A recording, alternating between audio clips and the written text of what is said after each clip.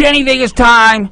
It's Danny Vegas World. It is time for Danny Vegas Live Show from Las Vegas, Nevada. Hashtag, you're back. I'm back. Hashtag Lady in Red. Hashtag One Lucky Gal. And Dean Rose is back for her $1 million show. I need the money. Oh, you know what? We're another hashtag.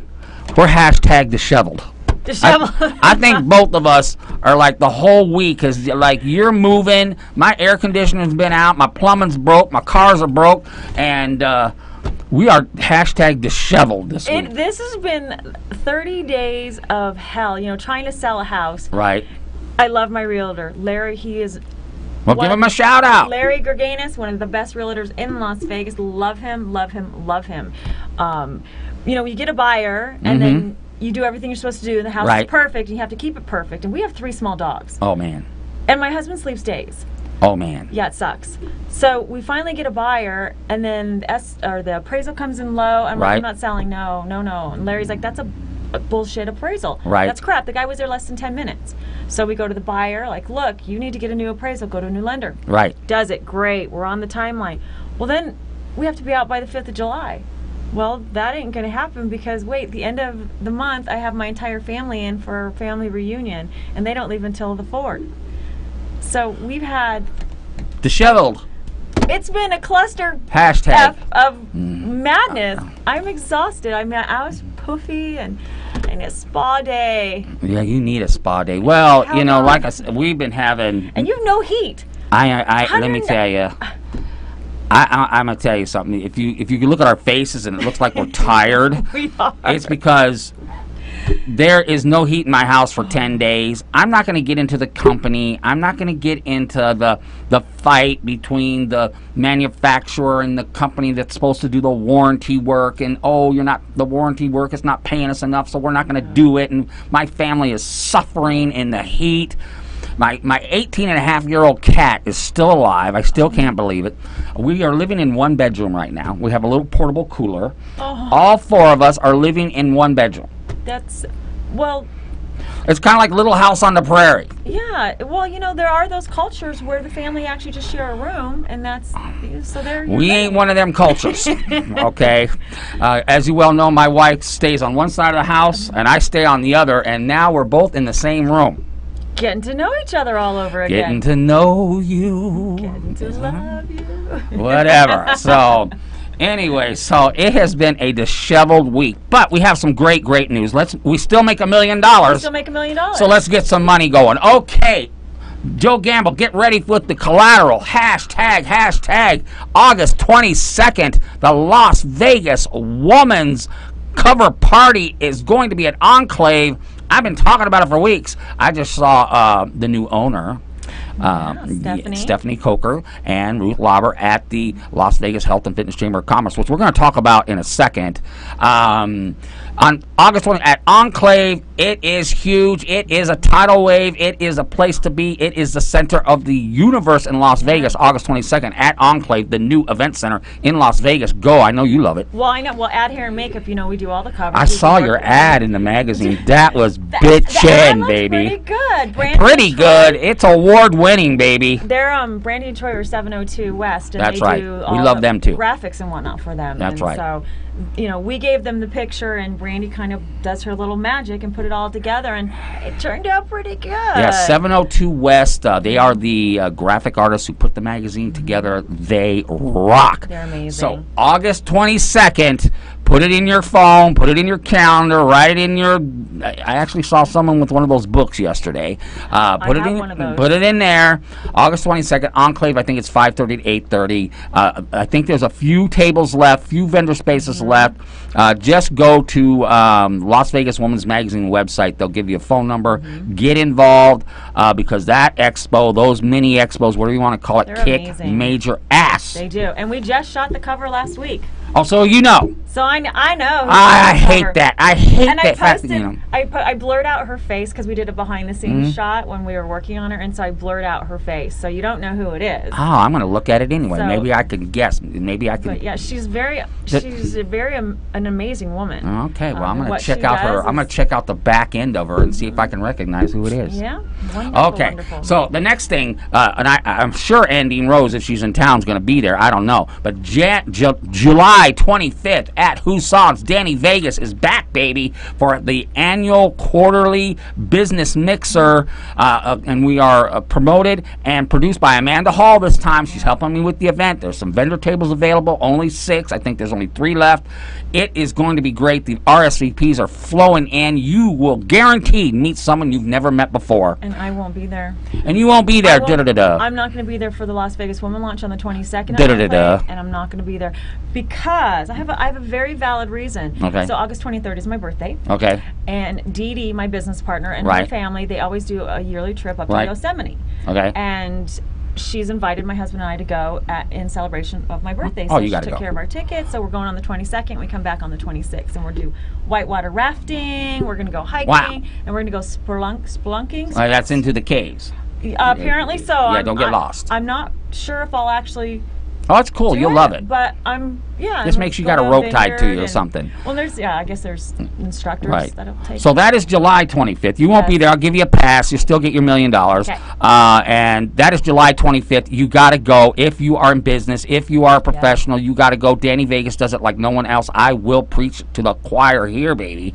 I can put some people in a room. So that is the 25th. Now. Got about 3 minutes left. I've got what's going on here. Andine Rose's women are continuing to dominate WCOBM. I mean, the women are coming here to create their own platforms, to spread their message by creating professional standard content to distribute through social media. This thing is just a rocket ship, and we have a couple new hosts that are coming on soon that I want to spotlight.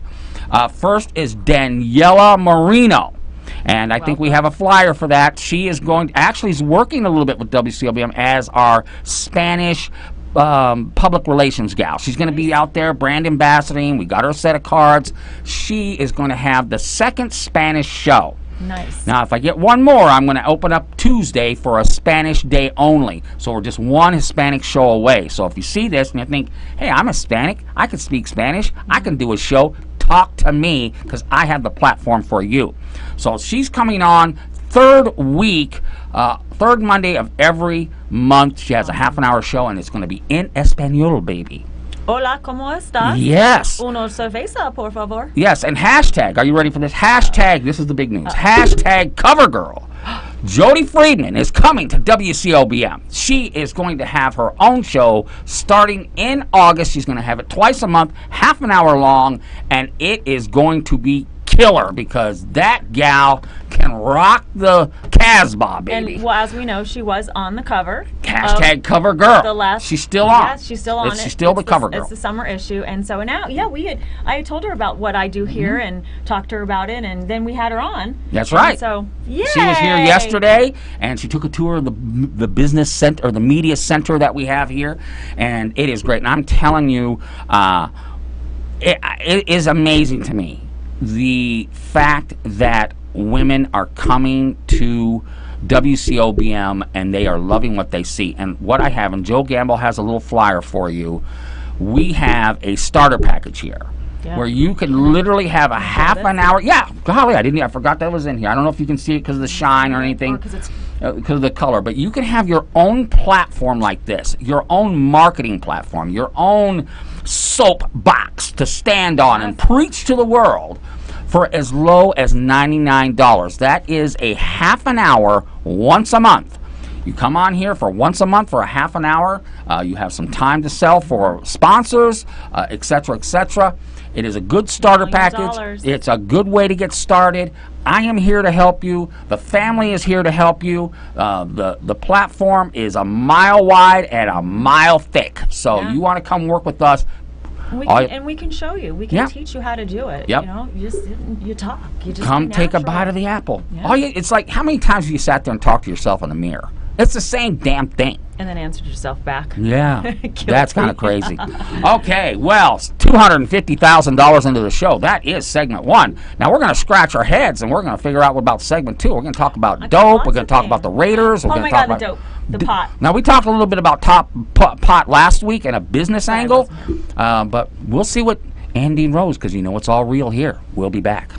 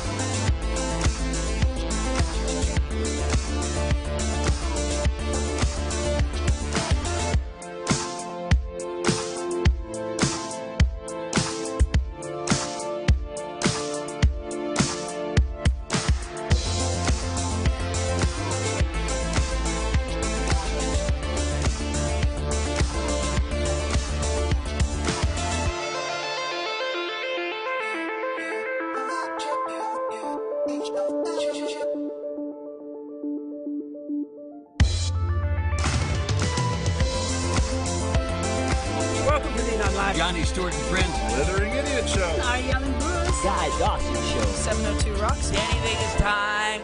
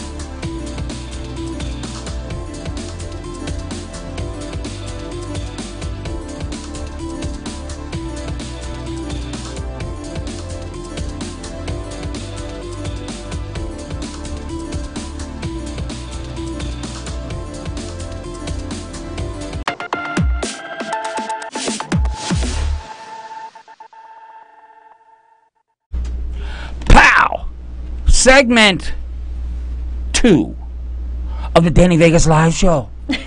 We're live from Las Vegas, Nevada now. All you people that love Las Vegas, oh, I wish I lived in Las Vegas. All the girls, hey, it's hot now, man. And you ain't playing, okay? All that, man, it's so hot. It's hot in Vegas. It's humid. Yeah, we have a little monsoon going right now, getting some moisture up from Mexico, and we get a little humidity, and oh my goodness, it's like we're in Alabama or something. But I am telling you, it is hot in Vegas. It's hotter than hell. It is middle of summer. You got to have gloves in your car so you can put your hands on your steering wheel. It is hot. We are hashtag. This show is called hashtag disheveled because hashtag one lucky gal, Andine Rose, has been moving in the middle of the summer and selling her house, having people coming over, trying to move. She's disheveled. I've had no air conditioning in my house for 10 days. Oh my God, my plumbing broke, my car's broke, all in the same week. And I have a wife too. Sorry, mess. Oh my God, and I have a wife. All right, you put that all together, guess what? It is disheveled. You know, the house is so hot, no one goes anywhere. No one's cooking, no one's doing laundry. It's like a dead house, except for the bedroom that we're living in. So we're a little disheveled this week, but we're going to get through it. We're going to get through the show because we make $1 million. $1 million a show. It's worth it. All right. Now, I saw out there in the semi-green room, you were writing notes down. So what do we want to talk about? Normally I don't write notes, but I know you normally don't write notes. So what do we got on our mind here? There's a lot going on. So as you know, we work a lot with Tim Hancock over at That's Deluxe. right. I love Tim. Yes, Deluxe Version Magazine. That's right. And media. Right. Platform, you name it. He's got his next event on July 26th at Click at the Cosmopolitan from 7 to 10. Jem Millette, who is an international model, absolutely stunning. She's going to be hosting Women of Wonder. Okay. So featuring women in our community, leaders in our community, upward, movers and shakers. So that's on July 26th at Click.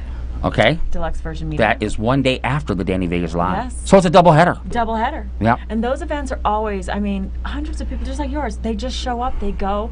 They've got a great bar, they offer great drinks, and it's... I would have to say, I know both our events draw a lot of people, but I will tell you, if you kind of want to ski on Grey Poupon, Tim's events are... Yeah. You know, I have a great business mixers, but I will say his has a little bit of a different level, different vibe. Yeah, and every woman's over 6 foot tall. Well, Jem Millette, like I said, she's an international model. Then he has Danny Reeves, who's another international model. Those two together are a powerhouse. Then you have Stacey I never say her name right. I'm so sorry. Galindo. Right. She's a reporter, news. I mean, she works all over. So you got these 3 stunningly beautiful women. Right. And then they bring their friends. Right. And I'm like standing in like a tree of legs. I look up, I'm like, go up to like their belly buttons. So, gentlemen, on these particular events, they're gorgeous. You better have some game. Yeah. You better have some confidence. Swag. You better have some game because this is a different league. It's hardball, that's for sure. Yeah. So Tim's got that great event going on 26th of July at Click. Okay, so I love Tim Hancock. He's a great guy. And then we have Tyra Bell Holland. Oh, I love her. Ava Rose Agency. That's right. She's now partnered with Chef Scott Cummings, who is a guest on our show. I love that guy. I see his posts all the time. BLT Foods. Yes. Okay, organic, look it up. Healthy. It's a food delivery service. It rocks.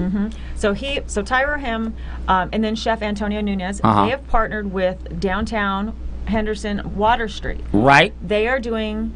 The launch is August 25th. Okay. From 6 to 10 p.m. Okay. I got to look at my notes because I just can't. But it's called Last Friday. Just Add Water Street. So together it's going to benefit local charities and communities. They're helping to revive that area. Now is it like a street fair every month, kind of like we had over here downtown? Now we have. It's going to be Last Friday. So there's going to be art and vendors and entertainment. They partner with Las Vegas Weekly as well as Vegas Events or Best of Vegas. Right. So you've got all these powerhouses coming together to create this experience on the last Friday of every month. Right. And again, August 25th, which I won't be at that one either. Yeah, you're missing out. You know what? I have to just check my calendar. Can't travel anymore. But that's going to be a really big thing. So they're also looking for vendors as well. Okay. So it's going to grow. This is the first one. Get on board. Yeah, it's going to be a street fair. It's going to be great. It's going to be like, I guess, the first Friday deal, but it's going to be over in Henderson. Water Street, if you don't know, it's awesome. Water Street is kind of the old Henderson. Yes. It's kind of like got the old downtown feel where the shops are right up against the street and, you don't have to go into some parking lot and walk into some mall. It's it's a Mayberry type situation, and it's very cool. A lot of cool things going on down They there. have all kinds of stuff down there. We went to like an art festival fair foodie thing last year, and we'd never gone.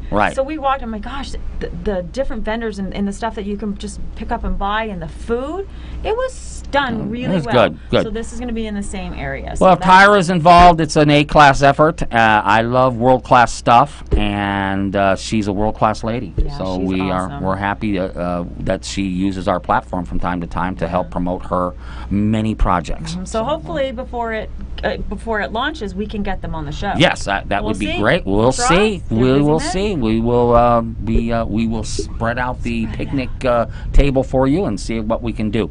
So other than that, okay. So other great news is, now if you don't know, Endine Rose has a beautiful vacation cabin up in the Utah mountains that was on fire. That cabin, well, luckily we were not affected, but Brian had, I'm sure if anybody's been watching the news, over 70,000 acres. That's a lot of acres. That's a lot of acres, and it started the day before Father's Day, and we actually were up there. We didn't smell the smoke. You know, they shut down the road, so you couldn't even go to that area. But it still is not under control. It's over 70,000 acres. There's about a 48-hour window where we were under notice of evacuation. It was, and not being there, you know, not knowing what's going on, it was very frightening. And, you know, tragically, an idiot started the fire. It was a man-made fire on sheer stupidity. Only takes one dumb carelessness. Only you can prevent forest fires. That's what Smokey the Bear said. That's right. So that's right. So everything's okay up there. Okay. I mean, it's, you know, Panguitch over all to the, you know, the northeast is. Well, we're happy. Yeah, 70,000 acres is a lot. I mean, that's probably the Strip for sure. More, if not more. Most people don't know what an acre is anymore, but at the same time, it's basic little yards. So it's about, in these mostly modern day thing, it's probably about 10 houses. Okay, that's about an acre. So okay, I don't know how many they can put, 8 houses or whatever. So the house is okay. Cabin's okay. Tyra's okay. Tim's okay. Remember, we have a lot of great events. We're talking a lot about events today because there's just so much going on in Vegas right now. We're going to get into segment 3. We talked a little bit about it.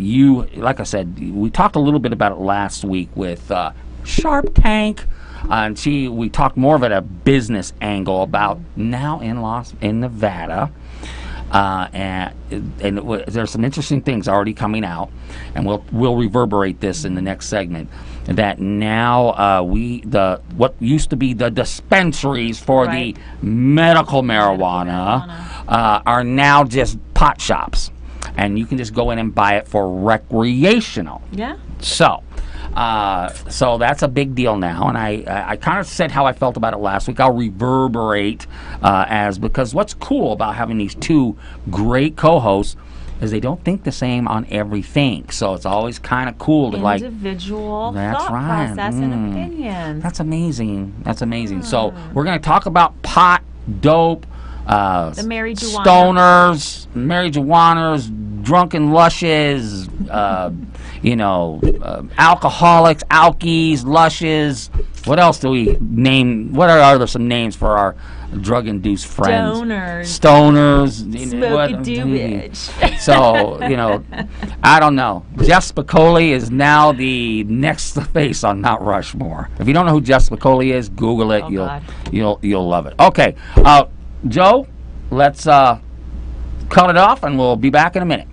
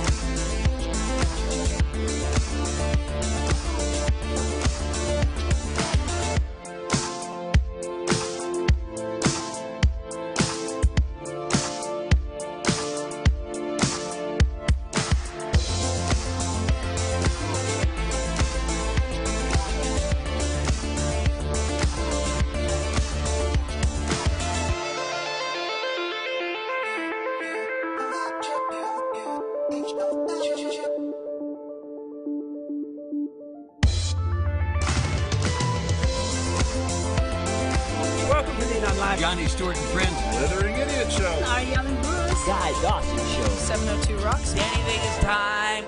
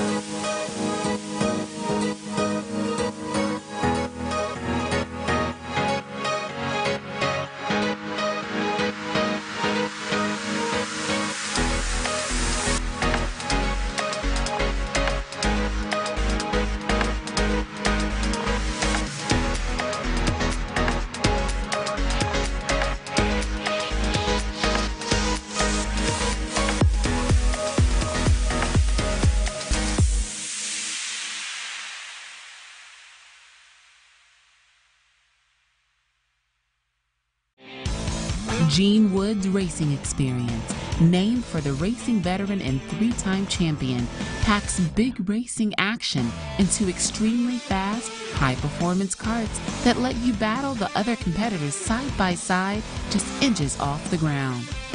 Though the Las Vegas Strip provides a glittering backdrop, to the drivers at Gene Wood's Racing Experience, the blinking lights are all a blur.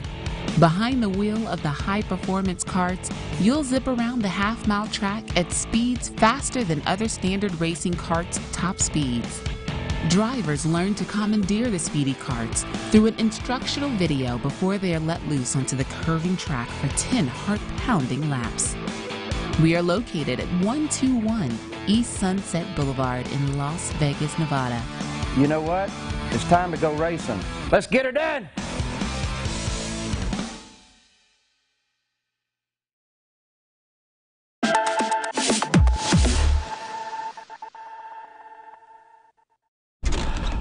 Pow! We're still here. Segment 3 of hashtag Disheveled. That's the name of an album, I think. You should get a t-shirt. Yeah, a rock band. A or rock something. band. Disheveled. Disheveled. We are disheveled. Now, don't ask me how to spell that. I barely got out of high school. But that's what we are today because, like I said, I this whole last 10 days dealing with all the crap that I've been dealing with and what you're dealing with. And we live in Las Vegas, which, guess what? You go out at 2 o'clock in the morning and it's 100 degrees. Oh, Thank God for swimming pools. That's all I can say. Anyway, so we're a little disheveled today, but we're going to kind of return to a topic. This is segment 3, $750,000 in the show. I love Thursdays. And we're going to go back to what we talked a little bit about with hashtag Shark Tank last week. If you do not know, you soon will. But in the state of Nevada, we now can buy marijuana for recreational use. That means legally. You can smoke it legally. You That can get is stoned right. legally. You can come in here with your stench stinking up the place if you want. Now, this is what we talked about last week, and this is where I came from, and then we're going to give you your 2 cents worth. I never thought the medical marijuana thing was, I thought it always was kind of a scam.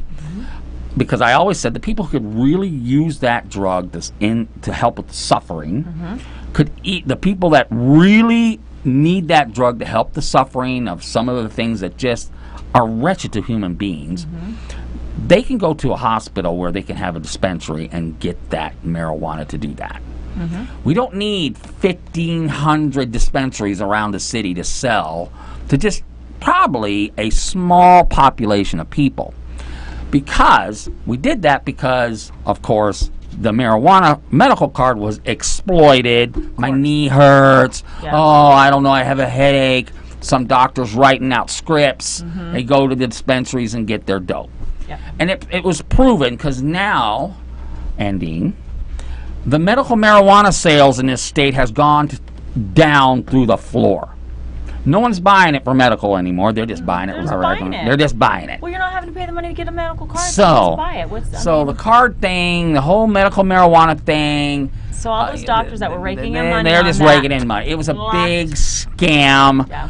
It's okay. If you got a card and that's what you use, it's okay. It's okay, because I do agree with it. I've been doing a lot of research lately on medical marijuana and the effects, what it can do. It certainly can relieve suffering. There's no doubt about that. So, and I'm always for, like, if someone's suffering, I don't care. Give them whatever they want. Yeah. Okay. So, but I have dozens of friends that I know are perfectly healthy, and they've got their card and they've made up some goofy thing. So, the fact that now the medical marijuana sales are down in the toilet because no one needs to do that anymore, kind of proves that fact. But what I like this better, and I'm going to tell you why. I'm not a big dope guy. I can tell you that. But now at least people buying recreational legally, there's Fast Eddie, of course. Right.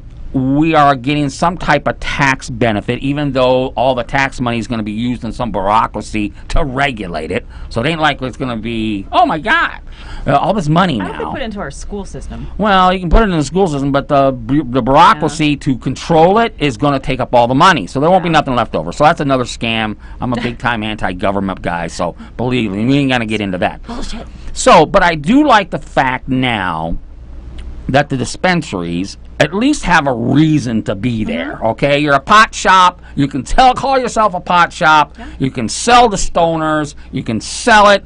Now it's kind of like, okay, can we stop with the crap? And my stoner friends can go buy dope. I think it works better this way. I think the government will screw it up, tax it so high that Fast Eddie's going to make more money than ever. And here's the thing, too, though, I haven't watched much of the news in the last month. Yeah, you've been out of touch. It's still not federally legal. That's right. So they still cannot put the money in a bank. That's right. So how are they getting taxed and the government getting the money? I don't know. Think about that.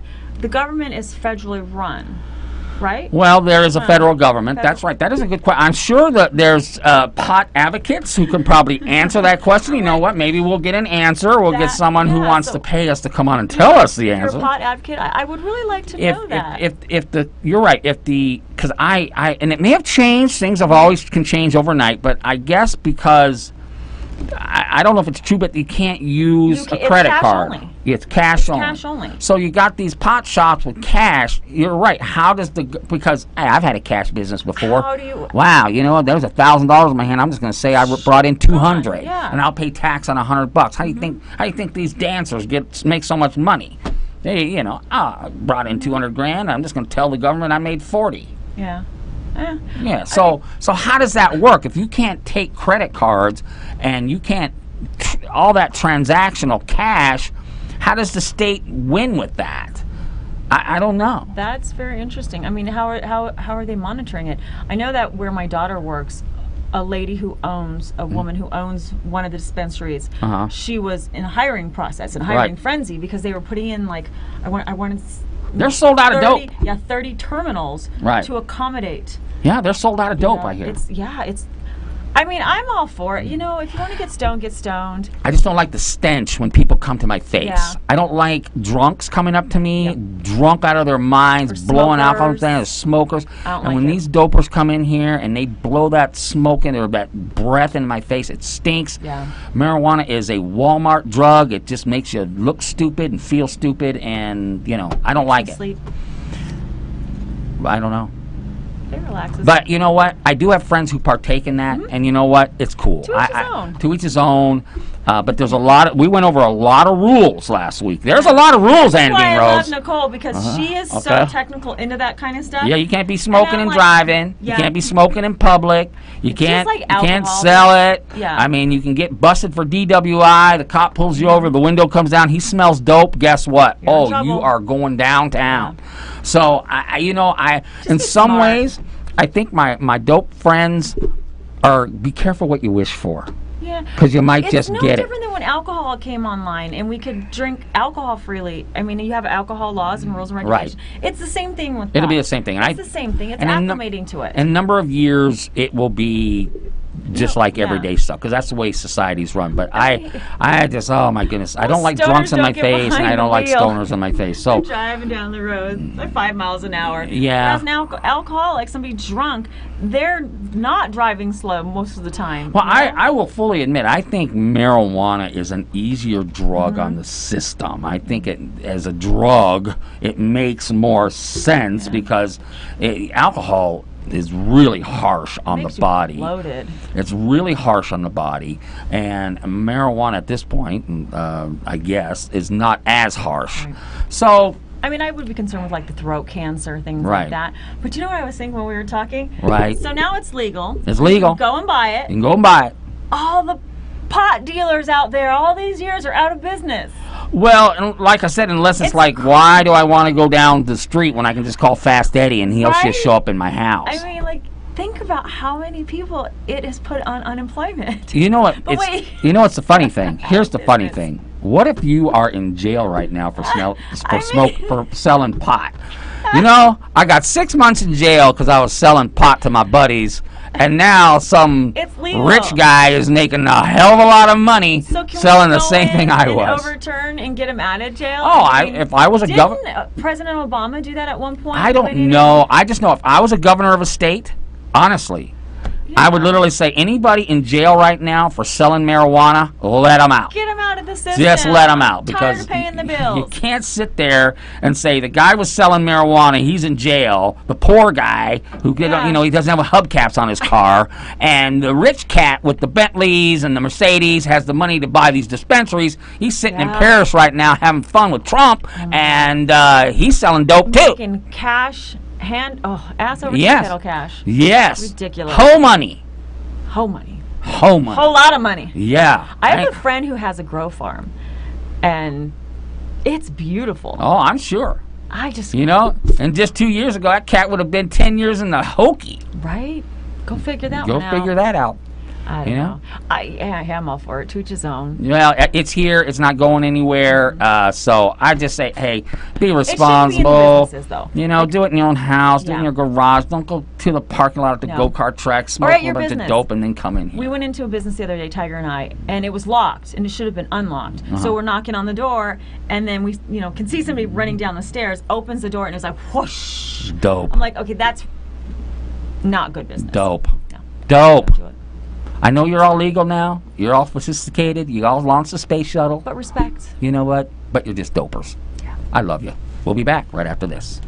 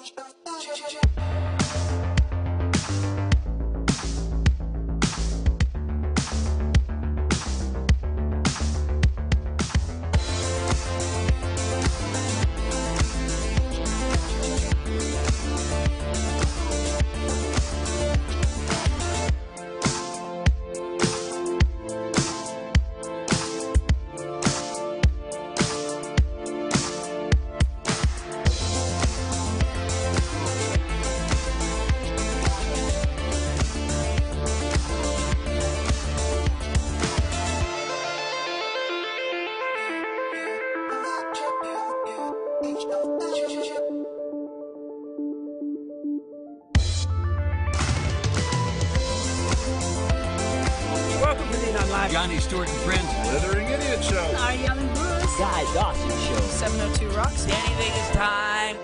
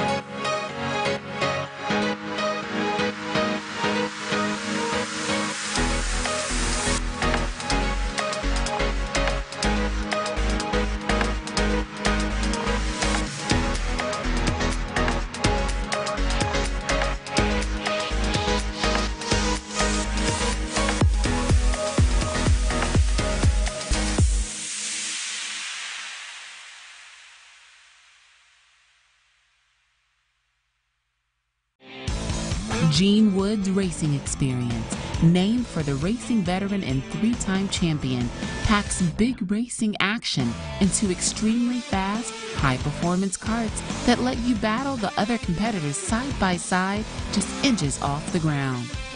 Though the Las Vegas Strip provides a glittering backdrop, to the drivers at Gene Wood's Racing Experience, the blinking lights are all a blur. Behind the wheel of the high-performance karts, you'll zip around the half-mile track at speeds faster than other standard racing karts' top speeds. Drivers learn to commandeer the speedy karts through an instructional video before they are let loose onto the curving track for 10 heart-pounding laps. We are located at 121 East Sunset Boulevard in Las Vegas, Nevada. You know what? It's time to go racing. Let's get her done.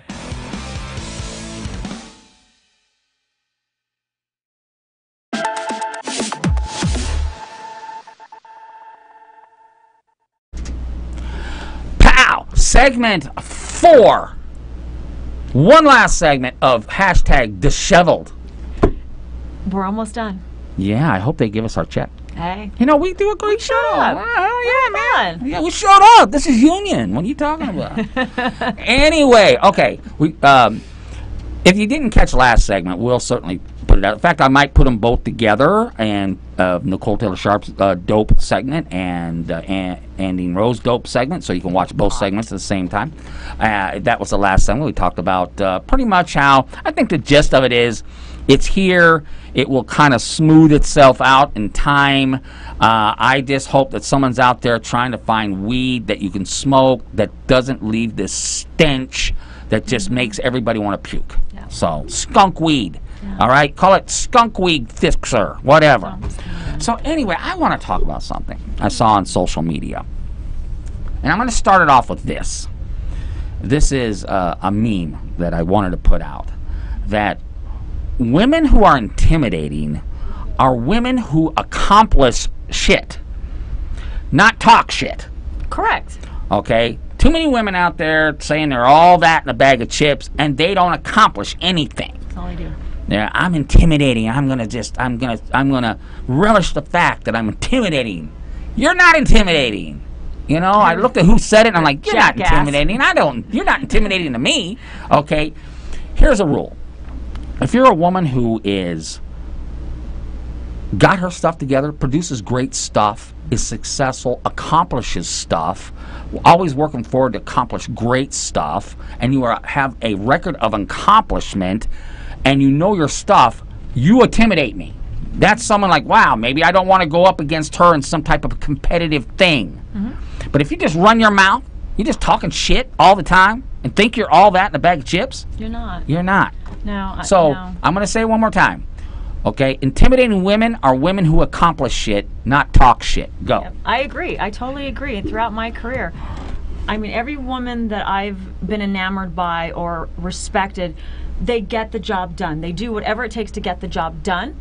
They don't yammer in your ear about what they're going to do. Right. They get it done and then tell you it's done. Or they bring ideas with solutions to the table if there's a problem. It's not a problem. It's a challenge. We'll make a solution. Women who are successful and who continuously achieve and grow in their careers, they don't talk. They don't talk shit.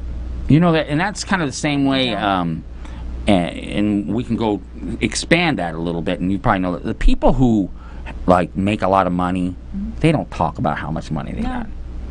You know, but when they start talking about how much money, but I just wanted to bring that up because I saw that post and I was like, and I looked who did it, who I like her very much, but I don't consider her an intimidating woman for many reasons. But do you think in a lot of ways men and women, I think more women than men, kind of use social media to pump hot air into themselves so to make themselves feel better? Or I'm sitting at the light, I'm getting a coffee, who cares? You know, I mean, just kind of like maybe it's self-indulgent. They're a little down on themselves, so they kind of pump themselves up by telling other people how great they are when they haven't accomplished jack.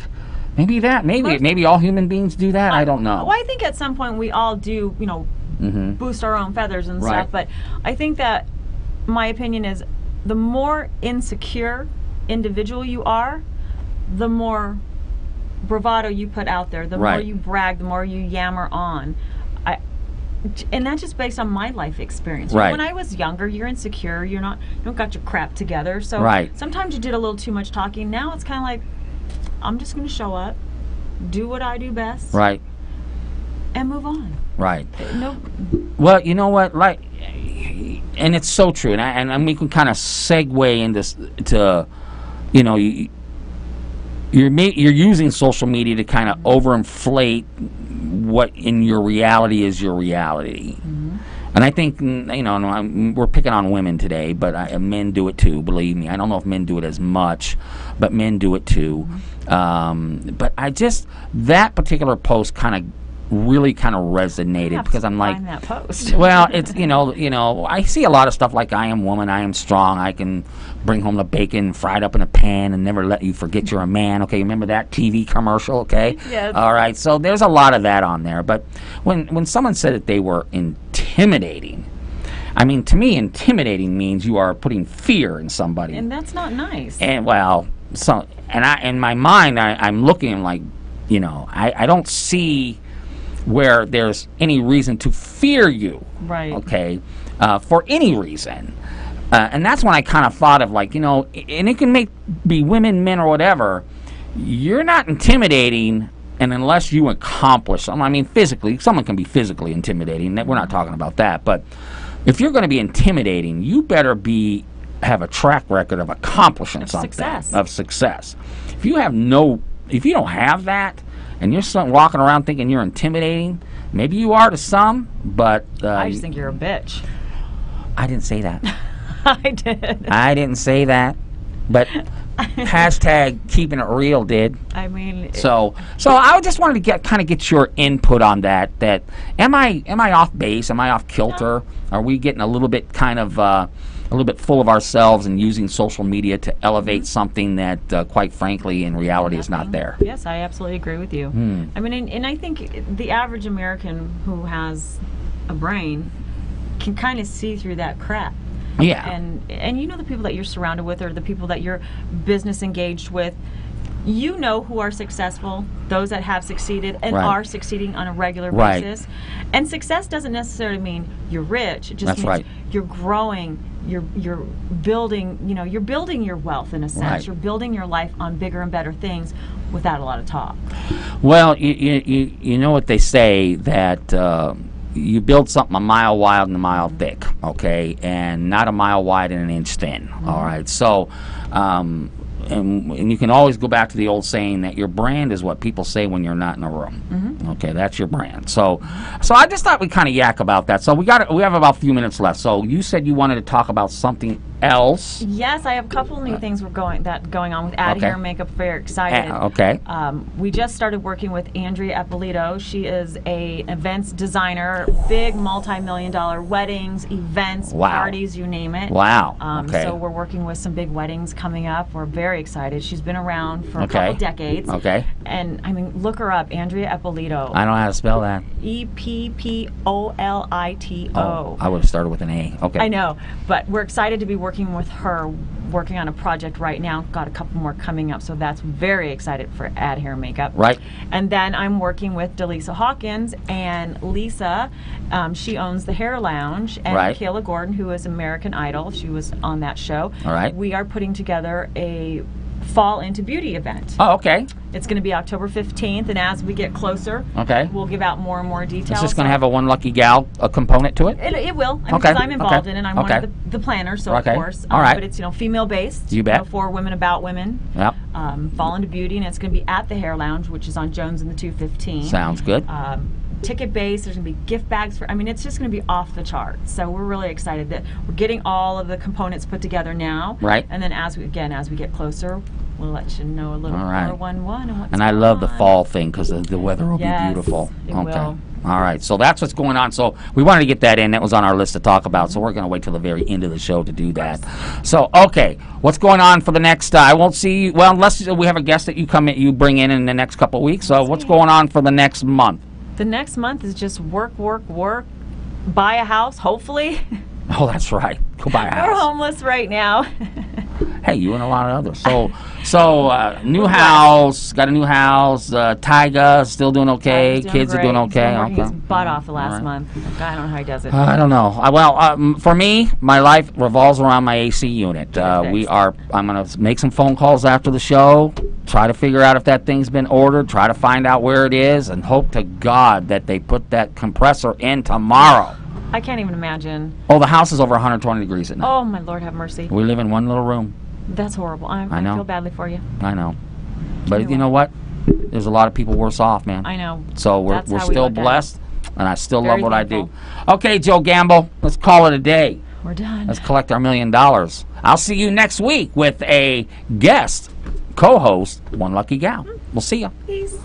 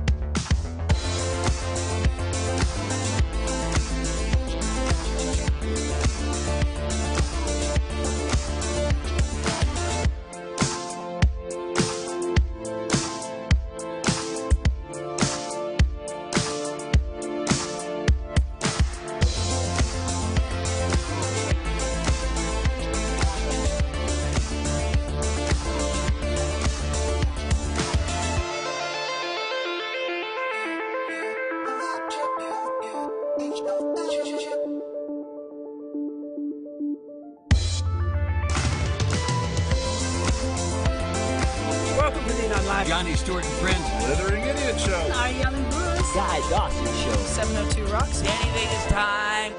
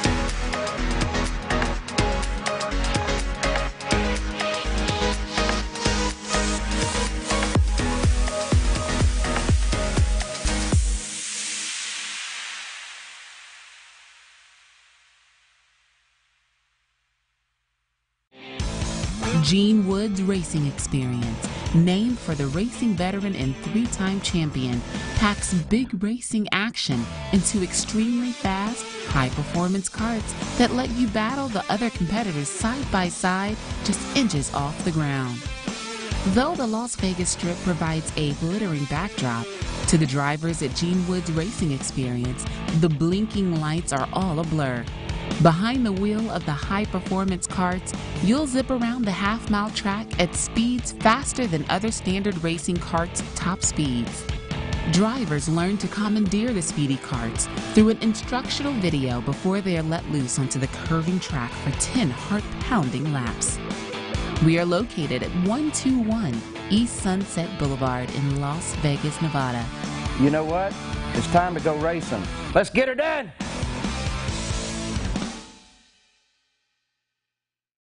Social media has changed the game. There are no rules to be made. So ask yourself, who writes the rules? Are you? The forefront of social media is evolving, and the primary force is taking a huge shift in the way the world communicates. So how do we communicate? Through social media. Today, 1 in 4 consumers shop online, and businesses are having to be more personable with their brand than ever before. So for the past few years, I've researched how social media has connected faster to consumers in 2 years than radio, TV, magazines, and billboards combined did in 30 years. So the value exchange between products, human connections, is the magic that social media brings to life. I have an easy strategy to successfully show you how I can build a simple yet effective way for your social media program to be excelled for your business. Let me clear the path and assist you with producing, building, and strengthening your social media connections. Let me guide you to writing the rules to your game.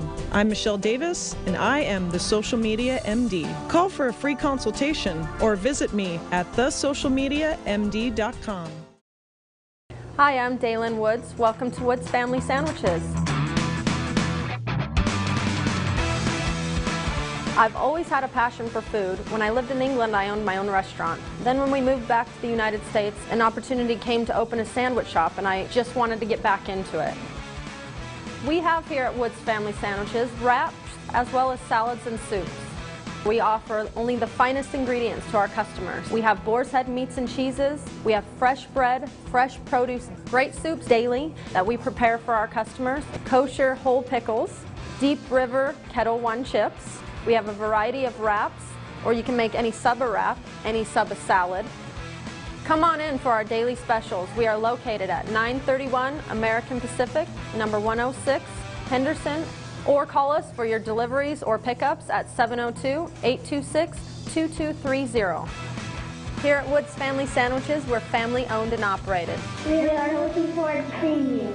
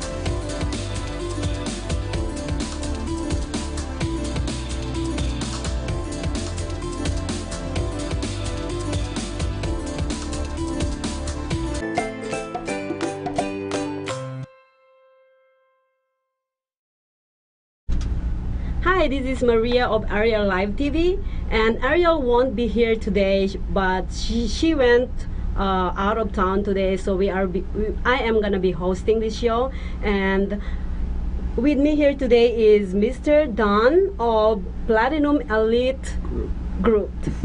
How are you doing today? I'm doing great. Nice to see you, Maria. Nice to be here on the Arielle Show, and looking forward to sharing today, talking with a lot of your watchers and listeners that are out there. And how are you doing today, Maria? Well, this is my first time being on the show by myself without Arielle. She always coach me of how to do things, so I hope I'm going to be doing a great job. All right, so I'm sure she's going to do an amazing job. So if you're out there and you have the ability to comment, make sure you tell Maria how awesome she is, and make sure that we all make sure that she's comfortable. This is her maiden launch, right? Yes. All right. Well, go ahead and introduce yourself, Don, please. All right, great. So my name's Don Lehner, and Arielle knows that we have a huge opportunity for those that are looking for personal and professional growth in their lives. That could be anyone from somebody just thinking about what that widget is that they want to launch, all the way up to a service that they provide, and or they might actually have a business or service that's already in full swing that they just want to take to the next level. So Arielle and I were talking about how great it would be to share an opportunity for her audience to be able to find out about these events that we have that are going on. So a little bit of background though, and where this all started is I'm in the real estate business, and I help people buy and sell real estate, and in doing that we'll put together portfolios for them over time, teaching them how to go from their first property to multiple properties and have those properties work for them. So we're really building a portfolio of passive income stream, helping them put more money in their pocket so that way they don't have to work so hard for the property. So with that though, I started buying and selling businesses for clients, and what I found out is they weren't really packaging themselves up the way that they needed to, so they would have an actual tangible asset to be able to sell.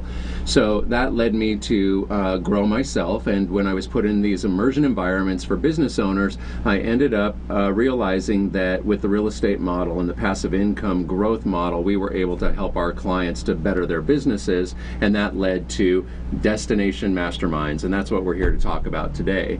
So yeah, so it's that are you guys focusing on individual or business commercials? So what exact, like me, let's put an example. I don't have a house, and I'm looking forward to buy a house in the future. Do you guys have like those kind of account that I can, that can help me with my credit, finances, Absolutely, and yes. everything? So on the real estate side, yes, we'll help everyone from that first-time homeowner or seller that wants to sell their home for the first time. We can help put everything together for you, surround you with a full team, and make sure that we could do everything to help you get the education that you need along the way. In fact, it's more of we explain everything to you, and then we do it for you. So we have a full do-it-for-you program for the most part. If there's any credit concerns and you want to build credit, we can actually help get you in the right hands for that as well. But the goal is to say, not just buy the house that you have to go to work for to pay for, but to teach you how to invest your money into other assets that work for you, so that way you get more time freedom and live a lifestyle. Wow, that's really great. So with that vision though, going back to what Arielle and I have been speaking about, is the Lifestyle Mastery Program, because I'm helping people transform their lives, and for them that's in the form of a house with the product line that I sell. So what we decided is we put together a whole program for anyone that wants to do any personal or professional growth, and we created the Lifestyle Mastery Program. And what that does is it has a knockoff of different locations around the globe. Wouldn't it be nice to have experts surrounding you to help you become better in what you do and the services you provide? Absolutely. Yeah, absolutely, yeah. So especially a lot of people doesn't have any knowledge about building their credit, or have a plan, a solid plan in getting a house in the future, or probably they don't even know that they can be able to buy a house now. Like me, I never check my credit for a long time. I am just being complacent where I'm at, where just renting house, and because I have a good job, and I said, you know what, I don't need a house in the future, you know. If I die, I die. I don't have anything. But wouldn't it be nice to have a house that's putting money into your pocket? Oh, yeah, definitely, yeah. Right? So that's basically what we look at teaching people, because a house is an advantage, and for somebody who is renting versus owning, the advantage is that you get tax write-offs that the average renter does not get. Yeah. And so when a renter's paying, let's say, $1,000 a month in a rent, that's basically money getting flushed down the toilet from the tenant perspective. Exactly. But if you're the owner and you've got $1,000 of rent coming in, that's $1,000 going into your pocket perspective, which is $12,000 a year. Now, could you use an extra $12,000 a year? Oh, definitely, yeah, okay, 12 grand. So of course, but again, this isn't just the only thing that you'll learn at these events. This event is for, again, anyone who is looking for personal growth, professional growth. They have a goal of what they want to achieve in their lives. For some people, they'll go and it'll be all about weight loss, or even relationships. How do I have a better relationship with my family members? Exactly. And they'll put together a rock-solid plan of what they'd like to aspire to become, and we'll be able to help them along with that. But it's really big for those that are entrepreneurial-minded, and those entrepreneurial-minded people that have that special gift, that service that they've been given away for free. They don't realize how smart they are and how that is intellectual property that they could package up and monetize. We teach them how to do that as well, so that way they can have money and services working for them, so that way they don't have to work so hard for them. So I think I have to sign up for that. Absolutely. Yeah. Now this next one that we're doing is on July 24th through the 29th. So that's 6 days in submersion program. So you'll be literally starting on day one, and you're going to be taught all the different ways to have different thought processes, how to put your teams together, how to be able to be not just a solopreneur, but an entrepreneur and a full business owner with employees and associates, and how to take. Free? It is not free, no. But when you pay for something first, you definitely get what you pay for and more. So here's an example. My first immersion program that I had gone to, where I was surrounded by other business owners, entrepreneurial, and people that were doing personal growth, cost me $15,000 to go to. But the connection I made in that first event, and I'll say connections that I made in that first event, paid me not only at the time that I was at the event, I was doing business, but outside of that event, I was doing many transactions in real estate sales. So it worked for me, and not only was it just for real estate, I saw people there that were launching product lines. They were doing perfume lines, clothing lines, t-shirt lines. I had people that were doing services, Airbnb services, rental services. That's my next question for you, is that Airbnb, Airbnb are allowed to this kind of a thing? On your Well, usually when we go through different locations around the planet, this next one again is in Waikiki on July 24th through the 29th, and we actually have a celebration day to celebrate all the wins of that week, because by the time you're done, you'll be putting together a whole action plan for your life mastery plan for your personal growth or your business growth, and then we're going to have it go in front of a team of advisory board panel, and that panel is going to help give them an approval to go on to the next level. The next levels are going to be in France. We're going to be in Cannes and Nice in November 26th, 27th, 28th, 29th, and 30th. So we got a 5-day event getting put together there. So those of you that want to go to that, these are all differently themed. There's different public speakers that come out, and we teach all of that stuff. So in regards to putting together the action plan, whether it's for buying a property or whether it's for launching that product line or becoming entrepreneurial, we're going to teach you 10 times growth ways of how to expand that opportunity for you. Yeah, well, I love growing on my personal and professional level all the time. So I think this is a really great opportunity for all the viewers out there. So please let them know how they can get in touch with you or how they can sign up on this. All right, yes. So the way that you can get in contact with us are a number of different ways. You could either call us direct here in sunny Las Vegas. That's our backdrop here today, as you could probably see. You can call me at 702-866 869-9999. You'll talk to someone at my Berkshire Hathaway real estate office, but they'll go ahead and set you up with a Platinum Elite event, and that would be for the next destination is Waikiki, and it'll be a mastermind program where other entrepreneurs will be there to help you achieve your goals, and we'll have a lot of investment, passive income concepts coming through the pipe on there, so that way you've got other things working for you, so you don't have to work so hard. And we're going to definitely put a whole action plan together, so that way you can create a lifestyle and not just have to live someone else's lifestyle by having a job, for instance. Another way that you can get a hold of us is you can find us on Facebook. When I say us, you'd actually look up Don Lainer, so D-O-N, last name spelled L-A-I-N-E-R. There are two profiles. One is for the Platinum Elite Events side profile, and or you can find me at Don Lainer on the real estate profile. Either way, you can ask for the information. You'll find it posted at both locations. And the other way that you can find us is by email. You can email at Donald L, so D-O-N-A-L-D-L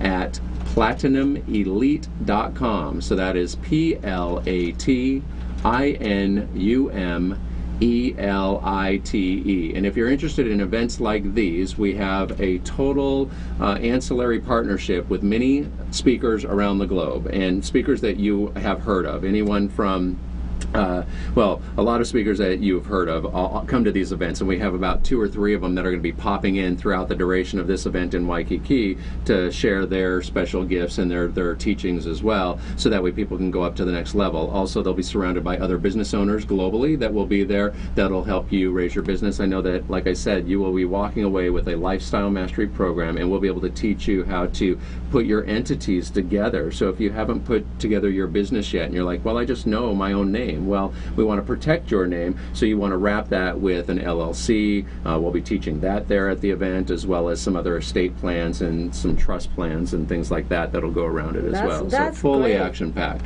That's good. Yeah, again, if you wanted to go to the page where these events are posted and you could see the upcoming ones in the future, you could actually go to Facebook/Platinum Elite Seminars. And when you put that into your browser, it'll take you to the Platinum Events page, and it'll show you all of the events that we have that are coming up.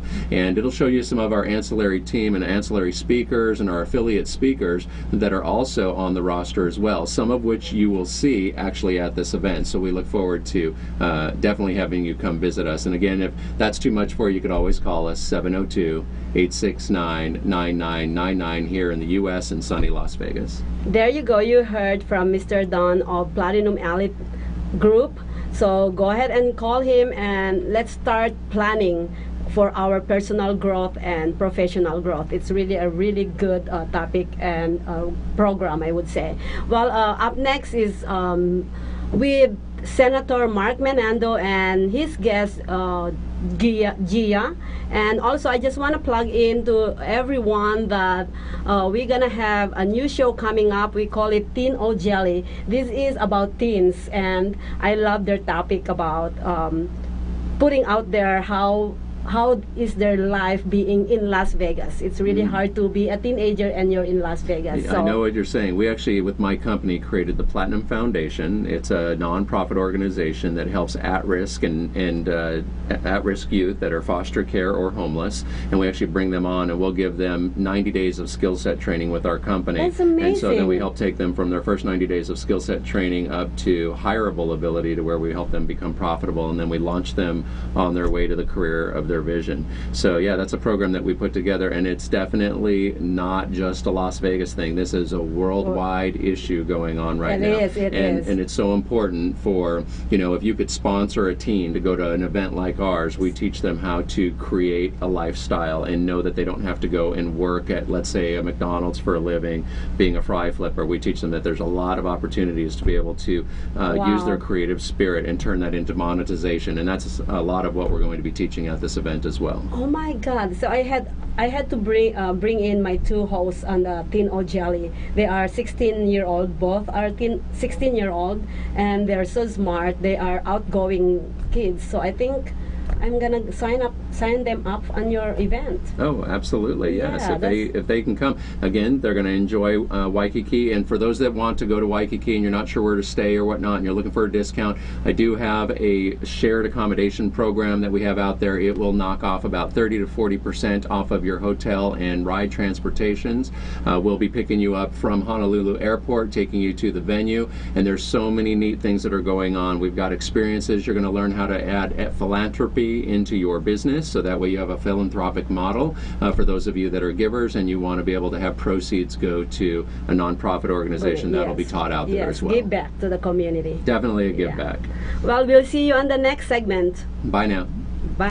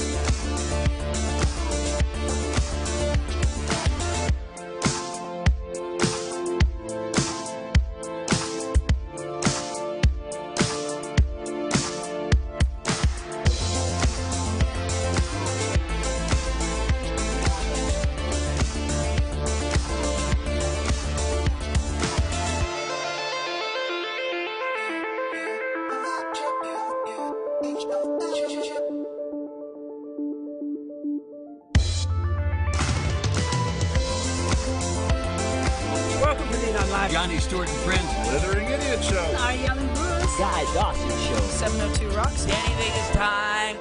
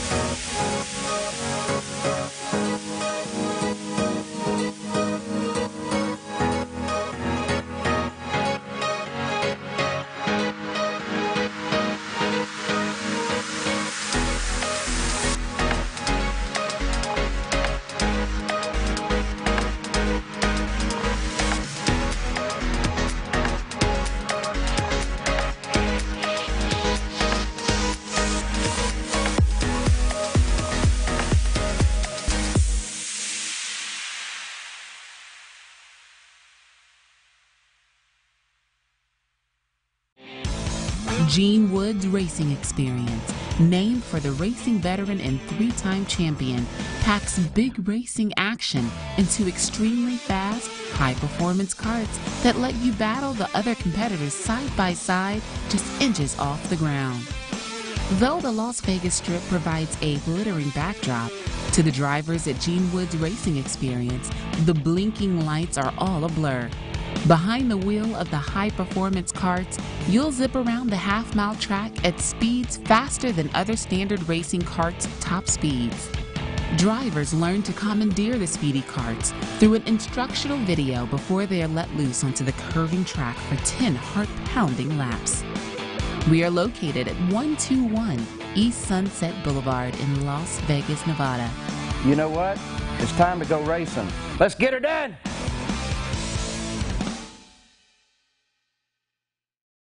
Social media has changed the game. There are no rules to be made. So ask yourself, who writes the rules? Are you? The forefront of social media is evolving, and the primary force is taking a huge shift in the way the world communicates. So how do we communicate? Through social media. Today, 1 in 4 consumers shop online, and businesses are having to be more personable with their brand than ever before. So for the past few years, I've researched how social media has connected faster to consumers in 2 years than radio, TV, magazines, and billboards combined did in 30 years. So the value exchange between products, human connections, is the magic that social media brings to life.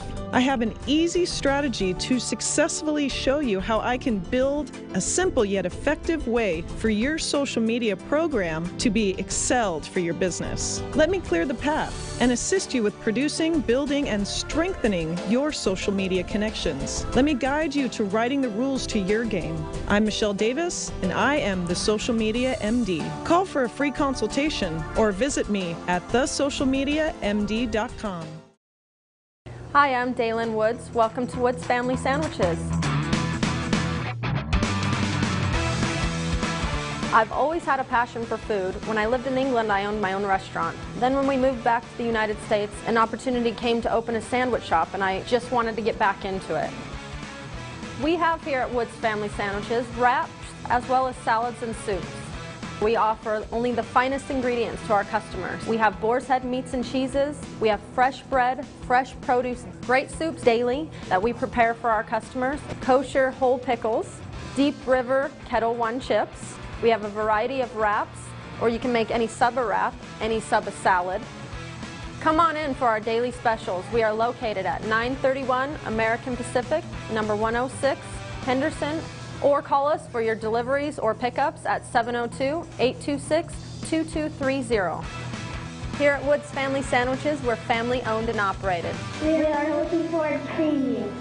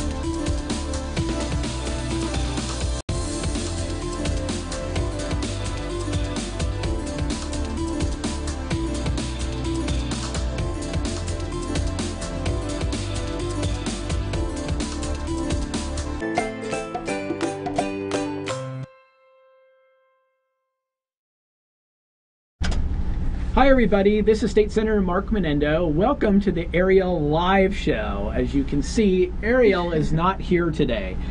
Who knows where she is? Portland, Canada, God California. only knows. She's always somewhere. But she's graciously asked us to fill in for her. So, hello Arielle, wherever you are missed. So, we are going to just have a fun time without you.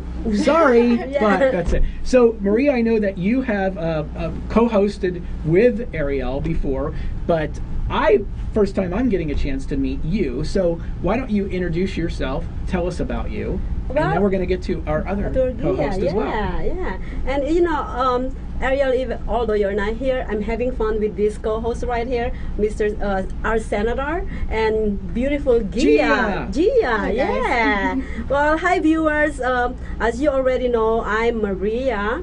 I'm a marketing manager at Budget. Used to be, but Budget what? Budget car rental. Okay, because there's lots of budgets. Oh, well, in Las Vegas, well, I'm gonna plug in Budget because I still love Budget, by the way. Go and rent your car out there. But anyways, Budget Las Vegas is owned by one entity. It's licensee. So we are not corporate. Okay. So all location in Las Vegas is owned by Malco Enterprise. Okay. Yeah. Well, right now as Make a note.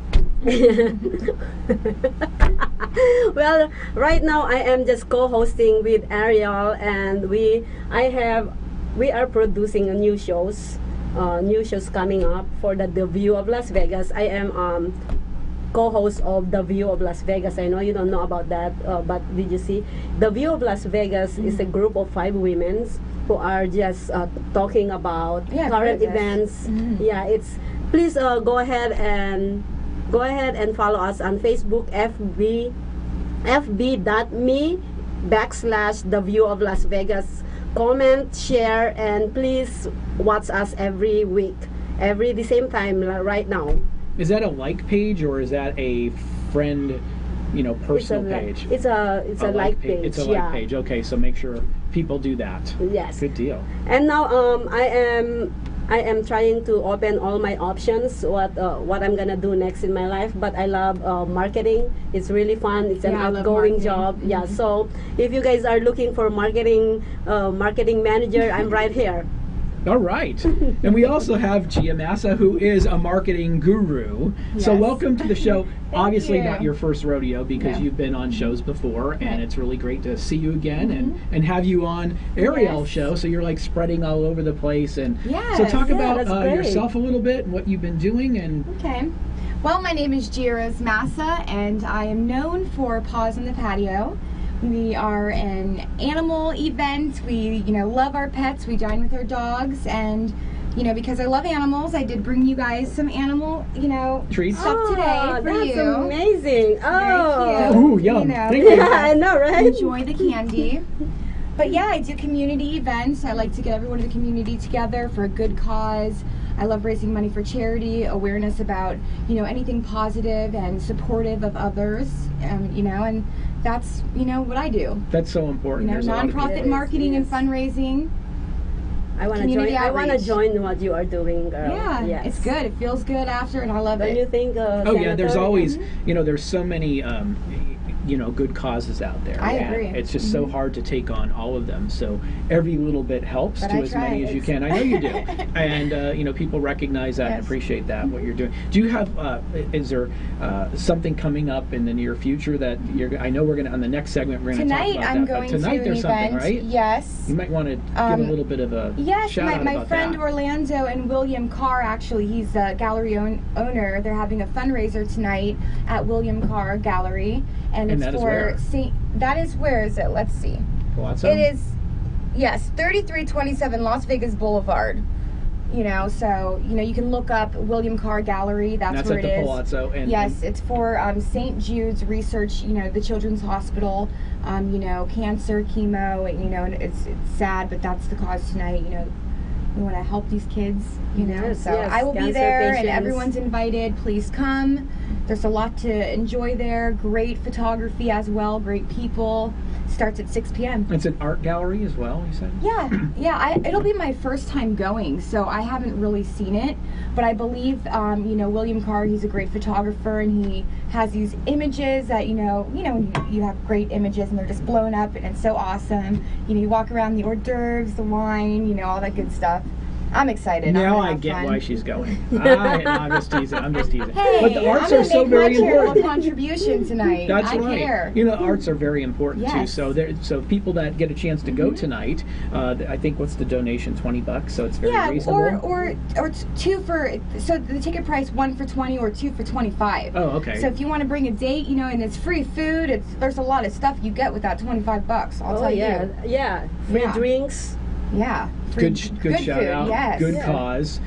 Get a chance to see some good art as well. And you can always purchase, any of this art, and a portion of the proceeds still go to charity. Everything's going to this charity tonight. That's awesome too. And I respect that, and I'm going to be looking around to see what I can find. The good thing about these events is you are networking. You are actually putting exposing yourself out there to be known. That is a really good thing too. Yeah. And with marketing people, or even though when you're in a professional level, knowing a lot of people, connection is a really good thing.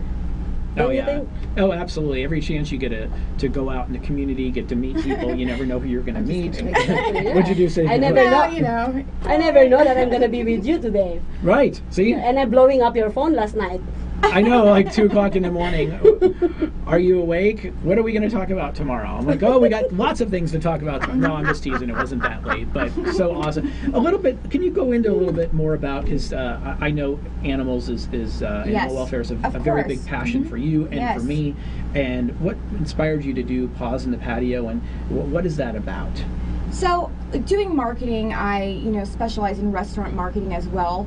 But one thing a lot of people don't know about me is I have a soft spot for horses. Oh. And, horses are like larger dogs, really. They really are. So, loving all animals, I started thinking, okay, well, if we're going to have animals coming to these events, we have to do something to give back to them, whether it's finding new homes for them or doing something. I just couldn't, get away with not benefiting our animal community somehow, because, again, we are their voice. Yes. So they can't speak. We have to speak for them. So, I wanted to, do everything I could for them. And right now, something I'm really looking into is figuring out a way. I'm actually working with Desert Divas for Dogs. I don't know if you heard of them before. They're fantastic. I love them. I really support them. And we're looking into, growing, and I love what they do, and I'm looking to partner with any of these, 501c3 charities, and maybe growing and getting an actual facility, because we do not have facilities. We're rescuing animals, and we're not really storing them anywhere. We're just giving them temporary homes. I'm looking into finding a place where we can store these animals safely, in an actual facility. And hey, at these facilities we can have events like Paws in the Patio there to raise money to pay for the place, whatever. Exactly, yeah. And we have to protect these animals. It's really expensive of having all these puppies or animals, so we need a lot of and we need a lot of donations from out there. And if you have that heart or love for animals, please support Gia right here. Paws in the Patio would love the facility, and I have experience working on a ranch, and taking care of horses. I used to take care of 5 horses a day. Wow. Seriously, yes. So, where was that at? One of my best friends, Bridget, she, had a rural property, and she had all these horses, and my hobby being around the animals, I used to muck. And I used to clean out their eyes, and do was that here in Vegas? Yes, here in Vegas. Oh, yes. we have Hi, Bridget. I love you. Oh yeah, when we there's get a lot to of the horses. facility, you're gonna come and be with me there. Absolutely. Yeah, She's where I trained. used to live in Minnesota, we have 2 horses, and I never go near them because for a reason I'm scared. I love animals. Don't get me wrong, but they want to be loved. Oh, horses! They can be scary. I've been kicked by a horse. Yeah, well, that's why you go in back of them. You go to the go to the front. Well, when you're cleaning, the crap out of their hooves, with the little picks, you have to be careful the way you bend their leg. I have experience doing this, you don't and I've hurt been. Them. Well, there's Bridget, one of her little miniature ponies, Bean. He kicked me, and he was just mean. He would go to you and kick you. It's very scary. sometimes. But Was it personal or something? Or He was didn't like mean. you? Or, no, I'm just kidding. I'm He was mean. just teasing. Yes.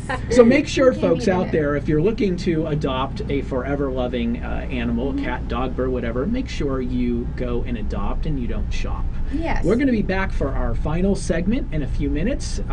Thank you for tuning in to Arielle Live.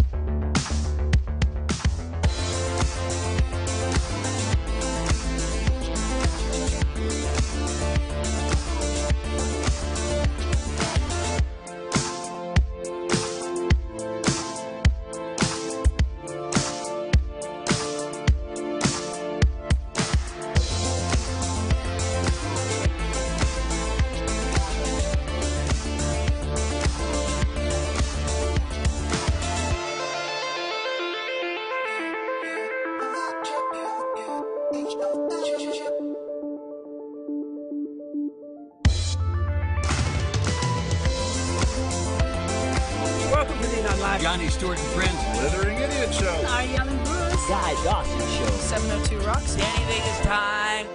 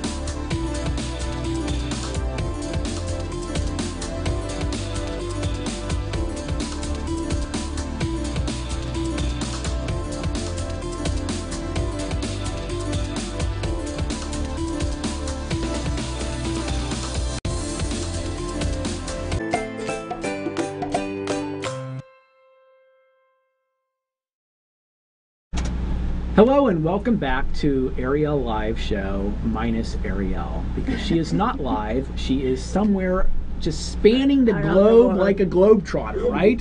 Welcome back to our show, and today we have Maria and Gia, and we're just kind of going with the flow today, having a good time. So we wanted to start off this segment by doing some shout-outs. So Yes. you have some shout-outs that you want to do Yes, today? I just want to say hi to Norma Castro in the Philippines. She just texted me last night and say, hey, good job for doing that show. Hi everyone in the Philippines. Mayor, I believe, who's the mayor now? But anyways, ex-mayor Velasco and Tita Rose. I know you guys are watching. I also want to say hi to all of my friends and family in Hawaii, especially to my sister Marcia Ruiz and my mom, my niece, and all my friends out there. And also, I want to say hi to my friends in Wisconsin. Ruth, cousin, how are you? Thank you for watching every week after week after week. And to my friend Julie of Budget, hi sweetheart. I hope you're so happy. I know it's still a pre-wedding, what do you call that feeling when you just got married? So make sure you actually enjoy every single time being married. She just got married? Yeah, on July 4th. Oh, she got, really? Mm-hmm. There was a lot of weddings July 4th, but many on 7/7/17. There was a lot, right? So yeah. so July 17th, 2017, right? So 7/7 and then 7/17/17. So there's going to be lots of, well, hopefully come to Vegas and get married. Yeah, you know, because, yeah, this is the it's a great place to come. So yeah.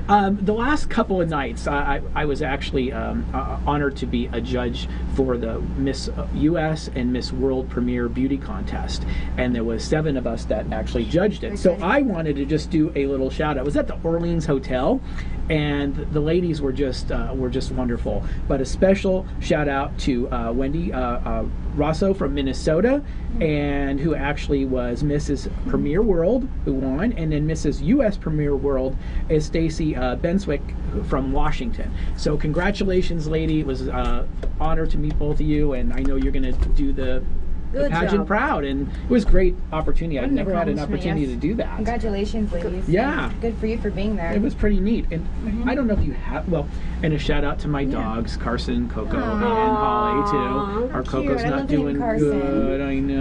Our Coco's not doing good. So, of course, my shout out, because I'm always a love and passion for animals. But I don't know if you have any shout outs, because you're always doing so much. It's not really a shout out, but I have a few things I would like to say. All right, we knew you would, because you're never a loss for words. Well, you know, I'm working on something new, and I'm super excited about it. You know, usually I always do something, you know, animal related, because that is where my heart and my soul is. However, I am working on a new project, and I'm raising money for Arbacy Music Systems. You know, I'd like to thank my good friend Alan Saris for inviting me to help with the marketing and for this project. Thank you. Yes, thank you so much. You know, I'll let you take a look at this. August 26th, we're hosting an event, and you know, we're partnering actually with Tanked. So I'm not sure if you guys know. That show is where? Right, the Discovery Channel, right? Yes, I know one of the. Right, I know one of the owner. It's not in there, but I forgot his name. But well, anyways, we do have an Eventbrite page right now where you can, you know, learn more about this event and register, sign up, become a kicker. We are raising money for our Arbacy Music System, which helps kids, you know, seniors, anybody with special needs and autism. You know, we're looking to change the world. This is a really, really great cause. It's probably, you know, something, I've never done anything this big before. You know, as far as what this can do, we can save and help millions and millions of people with special needs. So please, you know, look up, you know. There you go. Your telephone number. Give out your telephone number. Arbacy Project Kickathon. Okay. Kickathon. Yes. So Arbacy Project Kickathon, you can put it up on Facebook. We're there. Eventbrite, it's just Arbacy Project Kickathon. Arbacy is spelled A-R-B-E-C-Y. Project Kickathon. Giro's Massa, I'm hosting it. You know, if you want to look it up on Facebook and things like that. But yeah, you can also go, to, like I said, Eventbrite, because we need you to sign up and become a kicker and sponsor and make donations. Let's, change and save the world. At Sam's Town, what's the date again? August 26th. Is there a time frame that the 10 a.m. starts at 10? And how long will to it go? 1 p.m. 10 to 1. Okay, good deal. Yeah, This is really interesting, and, Yes. and you have some stars that are going to be there. Yeah, and we have a lot of celebrities coming and participating, actually, and we're looking to get, maybe, I'll give a shout out to Mayor Carolyn Goodman. She's one of my favorite people ever. We're looking to get Hi, Mayor. anybody's. Yes, I'll just leave it at that. But, we would like to get, community participation, celebrity participation, sponsors, donors, all that good stuff. My phone number is 702-323-9112. You can call me anytime. I'm always available.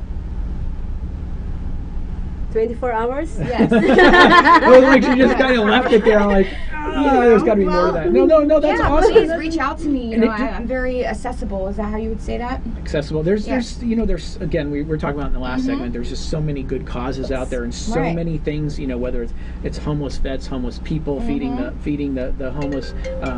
That's. Do you have an email address? I would answer right now, but I'll call you back. Someone's already calling saying. I always have my phone. That was perfect timing, right? So yeah, I'll get back to that. They promise. Gia, do you have an email address that you can I do. My email address is contact@giamassa@gmail.com. The word contact is in the email, GIA, as in Michael, ASSA@gmail.com. Perfect. Yeah. And also the karate shop you can reach out to as well. It's because the karate shop is actually putting this on. The owner of the karate shop, Alan Saris. So the karate shop is Alan Saris Karate. Do you know where they're located? I do. Yes. Assembly District 9, because I'm just kidding. I don't have a specific other It's in your neighborhood then, right? Yes, it's in my neighborhood. I knew you were in 9. Because we don't have the other districts that you Well, might they can appreciate. email you. They can email you or call you. So I'm just kidding. They will ask. Yes, hey, we're located on Fort Apache, in between Sunset and Tropicana. Perfect. The phone number there is 702-592-5425. You have any kids and they want to learn some Taekwondo or karate, please sign them up. Right now we are having our summer camp for karate, and I'm there all the time actually. You know what? And I'm actually learning some stuff. Oh, that's amazing. Good for you. It's a good discipline for our young kids out there. It teaches them, a lot actually. So on a sad Another note, segment I'll get into. What's that? No, go ahead. I'm so sorry. On a sad note, earlier today there was a shooting out at UNLV, and we don't know if anybody was hurt or killed, but apparently there was. Maybe it was a road rage. That's reports that I'm getting is somebody got cut off, I don't know, and shot into a truck.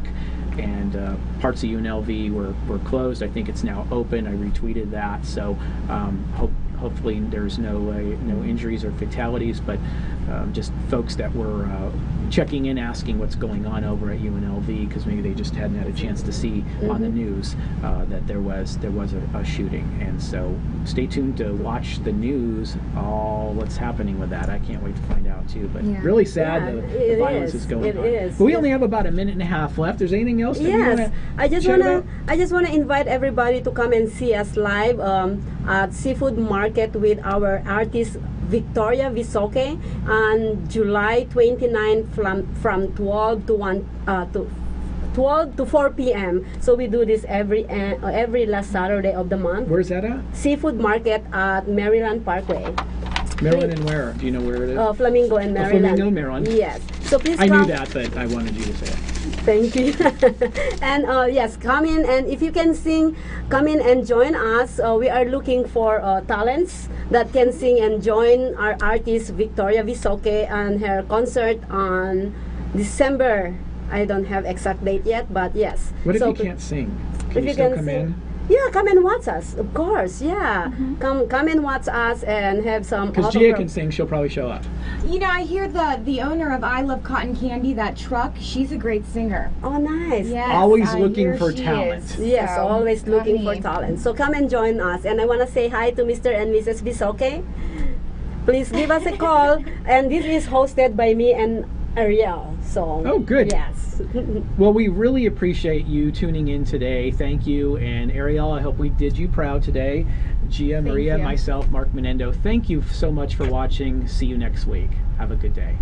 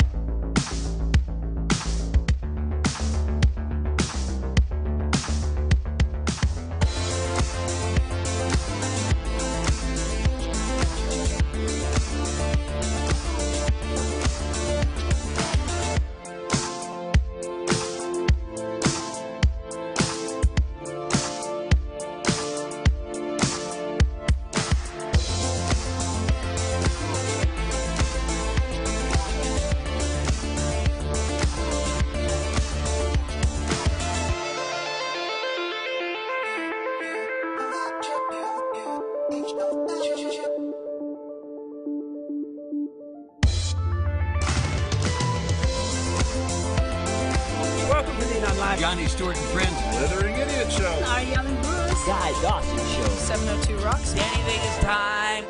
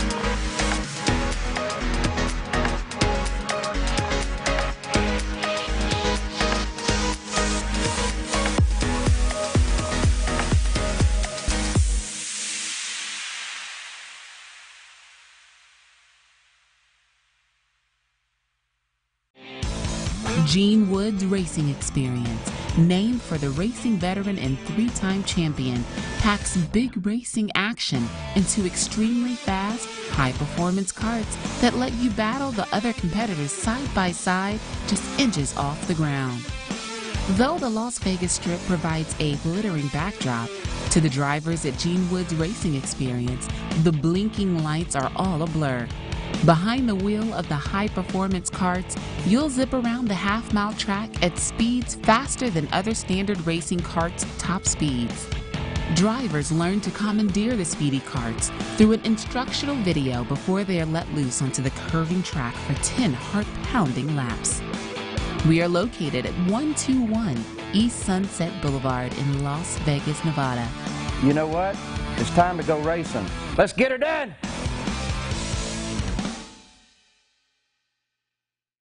Social media has changed the game. There are no rules to be made. So ask yourself, who writes the rules? Are you? The forefront of social media is evolving, and the primary force is taking a huge shift in the way the world communicates. So how do we communicate? Through social media. Today, 1 in 4 consumers shop online, and businesses are having to be more personable with their brand than ever before. So for the past few years, I've researched how social media has connected faster to consumers in 2 years than radio, TV, magazines and billboards combined did in 30 years. So the value exchange between products, human connections, is the magic that social media brings to life. I have an easy strategy to successfully show you how I can build a simple yet effective way for your social media program to be excelled for your business. Let me clear the path and assist you with producing, building, and strengthening your social media connections. Let me guide you to writing the rules to your game. I'm Michelle Davis, and I am the Social Media MD. Call for a free consultation or visit me at thesocialmediamd.com. Hi, I'm Daylin Woods. Welcome to Woods Family Sandwiches. I've always had a passion for food. When I lived in England, I owned my own restaurant. Then when we moved back to the United States, an opportunity came to open a sandwich shop, and I just wanted to get back into it. We have here at Woods Family Sandwiches wraps as well as salads and soups. We offer only the finest ingredients to our customers. We have boar's head meats and cheeses. We have fresh bread, fresh produce, great soups daily that we prepare for our customers, kosher whole pickles, Deep River Kettle One chips. We have a variety of wraps, or you can make any sub a wrap, any sub a salad. Come on in for our daily specials. We are located at 931 American Pacific, number 106, Henderson, or call us for your deliveries or pickups at 702-826-2230. Here at Woods Family Sandwiches, we're family owned and operated. We are looking forward to seeing you.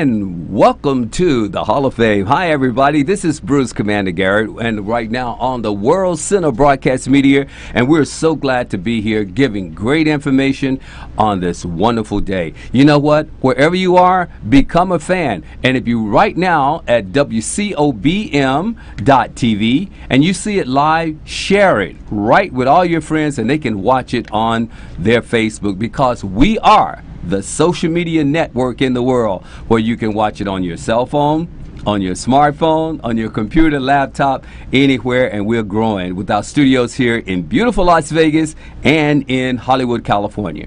You know, I want to start this day off by saying one great thing. Health is so important. And speaking of that, I have someone here who has got something really special that's coming right here to our beautiful city that's growing so fast. Gene, I want to first say welcome you to the Hall of Fame program. It's a pleasure being here. Absolutely. Thanks for inviting us out. It's been fun getting to know you the last couple of days. Absolutely. First of all, tell everybody that your complete name and your title with the. I'm Gene Trejo. I'm the owner of Biometrics Life Las Vegas. It's a health and wellness clinic that is all under one roof, totally comprehensive. We're really excited about being in the Vegas market. We expect to really set the world on fire as far as we're trying to accomplish with consumers in this marketplace. The thing that we really are trying to develop is a comprehensive, under one roof, health and fitness program that adds vitality to your life as you grow older. We're going to have everything from a full board 3,000 square foot gym, state of the art. We're also going to have a medical clinic that we do a full blood panel evaluation as you enter the doors. Yes. We do a strength and flexibility test on you to see what level you can go to immediately, and then as the results come back, we sit down with you individually and we develop a program that caters to you specifically. If your cholesterol's too high, if your testosterone's too low, we can work with all those bioidentical hormones and make sure that you're geared towards enhancing the quality of your life going forward. We will have a medical director on site, a physician on site. We'll do supplements. We'll do IVs, B12 IVs, Myers cocktail IVs. We'll have massage therapy, cryotherapy in the facility. So we're really excited that we're as comprehensive as anybody in the industry doing this. Like I stated before, it's a one-stop shop. You know, Gene, one of the exciting things as we get into this, and those of you out there, we're talking about health. A lot of you acknowledge that on our social media. We here at the World Center Broadcast Media, WCOBM, is strictly social media driven because that's where everybody is. Right. You know, and things go fast. I would like to back up a moment. What really inspired you with the biometric, and why is that such a unique thing, because health is so important right now? I followed the biometric schedule over the last 4 years. It's changed my life. I had a tough time sleeping. I had a tough time staying focused during the day while I was working, and going through the process has really, I feel, made me a much more vital parent, spouse, manager in anything I'm doing. So it just creates an atmosphere of vitality, like I stated earlier, that just drives you to be a better person, and the sacrifice you make to get that done is you have to commit to it. You really have to be, make it a lifestyle change, and you have to be conditioned to understand what it's going to take to get there. But once you get to the level of fitness that you want to be in, then it becomes a daily routine situation, and we are in the business for one reason and one reason only, and that's just to add vitality to people's life, to make people have a quality of life that they can experience the good things in life. Running with your grandchildren, being able to take trips at an older age, being able to play 18 holes of golf without worrying about fatigue. We feel that we cater to everybody from 8 years old all the way to 80 if need be, and so that's the positive aspect of this. It's really comprehensive. It's catered individually, and we feel comfortable that we're on the right track here. If you're out there watching this here on the World Center Broadcast Media, the service at your place is going to be at the office there. Right. Everything that's in the facility, you share it with us, and it has all the accommodation. And Your uniqueness, you say what makes you differentiate you from the other facilities was the fact everything is under one roof. Is that correct? Everything's under one roof. As you walk through the doors the first time, we do a complete physical on you, basically. We draw blood, we check your flexibility and strength, we make sure that you're ready to go when we do it, and then we find out where your weaknesses are and where your strengths are. And then we ask you, the individual, what would you like to get out of this situation? And a lot of people just want to sleep better. A lot of people's libido is low and they want to enhance their libido. We can work with supplemental agents to get that done. We'll have experts on staff, both from a fitness standpoint and a medical standpoint, that can help you work through this.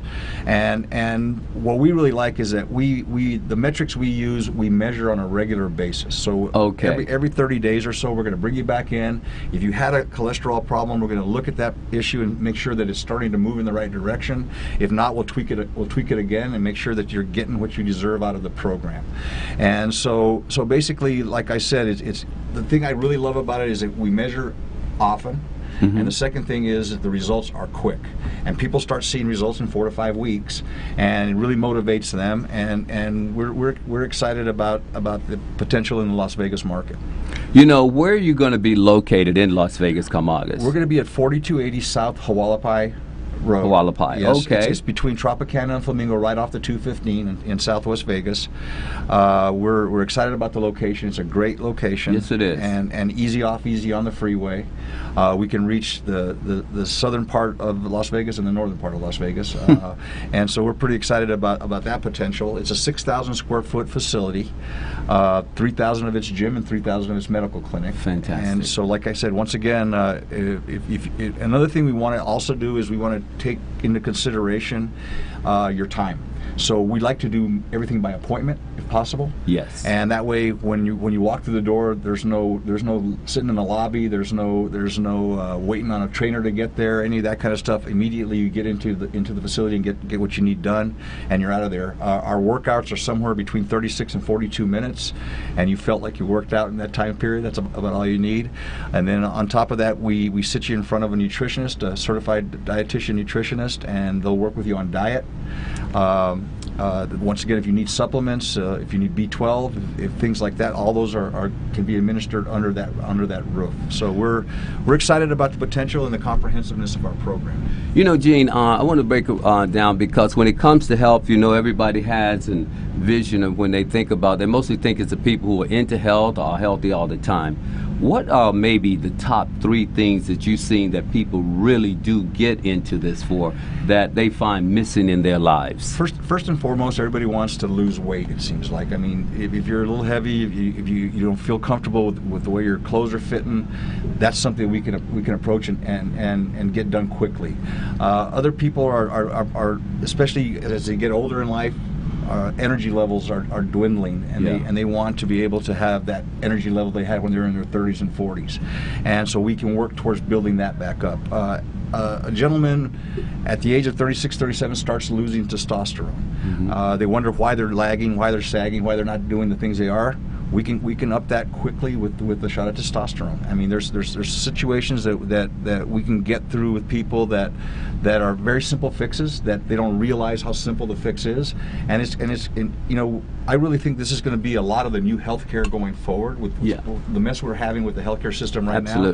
This is more proactive and making sure that you're doing things right by diet, by supplements, by exercise, and so it'll eliminate you having to go to the doctor down the road, and because you're going to feel good about yourself. You're going to feel good that you're doing the right things to keep your body tuned up the way it should be. Is there an age limit with that? I'm getting a text on that. No, not at all. I mean, we can work with anybody, like I said, between the ages of 8 and 80. I really feel that's one really positive thing about this program.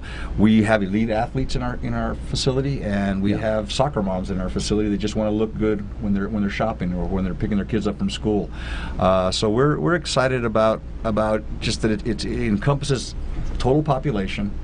Also, everybody has an individual need. It's not a generic type of situation. We cater to exactly what you're looking for. Well, you know, it's only standard because people are going to say, well, Bruce, you and Gene, you are talking, but what is the cost structure like? So we have many different cost structures. We can have everything from a Ferrari all the way down to a Volkswagen if you want to do that. We have a $55 gym fee if you just want to use the gym a month, and then we have up to a $5.99 program that encompasses everything. 2 massages a week, personal training 3 times a week, supplements, all those come into play with the Cadillac and the Mercedes services. So once again, it depends on what you want and what you need and what time you have also. And we really want to cater to your time. We go after professionals because their time is really important to them, and so the gym will be open from 5 a.m. to 8 p.m. Wonderful. And so we can cater to people that want to do it before work, after work, during the day, whatever they like from that standpoint. And I think the key component here is the metrics, that we really develop a database specifically for you, and then we follow that database through your program to get to where you need to be.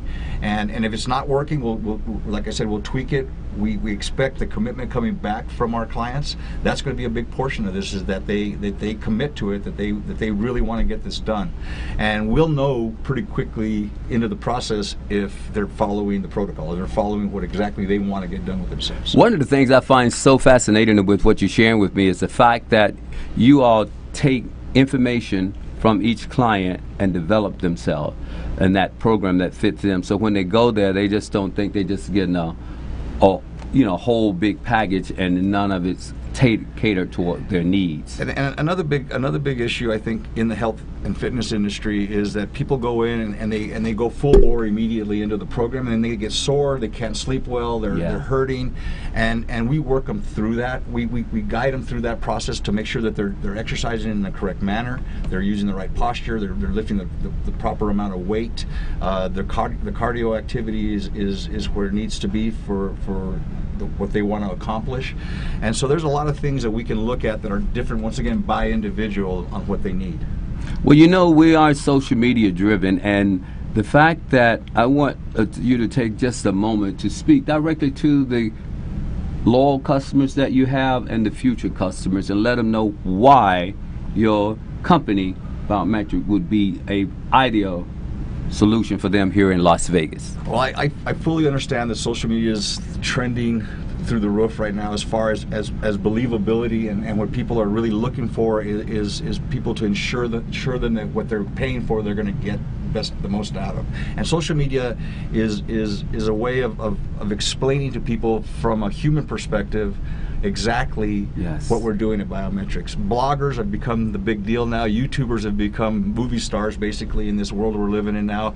I was telling the gentleman that's running the studio here, Scott here. That I was watching an article this morning on Fox Sports where the NFL is not really caring about print media anymore, because everything's done streamwise and through social media. And so we're real excited about the potential of working our system with testimonials coming from people that actually go through the process and understanding what we're trying to accomplish. I think that's the quickest way to get validity to what you're trying to get done in business now. So I just think that's fantastic, and I asked that question because we are really honored that you came by the World Center Broadcast Media. Of course, it was great meeting you at the health fair, because I was really intrigued with the way and passion that you are about your company, with your wife and son and the whole family and a great staff. And of course, you got a chance to meet the owners here of WCOBM, Gene and Michelle and everything.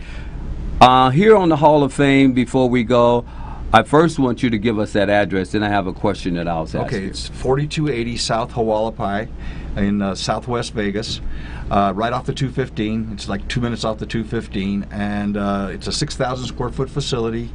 3,000 of it's state-of-the-art gymnasium, and 3,000 is medical clinic. We'll be doing cryotherapy. We'll be doing massage therapy.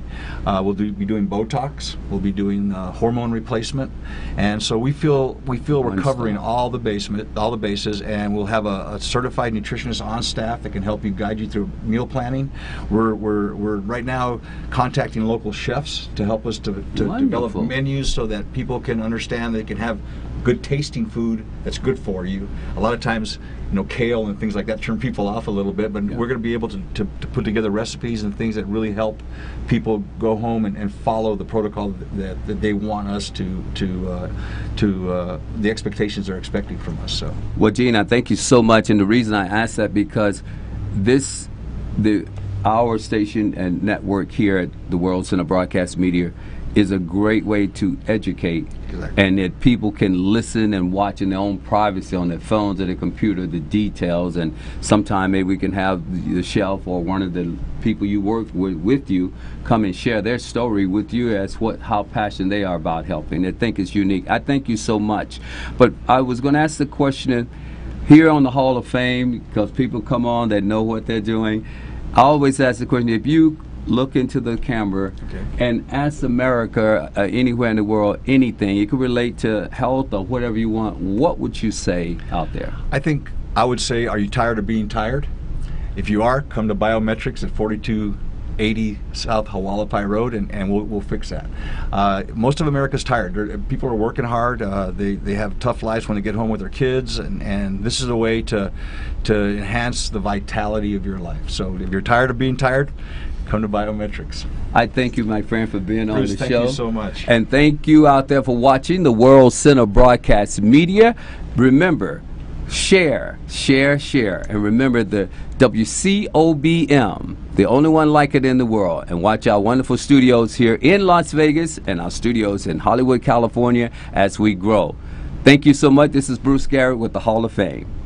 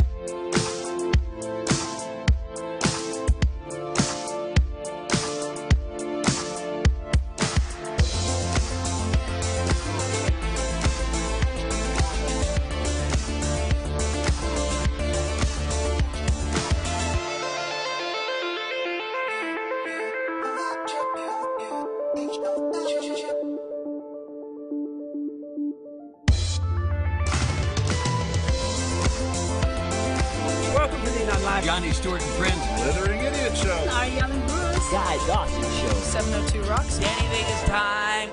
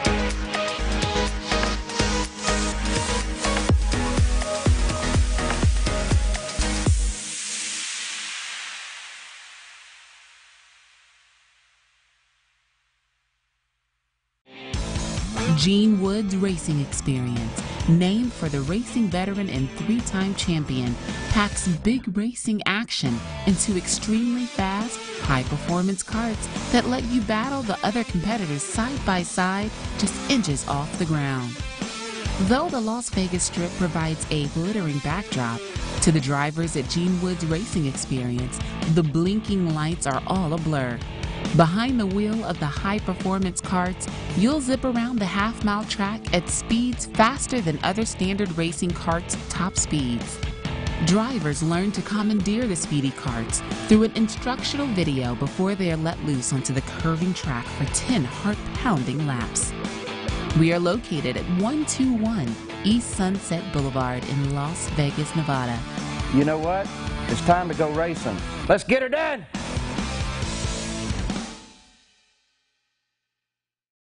Social media has changed the game. There are no rules to be made. So ask yourself, who writes the rules? Are you? The forefront of social media is evolving and the primary force is taking a huge shift in the way the world communicates. So how do we communicate? Through social media. Today, 1 in 4 consumers shop online and businesses are having to be more personable with their brand than ever before. So for the past few years, I've researched how social media has connected faster to consumers in 2 years than radio, TV, magazines, and billboards combined did in 30 years. So the value exchange between products, human connections, is the magic that social media brings to life. I have an easy strategy to successfully show you how I can build a simple yet effective way for your social media program to be excelled for your business. Let me clear the path and assist you with producing, building, and strengthening your social media connections. Let me guide you to writing the rules to your game. I'm Michelle Davis, and I am the Social Media MD. Call for a free consultation or visit me at thesocialmediamd.com. Hi, I'm Daylin Woods. Welcome to Woods Family Sandwiches. I've always had a passion for food. When I lived in England, I owned my own restaurant. Then when we moved back to the United States, an opportunity came to open a sandwich shop, and I just wanted to get back into it. We have here at Woods Family Sandwiches wraps as well as salads and soups.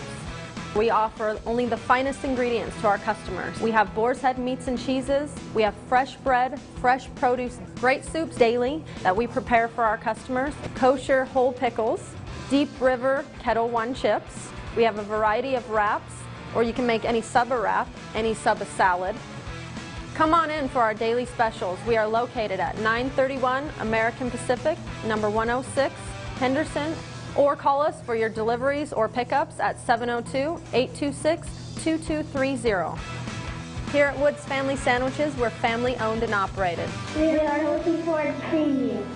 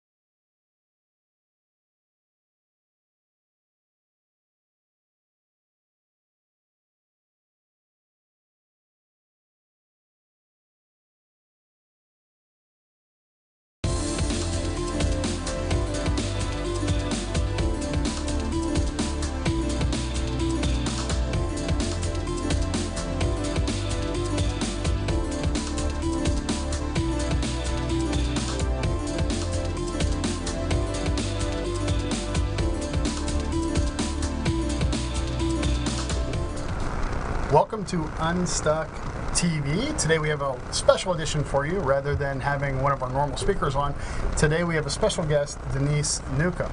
Denise was a guest at our last Unstuck Happiness Conference, and we brought her in today just to talk about her experience and what she learned from Unstuck. Welcome, Denise. Thank you.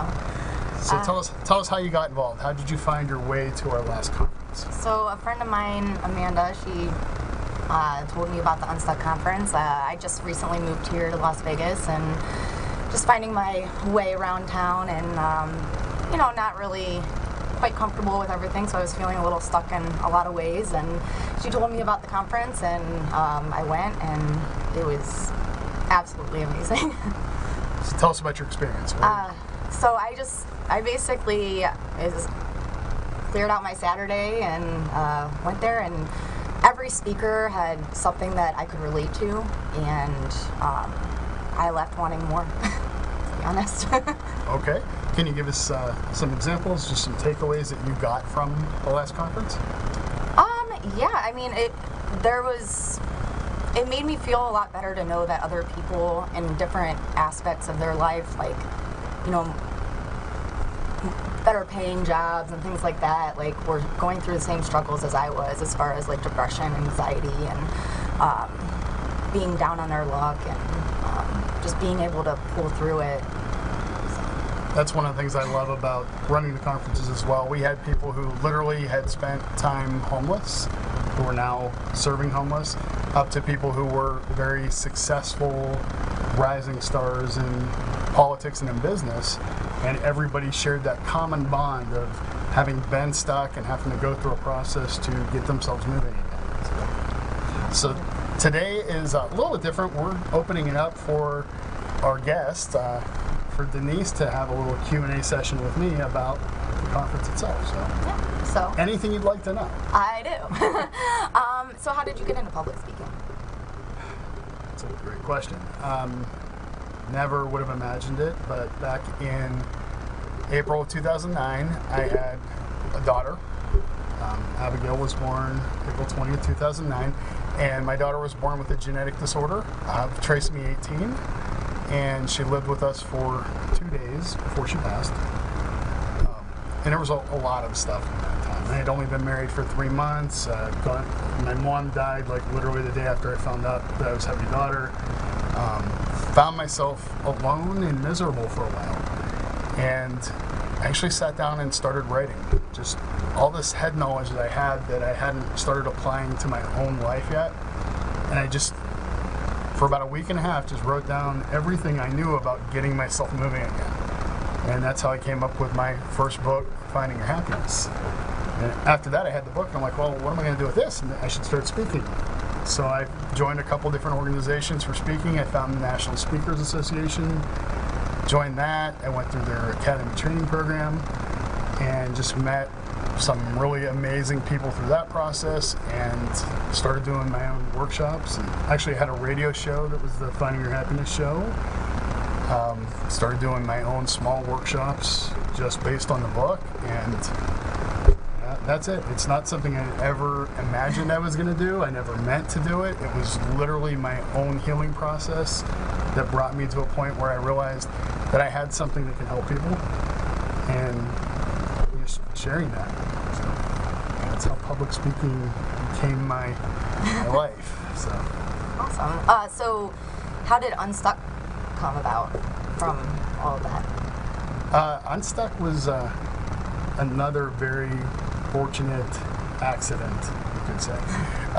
After finishing the training program through the National Speakers Association, my first thought was, well, now I'm going to get out there and start giving speeches, but who am I going to speak to? And I told you, I met all these people who had these amazing stories, and I thought, well, rather than me trying to find people to speak, like audiences to speak to, why don't I just create one, bring together all these great stories that I had, and let's do a public conference. Let's just do an open public seminar. So at the time, I was literally completely broke. And I thought, let's do a public seminar. Let's just get a room, a conference room, and we'll invite all these people. And in my mind, we'd open the doors and thousands of people would rush in, and it would be just this incredible event. Well, it didn't quite work that way. Literally, I had no money at the time. I'm not a gambler, but I do love college football. So I went and made a college football parlay bet and hit for like $600, and I literally had the money in my hands, and I went to put it in my pocket, and I'm like, if I don't do something now, I never will. And so that's when I rushed down to the casino, it was actually New Orleans at the time, rushed down there, and I'm like, what is the smallest conference room you have on the cheapest day? I need to do a conference. And the lady there was looking through it. She's like, I can give you January 2nd a room that holds like 20 people. I'm like, great, I'll take it. We're doing a conference. So here I am scheduling a conference for January 2nd in Las Vegas. And if you know anything about Las Vegas on New Year's, nobody's coming to a conference on January 2nd. In literally a room that would hold 20 people. And so that's how it began. Obviously, that conference did not take place January 2nd. But in the process of filling out the paperwork, I found out that the person I was working with lived in my neighborhood. She was super nice. And I called her. I'm like, look, this isn't happening. I'm going to have to cancel. Well, rather than cancel, we moved it back to March. And that gave me an extra couple of months to work on it. And the first conference happened March of 2016. And it was literally 35 people showed up. It was almost canceled several times. I found myself a little stuck in the process of hosting the Unstuck conference, but we pushed on, did it anyway, and it was an amazing event.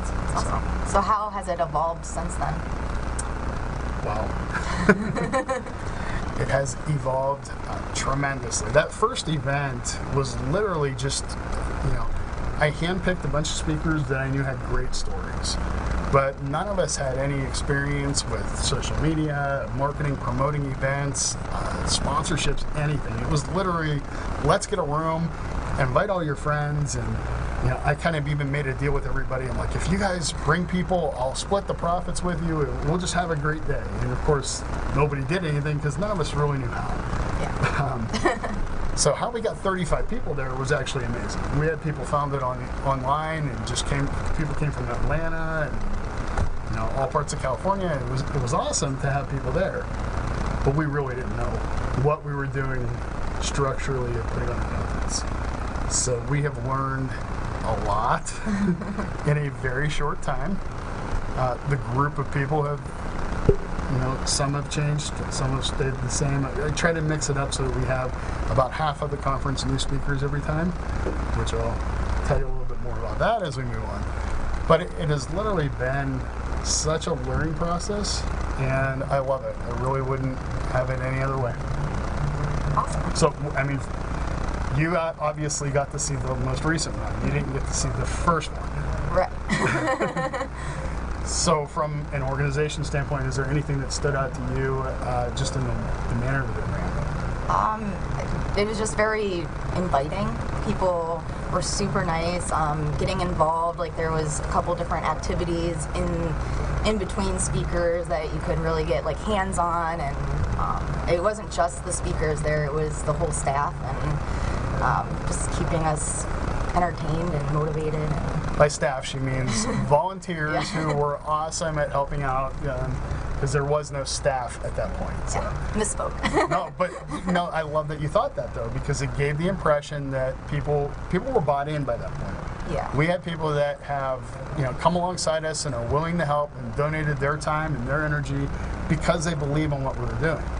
And so the fact that we were able to put it on, and it really did look like a staff, and I say that with sincere gratitude to all the people that were there helping.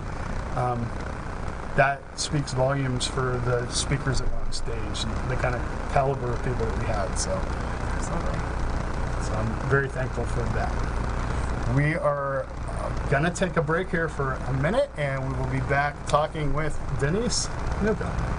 Thank you. Welcome back to Unstuck TV. We have a little different format for you today. We have one of our attendees from the Unstuck Conference, Denise Newcomb, is actually interviewing me today for a change. So welcome back, Denise. Thank you. So from the first conference to the second conference, what made you decide to make this a regular event? That's a good question. I mentioned that when I did the first event that I was like literally broke, and somehow pulled it off with one college football bet, basically. So after the event, a friend of mine who is a very well-respected professional speaker who gets paid quite a bit to speak comes up to me and asks me how the conference went. I told him it was great, but we only had 35 people there, and financially it was okay. I didn't really make money on the event, but it was a great event. So he asked me why I didn't ask him to speak. Well, that was simple. I can't pay you to speak. So I went with speakers who were new, who had great stories, but I knew I wouldn't be able to pay speakers. And he looked at me and he goes, well, that's your first mistake. I would have spoken for free. When is your next event so I can speak? I'm like, well, I just told you I didn't have any money and I didn't make any on this one, so I don't know when I can do the next event. And he looked at me and goes, I'm asking you when is your next event so I can speak. And he did that to me 3 or 4 times before I finally pulled out my phone and said, okay, July 30th is the next event. So I decided we're booking another conference, and somehow we got to figure out a way to pull this off again. And we did, and this time it had doubled from 30 people to over 60, and it was just an awesome full-day event. We did some things at that one that were quite interesting and quite fun. My partner at the time, my best friend, and one of my speaking partners was Dale Krause. And Dale spoke about living your bucket list lifestyle with cancer. And so I called Dale up right away and I'm like, we need to get together, we have to plan another conference. So we sat there brainstorming on how we could do this and figured out a way that we can financially pull it off. And I'm like, okay, what can we do that would be really cool at this event? And so Dale and I had this kind of chemistry where whenever we would talk about something, it would literally come true almost instantly. And this happened like 3 or 4 times. And in this particular case, we're sitting there like, I found the video of kids walking on top of water. It was actually a cornstarch pool, a kiddie pool filled with cornstarch and water. And I'm like, literally, they're running across the top of it because it has this consistency that where if you put your hand in it, it's liquid, but if you shock it, it turns to a solid. So you can literally run around on top of it without sinking, and the moment you stop, you sink. And I'm looking at this like, this would be so cool. I'd love to do this. And I wonder if there's anybody who's done this on a larger scale who could show us how to do it. Mm-hmm. So Dale pulls up a video and he's like, yeah, there's a guy that did this on the Ellen DeGeneres show back in 2011. I'm like, well, who is it? And he looks and he says, oh, this guy named Steve Spangler. And I started laughing because Steve was going to be a guest at our local chapter for the National Speakers Association. I'm like, I'm having dinner with Steve in a couple of weeks. So we did it. We actually did the cornstarch pool for the first time at that second conference. It was awesome. It was so much fun. We had a giant tent in the back of the room with people mixing it up all day, and it was just so much fun. Which we then did at the third event, and we realized it's way too messy, way too difficult to do. And since we're doing this next one at the Smith Center, unfortunately we're not going to have the cornstarch pool, but we'll make sure we have some other fun things in mind. But after doing that second event, we decided it was going to become a regular thing. And then actually in September this past year, we lost Dale, passed away from cancer. And literally, well, just to tell you how we decided, on his deathbed I made him a promise that his message would be shared and that we would continue. And him and I had set a bucket list goal to do an Unstuck conference in all 50 states. So this will be our 4th conference in Las Vegas, and after that we start putting them on everywhere else to reach that goal of all 50 states. So other than that, what is your vision for Unstuck moving forward? You know, it evolves on a regular basis. Originally I thought what a great experience this would be for the audience, and then soon I realized that the speakers themselves were benefiting just as much. And having an opportunity to share their story in front of a live audience and capture it on video, and just giving speakers a platform to really start sharing from. Because as a new speaker, it's really difficult to figure out like where are you going to go with your message, how to get started. So we've really kind of developed a niche for helping speakers to get their start. And so I went from the first one begging some friends to the second conference where we kind of had an application process, but it was to now this time I have over 21 speakers on a waiting list of people that want to be part of this conference, because it has become like literally the place to go for somebody who wants to break into speaking. There's a lot of speaker training programs in town, but this is the one that really lets people share their stories and kind of gives a platform. So I'm amazed at the number of speakers that want to be a part of it, which is just awesome. So my vision moving forward is to do enough of these in enough locations to really build a network of speakers that are sharing their stories, sharing strategies to getting unstuck, and just spreading it nationwide. So in addition to the conference itself, we're actually launching another side of the business where we're helping speakers to get booked for engagements afterwards.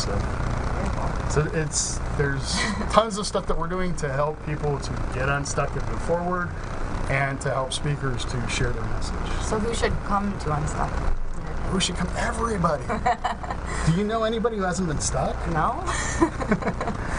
Everybody gets stuck, and that's, you know what, that's the beauty of this conference, is that with the quality, we have 11 speakers on the main stage at this next one, plus we're having lunch and learn sessions that are specifically designed for like specific topics. So we have some experts talking about grief, some on depression, some on health and wellness. The 11 speakers on the main stage all have incredibly different stories. There's really, it would be hard for somebody not to have a nugget to take away with them from one of the speakers at this event. So when you ask who should come, literally you will get something from one of the people that day. And so we have a couple minutes left. I just want to run down the list of some of the speakers. Okay, great. So we have Judy Morio. If you don't know Judy, she is one of the most amazing people. I can't even begin to tell you. I'm just going to let you either go to the website and find out about Judy, or come to the conference, because she's awesome. Christoph Merrill is awesome when it comes to business development, and he's kind of a hype person, so he'll definitely be able to get the energy going for the day. We have Silo Moses. Silo was homeless for a while, and now he runs Serving Hope Las Vegas and feeding the homeless. We have Dario Herrera. Dario was a former Clark County Commissioner in Nevada. He's back in Vegas rebuilding his business, his reputation. He spoke at our last conference. He was absolutely amazing, so you don't want to miss Dario. Cheryl Green, who's normally my co-host on the show. Cheryl has a great story of overcoming depression and philanthropy. John DiDomenico. If you've ever been able to watch late night TV and seen Conan O'Brien or those other late night shows, when you've seen Donald Trump, you've actually seen John DiDomenico.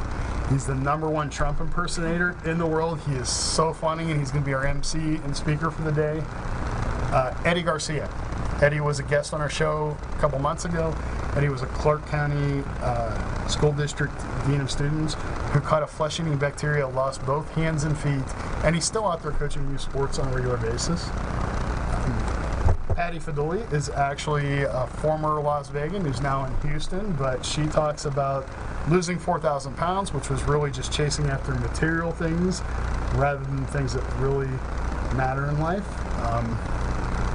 I'll have a couple things to say there as well. Am I missing any? Vital Germain. Oh my God, if you have not heard Vital, you have to come hear him. He is awesome. He is the author of Flying Without a Net. He's a former Cirque du Soleil performer, great motivator. I'm really looking forward to him as well. I'm excited. Is that 11? I think I got everybody. I don't know. Heather Estes, author of The Worthiness Factor. Heather spoke at our last event. She's so cool. If you've ever questioned your self-worth, check out Heather. She was a guest on our show a couple of months ago as well. So I think that's the lineup. If I missed anybody, I'm so sorry. You'll be our next guest. Check out the Unstuck Happiness Conference at unstuckconferences.com, August 19th at the Smith Center. Thank you. Thank you. Thanks.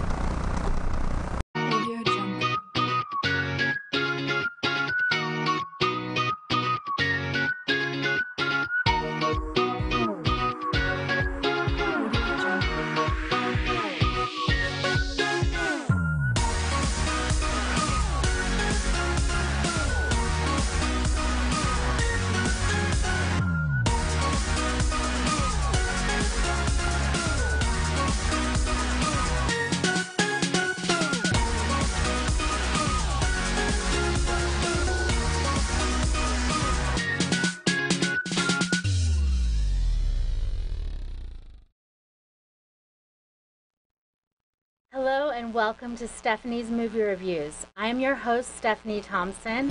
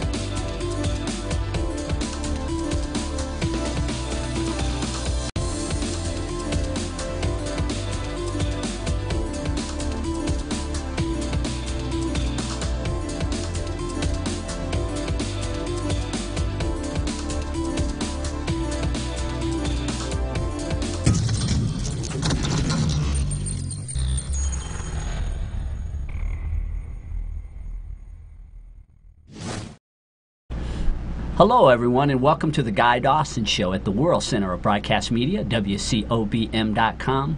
My name is Guy Dawson, and I am the managing member of Classic Communications, a full-service media and marketing company. And if you would like to bring greater recognition to your business, your organization, or yourself personally, please get in contact with us at 702-845-6129 or visit our website, classiccommunications.net.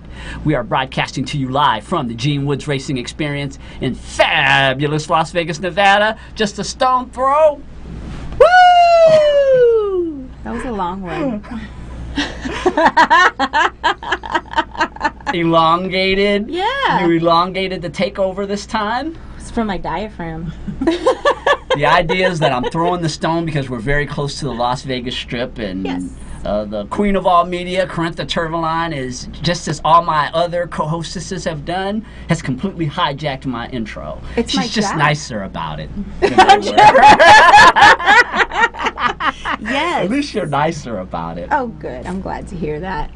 No, my name's Corintha Turveline. I'm excited to be here, and we're excited to interview you about your special organization, the important work that you do. Yeah, please welcome Debbie Mack. She is with Compulsive Eaters Anonymous. It is an organization that is helping a lot of people to live better lives by helping them to be healthier, really, right? I mean, it's really about good health, both emotionally and physically. Yes, absolutely. And thank you so much for having me. I'm really excited to be here.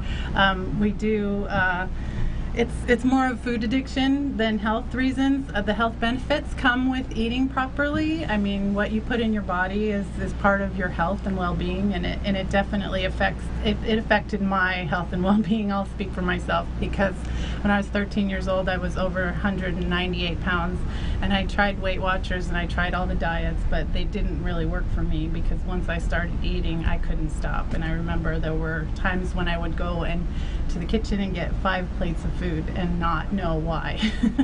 So it really, the health benefits come along when I got abstinent, by the grace of God, because I couldn't have done it myself. How does a person know that they are a food addict? How do you know that? Because there are a lot of people out there that say, well, I eat a lot. As a matter of fact, in this country, we have things like hot dog eating contests, and people eat competitively in this country. So how would a person really know when it got to the point of being an actual addiction to food? Well, I think it's an individual choice, and if you think you have a problem with food, you probably do. You know, they say if it quacks like a duck, it's usually a duck, you know? I mean, for me at 13, I knew that food was a problem when I couldn't stop, and I wanted to. And that was a huge, huge problem for me when I was actually get really depressed and suicidal, where I didn't want to go on anymore because I didn't know how to stop. Until I actually found the program in 1998 and was able to have some recovery in that area, and then the disease came back, and I started eating again. So for 10 years I really struggled to put any time together, and now I have actually maintained my weight for 10 years now and hadn't had sugar and white flour in 11 years, which is a miracle. Yeah. Congratulations on that, because I'm sort of my personal lifestyle. I'm sort of making some interesting food choices right now, with where I've found out some interesting things about factory farming and what they're doing with meat nowadays, and I know you already know a lot of that. So it's causing me to definitely make some serious changes where I've transitioned to vegan or vegetarianism, but I'm very close. I'm on the verge of becoming vegan. Right. But it's so hard because your brain is chemically addicted to these substances. These substances, it really is like a drug. Mm-hmm. It is absolutely a drug for me. I got high from food, and once I started, I could not stop. And it is very difficult, and my brain will tell me, oh, it's just food, it's not a big deal, what's your problem, why can't you handle it, you can just have one. I've never been able to have just one of anything ever. And when I do have one, I can't stop. And it's really a terrible place to be, to know that you should be able to stop and I can't, I'm completely powerless.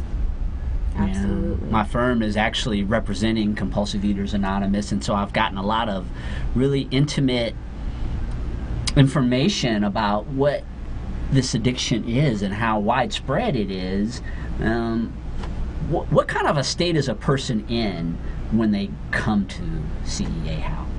I think I've seen a lot of people come in and out, and most of them are desperate. Most of them want to stop eating. They see what we do and don't think that they can do it. I know, for me, I didn't think I could possibly do what we do and still be okay and not eat compulsively, because that's what we're so used to. I did it all my life. Well, how am I going to stop now? What are you going to tell me that's any different than any diet I've already tried that I failed at, which was devastating. We come in hopeless, I think, and kind of we're the last house on the block, especially if people aren't familiar with 12 steps and they don't know really that they think maybe it's just another diet that might not work, because that for me, I was really I was just hopeless. I didn't have any hope that I could stop eating compulsively. And when I see people who actually have long-term recovery, I am amazed, and I know if I do what they do, I can have what they have.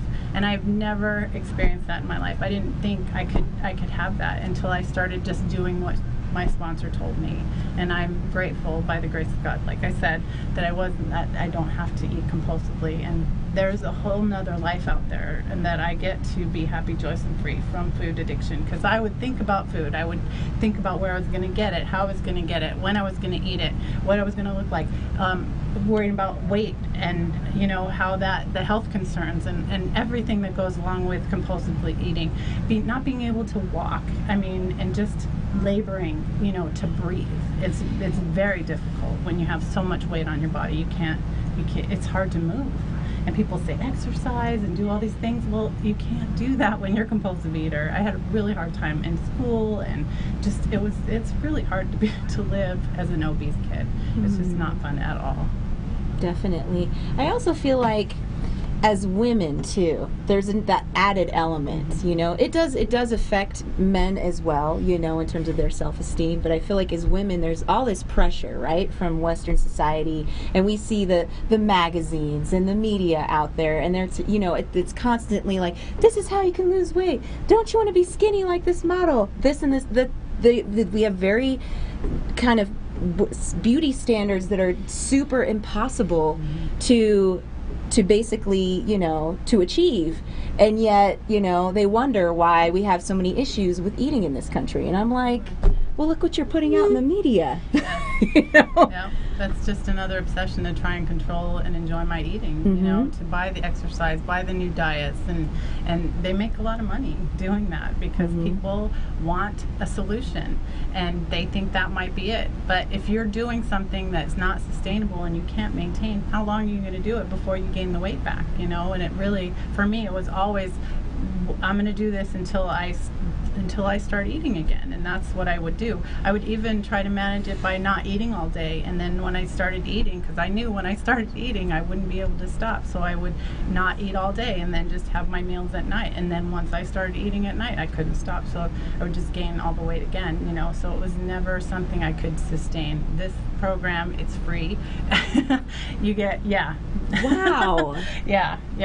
Yeah, we have 21 meetings in town. We're having our convention and at the Tuscany on the 21st and 23rd, which is very exciting.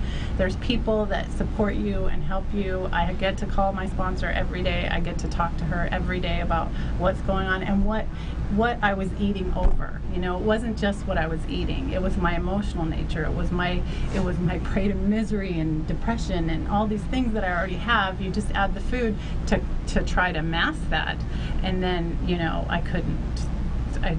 I never was able to stop. I was never able to sustain this. Now I get to work on the things that I didn't want to look at by stuffing myself. So that really helps me to clear up all of that stuff so I don't have to eat today, which is amazing. One of the things that has really impressed me about this program is that you see people and they lose weight and there's all these fad diets like you were talking about, Corintha, and then 6 months later, sometimes a year later, they've gained the weight back and then some. And when I sit down with the group a lot because we're working on things related to really promoting this program. I'm a big believer in it, and we talk about the long lengths of abstinence that people have from flour, from sugar, and it's just amazing to see that there's something that they're onto. I mean, you just cannot deny it when you see these yo-yos, right? Yo-yo dieting, is that what they call it? Where a lot of people they're on a diet, they're off a diet. I mean, I got members of my family that have been on diets for 40, 45 years. But these people in this program, there are men in there, not many, but there are men in the program, and they are really doing it. They have tapped into something that is really enabling them to deal with their addiction. Absolutely, yes. That was the thing too that I was attracted to. My sponsor has 26 years without sugar and white flour and has lost 120 pounds and maintained it for that much, which is incredible to me.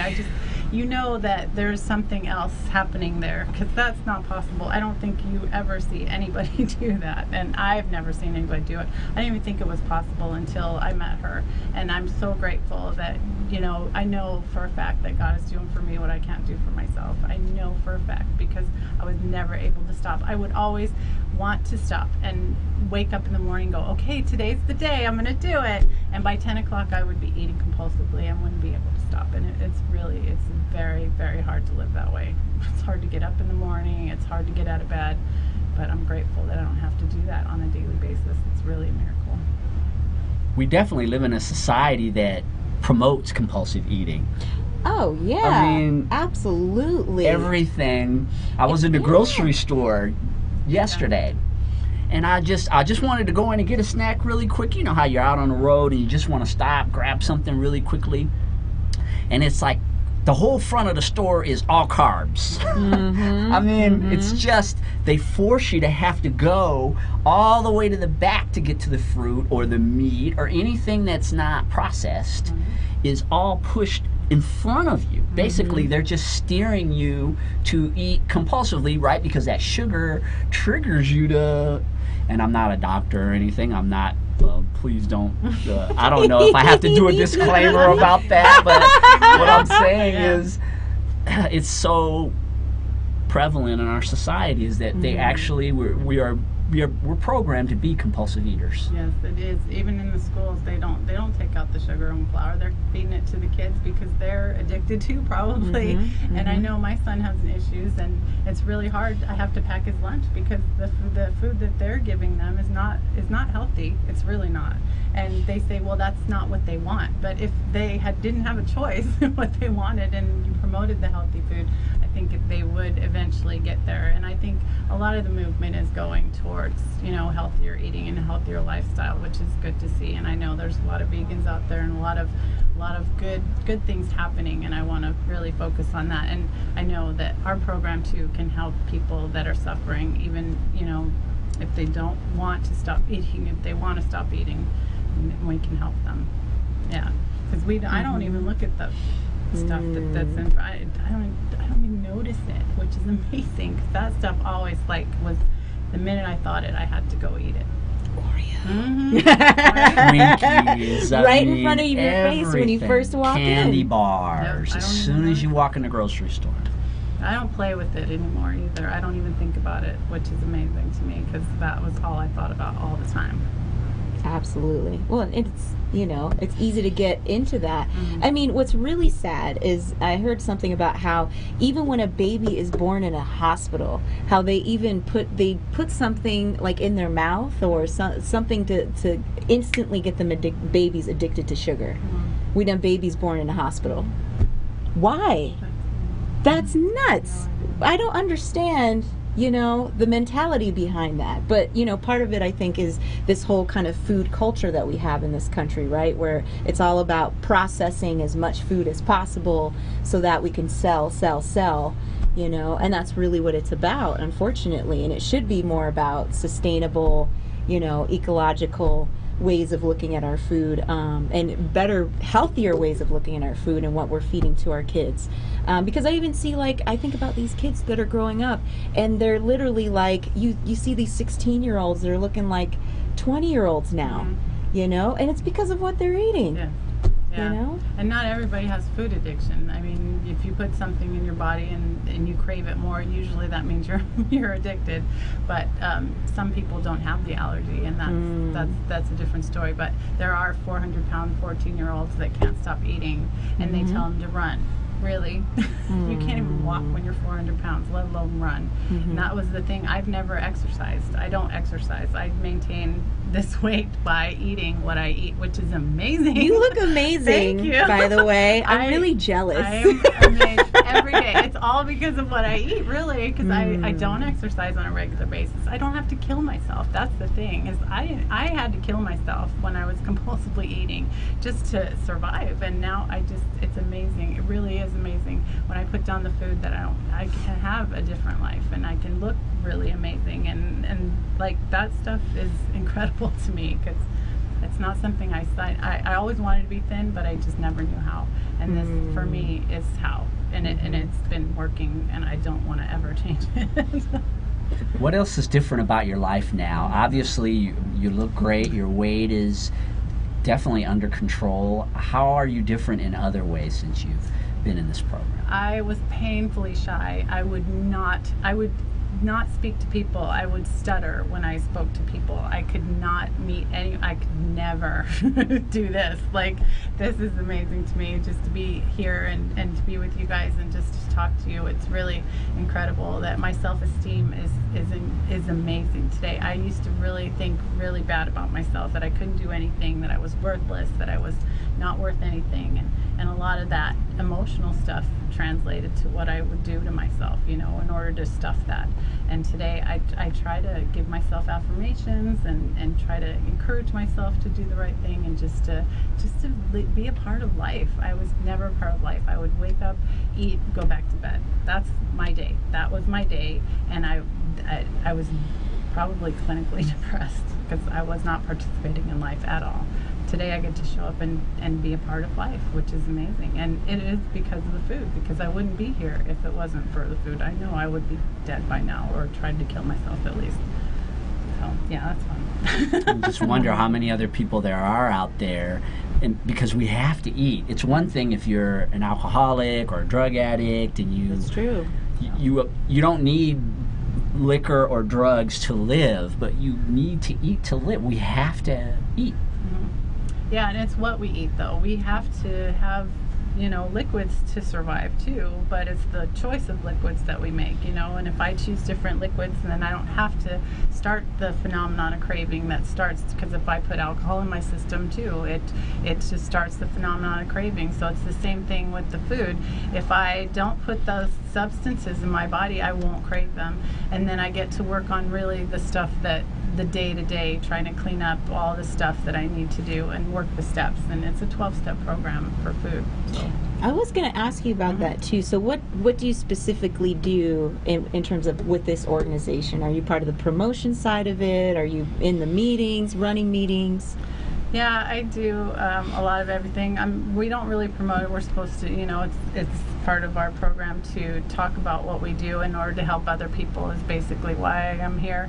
And I'm the chair of Intergroup. We have 21 meetings here in town.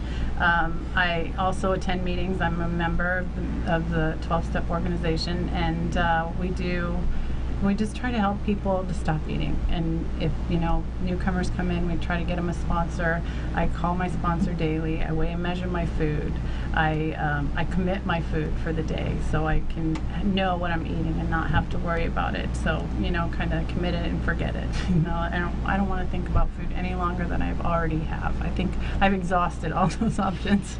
I've done it enough that I don't have to today, and that's amazing. Yeah, I'm sure there are a lot of you out there who've exhausted all the options, the diets, and there's always another one, and it's a money-making racket, because you have to buy the food or the books or whatever, the exercise program, and I really feel that Debbie is sharing an alternative. There is a way out, and will you share with everyone how they can get in contact with you to learn more about CEA How? Yes, our website is ceahow.org, and contact us and find a meeting here in town. We have a meeting on Saturday at 9:30 at the Keep Coming Back Club, which is on Alexander. There's also the Tuscany. You can come join us there on Saturday the 21st. It starts Friday the 21st and it goes Saturday, Sunday. Wow, thank you so much for being a part of the show today, Debbie, and I wish you all the best with CEA How and your continued winning your battle with food addiction. Thank you. Well, we'll go to a short commercial break, and when we come back, Corintha, we're going to find out all kinds of things about our wonderful city, Las Vegas, Nevada. Yes. There are so many things that are happening in this town, and I know there are people who watch this show all over the world, and we want to showcase some of the behind-the-scenes things. We don't all live in hotels in Las Vegas, like some of you think out there. We actually do have a city, and we're going to talk about it after this short commercial break.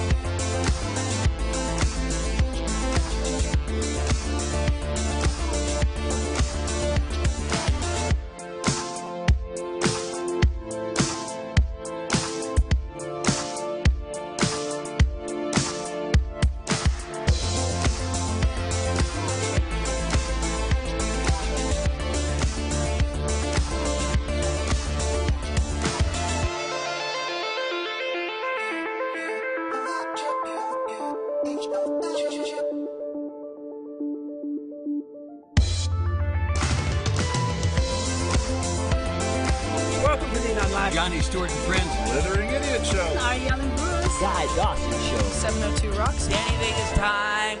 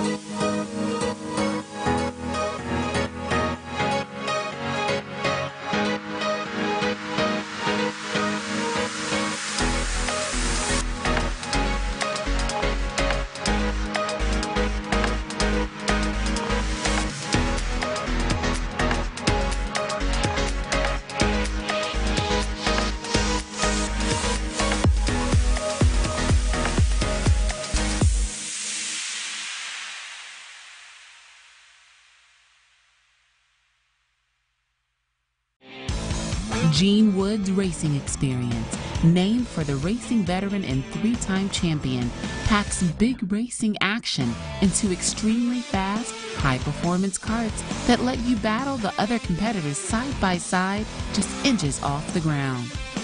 Though the Las Vegas Strip provides a glittering backdrop, to the drivers at Gene Wood's racing experience, the blinking lights are all a blur. Behind the wheel of the high-performance karts, you'll zip around the half-mile track at speeds faster than other standard racing karts' top speeds. Drivers learn to commandeer the speedy karts through an instructional video before they are let loose onto the curving track for 10 heart-pounding laps. We are located at 121 East Sunset Boulevard in Las Vegas, Nevada. You know what? It's time to go racing. Let's get her done!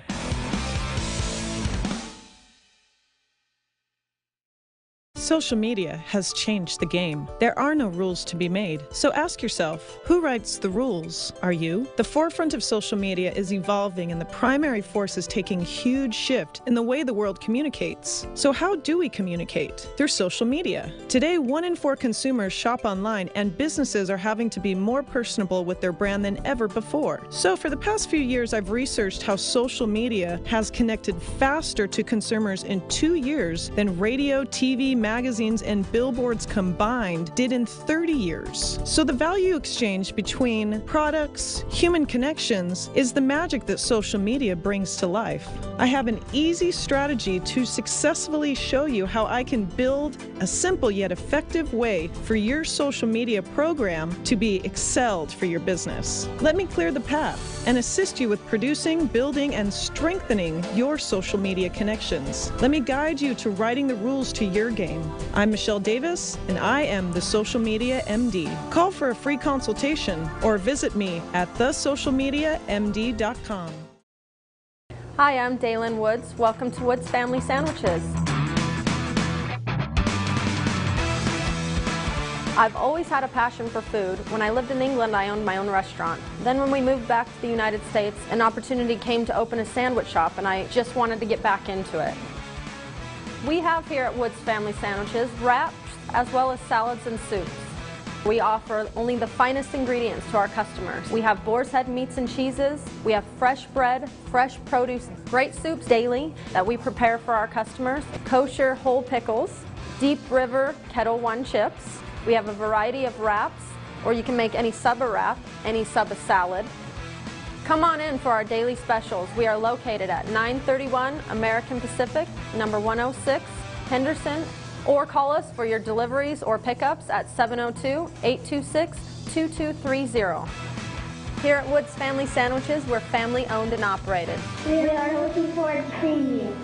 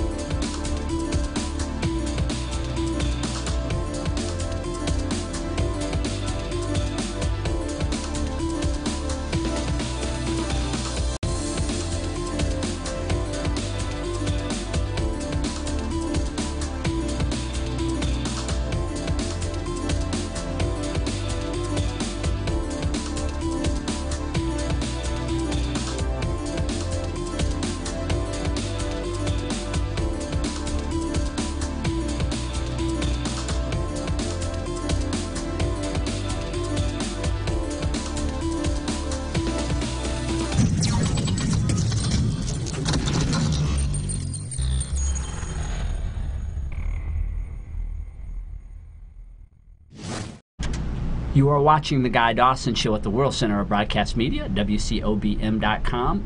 You can watch us here, and you can watch us a whole bunch of other places, huh, Corintha? Oh, absolutely. We're all over the place on social media. We're on Facebook. We're on YouTube. Make sure to like our pages and subscribe to our YouTube channel as well. Yes, and we are also being seen on Hulu. Oh, I have to check that out. And Sling TV. This is what we were told, yeah. That somebody's checking us out and watching us on Hulu wonderful. and Sling. So there are presentations of the show on multiple platforms. You can go to the YouTube page and watch basically almost 3 years worth of content. Wow. Just continuous shows. Corintha calls it binge watching The Guy Dawson Show. If you'd like to binge watch our show, please go to YouTube and definitely subscribe to it, and you can check out a lot of guests. We've had some really interesting shows, haven't we, Corintha? Oh, absolutely. Just amazing information that we learned from our guests. And I'm excited about the information we're going to learn from Lori today. Yeah, Lori Nixie is a realtor, a good friend of mine. She's a part of a networking group that is legendary here in Las Vegas. It is called The Mob, the Masters of Business, and she gave a presentation at a networking breakfast yesterday that I found absolutely fascinating, and it's all these details about things that are happening in the Las Vegas Valley, and I wanted her to come on and share. Well, thank you very much, and it's a pleasure to be here. Being a real estate agent in Vegas is exciting, and we have a lot going on in town, so I'll get started with just some of the things that are going on. The current market status, we have about 6,200 homes available for sale, which is not very many. They're staying on the market about 35 days, and the average sales price is about $250,000, which is very low. But it has risen from $215,000 just in the last couple of years, so exciting stuff. Let's talk about the Henderson Union Village. The Henderson Hospital and the Henderson Medical Plaza.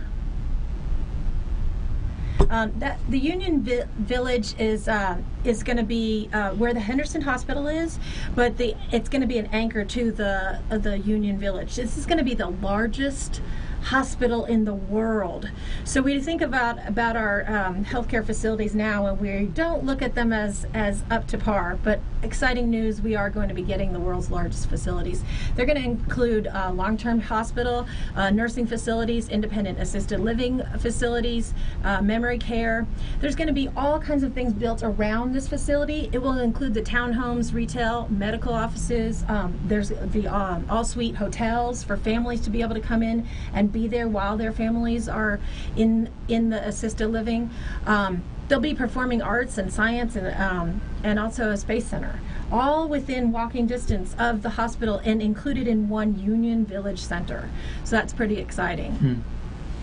And then we also have Boulder City. News about Boulder City. Now, Boulder City only has a growth management plan. Now, that growth management plan limits a new construction to 120 single-family residences per year. And so Storybrooke Homes is going to be building on 128 lots just adjacent to the golf course. And then there's going to be 65 new townhomes, but both of them are awaiting approval. But new things are going into Boulder City, and Boulder City will be expanding due to the fact that that hospital is going to be going in down there. Let's talk about the Raiders. The Raiders. Now, I'm a Cowboys fan, but I'm excited about the Raiders. Me too. I knew there was something I liked about you. What? Mutiny. Going on strike starting now. Steeler fans. Steelers. So, it's exciting to be getting this. Everybody knows about it. They are starting to build in December, so that's exciting. It's expected to be completed by 2020, which everybody knows. So. Moving on.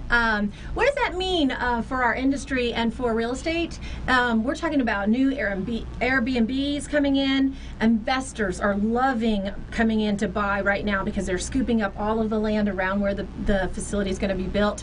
High rises are going to do really well. They're going to actually be building a few more. And of course, it's going to be bringing in thousands and thousands of jobs to Las Vegas, which is exciting. Let's talk about the 51s. So they're moving to Summerlin. Yeah, all right. Cashman Field is, I know the Cashman Center is shutting down. They may turn that into a different kind of a sports facility. We did get the, we're working on the soccer teams, so the soccer teams might be using that facility. They haven't fully decided what they're going to do with that. But the 51s are owned by the Howard Hughes Corporation. And they're going to be moving to the Pavilion Center and Sahara location. Their contract doesn't expire at the Cashman Center until 2020, but they have a chance to buy out that contract. So I look to see them there in 2018. Yeah, the 51s, by the way, because if you don't live in Vegas, you don't know who they are. They're our minor league baseball team. Yes. And they're affiliated with the Dodgers, I believe. I think it's the Cubs. Oh, it's the Cubs, yeah. They always change. Yes. Golden Knights, yay! Yeah! We have two professional franchises coming at the same time. It's exciting. It's very exciting. Vegas is just growing and new things are happening. It's just a great time to be here. The energy is exciting and people are happy. So the facility that's going to be their practice field is also going to be out in Summerlin by the their practice facility will be just adjacent to the baseball field. That is going to actually bring youth hockey. It'll bring restaurants, bars, and practice is going to be free. So beat the heat, get out of there, and go watch the practices. And it's going to be open to the public. So that's kind of nice. When is that starting? In next fall, yeah. Because the team actually is coming. Here, right, yeah. So they'll be having practices probably here in the fall. You'll be able to go watch that. Maybe even as early as August, right? Yeah. Okay, let's talk about Northeast Vegas. Okay, North Las Vegas, actually. The Apex. Right now, there's a Love Station out there, and that's kind of the reference point to let everybody know where the Apex is going in. The Hyperloop is going in out there. There's lots of technology places going in out there. The Hyperloop alone is going to has 140 employees out there working. They're going to transport both cargo and people from California. And so we'll take a look at the next picture so that you can see what it looks like. So this tube is actually going to carry people in it and also cargo. It's going to be very high speed, so you're going to be able to be in California within hours instead of taking the roads. And also, this is going to link us to LA, which means that they can get cargo right off the boats and get it to Las Vegas without having those trucks back up our roads getting from here to California, which is going to be really nice. So that's a big plus for us. Now we worked on this about 3 weeks ago, and Faraday unfortunately has pulled out of Las Vegas, so we have lost that one. The little piggy went to market. Y'all heard about the farm? No. In North Las Vegas? The piggy farm is gone. Yes. What? So RC Farms, everybody complained about the stink out there. Well, yes. I tell you what, the housing prices went up immediately as soon as they closed the farm down. So the farm opened in 1963, so there was nothing out there except for them, and everybody decided to build around them. It's 154 acres. It's sold for $23 million. It's now going to be called Sedona Ranch, and it's going to have 500 homes on it. They do have to dig quite deep to get all the muck and the nastiness out of there, but that'll be exciting. North Las Vegas also has the VA hospital. They're actually expanding on this as well. The surrounding medical is 150 acres, and it's going to be a medical hub for VA. So not only are we going to have the world's largest in Henderson, but we're also going to have a great VA system. Talk about the doctors that are going to be moving to town. Exciting news. The village is at Tulip Springs, which is that area up there. It's 2,000 acres. It's between the VA hospital and the Apex, which is what I was talking about, where the Hyperloop is going in. It's about it's going to be approximately 15,000 homes, and right now they're scheduled for 2,000 of them for housing of 55 and above. So that's kind of nice because the VA needs to be able to curtail to those people. Right now there's open area off of Craig Road. Well, that's going to be an equestrian park, and It's going to be amazing. Most of our rodeos will be held out there. There'll be places where the kids can go and pet them. It'll be a use for practice facility. It will be an entire equestrian park, probably better than any in the United States. Now, this facility is going to be paid for by part of the taxes from the rooms here in Las Vegas. The mayor of North Las Vegas decided they weren't going to wait for the Clark County District to build new schools. So he decided to bring in the American Leadership Academy. It's an amazing program, and they will begin school this year, this fall. They've already built the building, and they will open this year. Dignity Health is also a big one here in town. They've opened 14 already, and they plan on doubling. I don't know if you've seen them pop up all over town, but yes. Dignity Health everywhere. They're popping up everywhere. Now, this is a private one, so that's kind of nice. Okay, that's good. I think you can scroll through. That's it. Okay, you can turn that part off. I just, want to make sure that everybody knows that one of the things that I do as a real estate agent is I'm educating the people that are out there to make sure that they understand what is actually happening, so they'll know, well, I want to live near that equestrian. I don't want to live near that equestrian park. So, so it's different, and so it's kind of nice to help to educate my clients and make sure that they know where they want to be. And it's exciting watching new people move to town. Absolutely. So, yeah. I'm excited for the stadium. Now, where, because I know that there was multiple locations about where they were thinking about building it. Where is it going to be built? It's down on the southwest. You'll see it being built soon. Out by the M. Yeah. Out by the M Casino. Down Las Vegas Boulevard. Yeah. Yes, I know. I have friends who, of course, having previously worked at Mandalay Bay, a lot of us at Mandalay Bay were excited about, because we're one of the last hotels on the main part of the strip.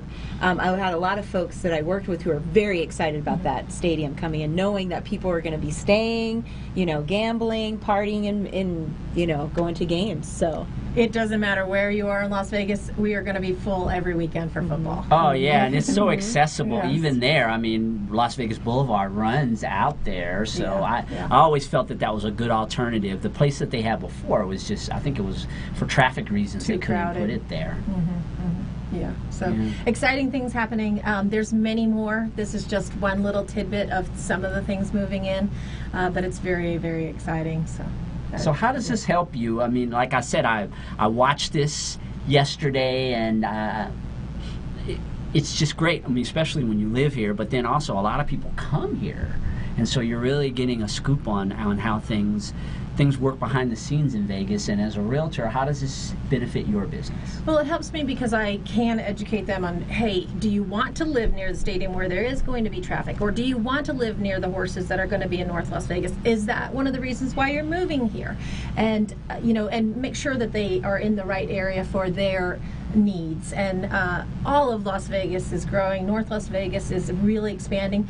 50% of North Las Vegas has not even been developed.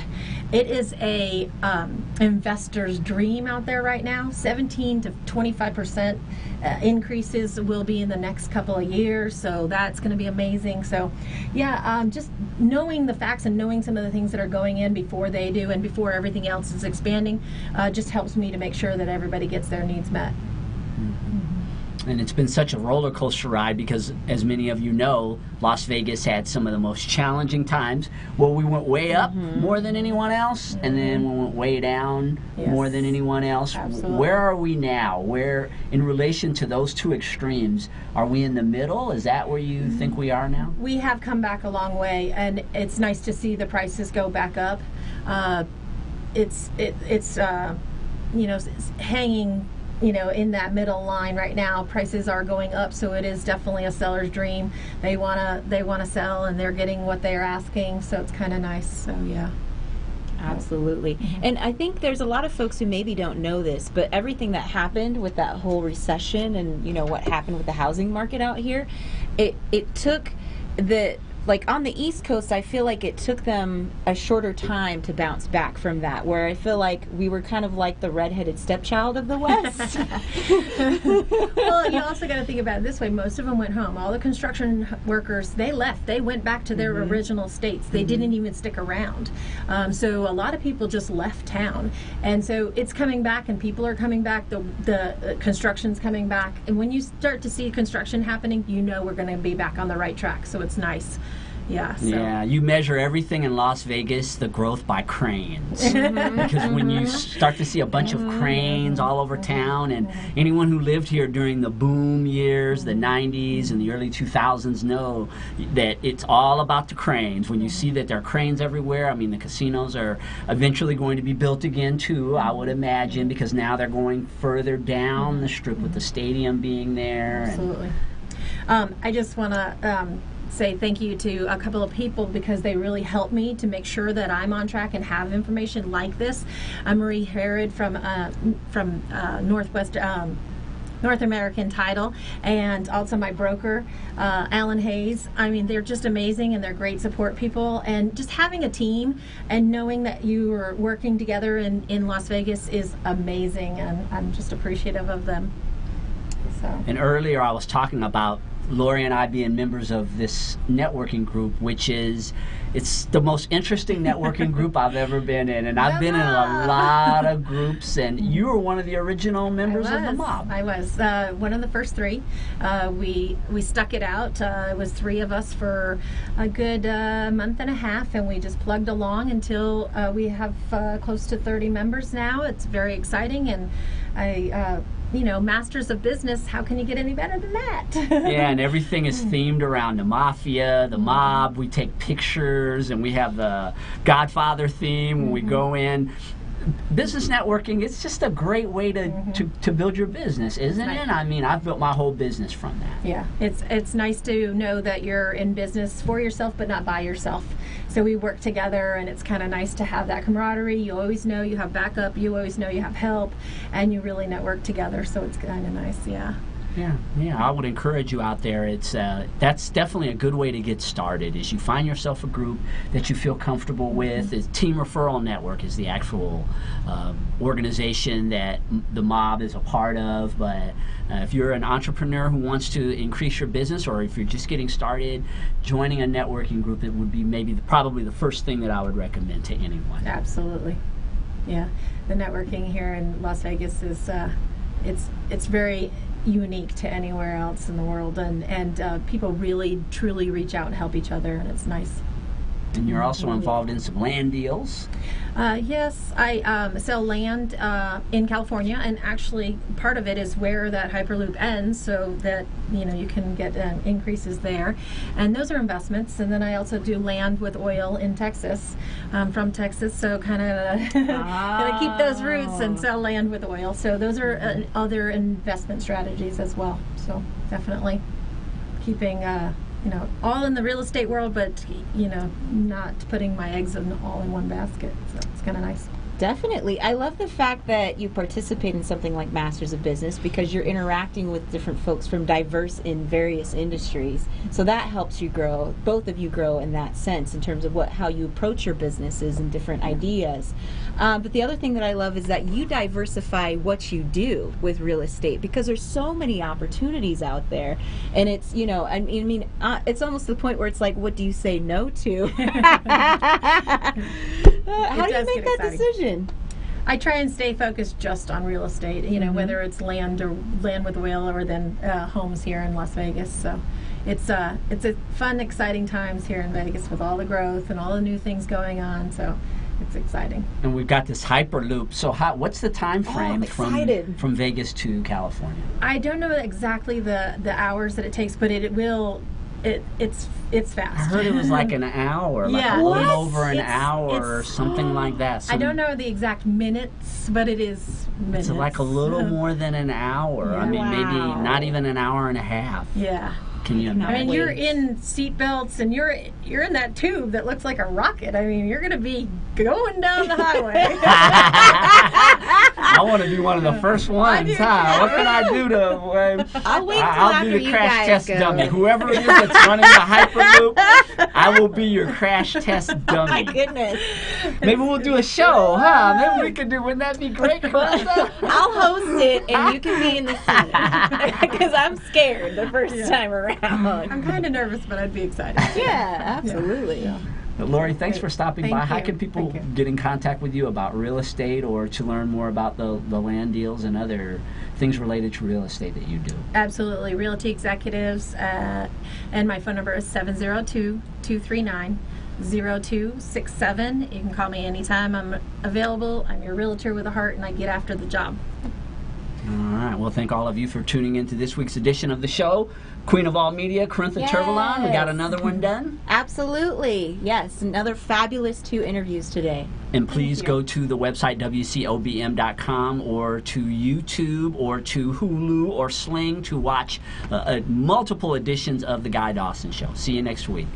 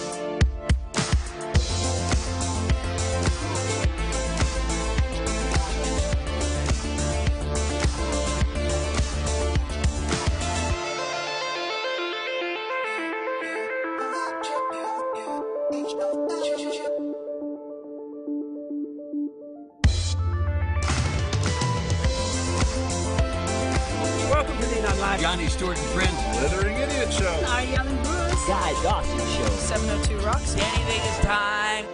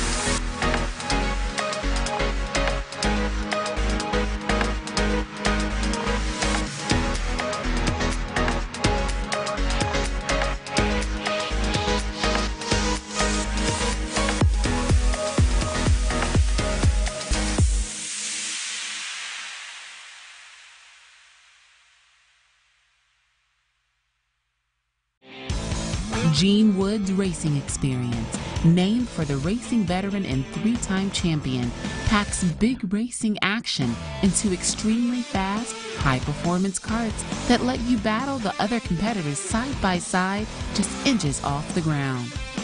Though the Las Vegas Strip provides a glittering backdrop, to the drivers at Gene Wood's racing experience, the blinking lights are all a blur.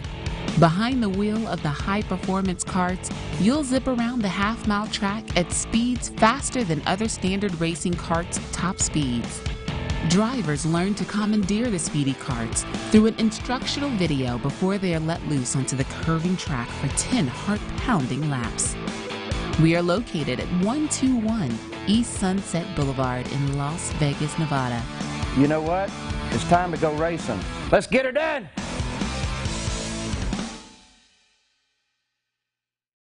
Social media has changed the game. There are no rules to be made. So ask yourself, who writes the rules? Are you? The forefront of social media is evolving, and the primary force is taking a huge shift in the way the world communicates. So how do we communicate? Through social media. Today, 1 in 4 consumers shop online, and businesses are having to be more personable with their brand than ever before. So for the past few years, I've researched how social media has connected faster to consumers in 2 years than radio, TV, magazines, and billboards combined did in 30 years. So the value exchange between products, human connections, is the magic that social media brings to life. I have an easy strategy to successfully show you how I can build a simple yet effective way for your social media program to be excelled for your business. Let me clear the path and assist you with producing, building, and strengthening your social media connections. Let me guide you to writing the rules to your game. I'm Michelle Davis, and I am the Social Media MD. Call for a free consultation or visit me at thesocialmediamd.com. Hi, I'm Daylin Woods. Welcome to Woods Family Sandwiches. I've always had a passion for food. When I lived in England, I owned my own restaurant. Then when we moved back to the United States, an opportunity came to open a sandwich shop, and I just wanted to get back into it. We have here at Woods Family Sandwiches wraps as well as salads and soups. We offer only the finest ingredients to our customers. We have boar's head meats and cheeses. We have fresh bread, fresh produce, great soups daily that we prepare for our customers, kosher whole pickles, Deep River Kettle One chips. We have a variety of wraps, or you can make any sub a wrap, any sub a salad. Come on in for our daily specials. We are located at 931 American Pacific, number 106, Henderson, or call us for your deliveries or pickups at 702-826-2230. Here at Woods Family Sandwiches, we're family owned and operated. We are looking forward to seeing you.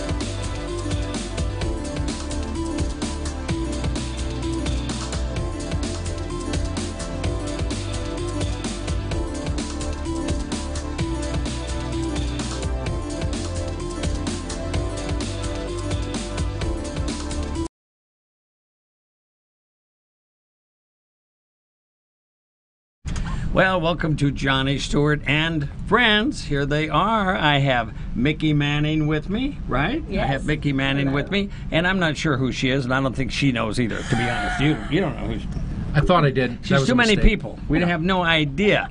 Okay? And then over here I have Marcel Forrest Erie. Forrest Erie. That's kind of an unusual name. Are you afraid when you get in the forest? Actually, I was baptized Marcellinus Andreas Forestieri. Oh, geez, I shouldn't have said that, should I? No. No, I'm sorry I said it. That's always a showstopper. It is. Okay, well, these two are two of the best vocal and singing impressionists that we have here in Las Vegas. Is that a fair statement? It is exactly right. It is exactly right. No one even remotely compared. No. In fact, I got them out of prison today just so they could be here. Thank you. We appreciate that. Yeah. You weren't going to tell that part. You're going to see a lot of characters today, and they're not dressed in their specific characters because in reality, Mickey is a man. In real life, but you dress up like a woman, good, right? Quite convincing, right? And you know what's weird? I used to be a man. Oh, you used to see? So that's why we were. Yeah, that's why you make a good team. We're well balanced. No, you're not balanced. That's for sure. Anyway, so they're here, and we're going to see some of their videos. We're going to talk about some of their stories and some of the things that they've done. Now, I've known my friend here, Marcel, with legends and different things, probably for what, 15, 20 years? Oh, I think it goes back further than that. Further than that. Yeah.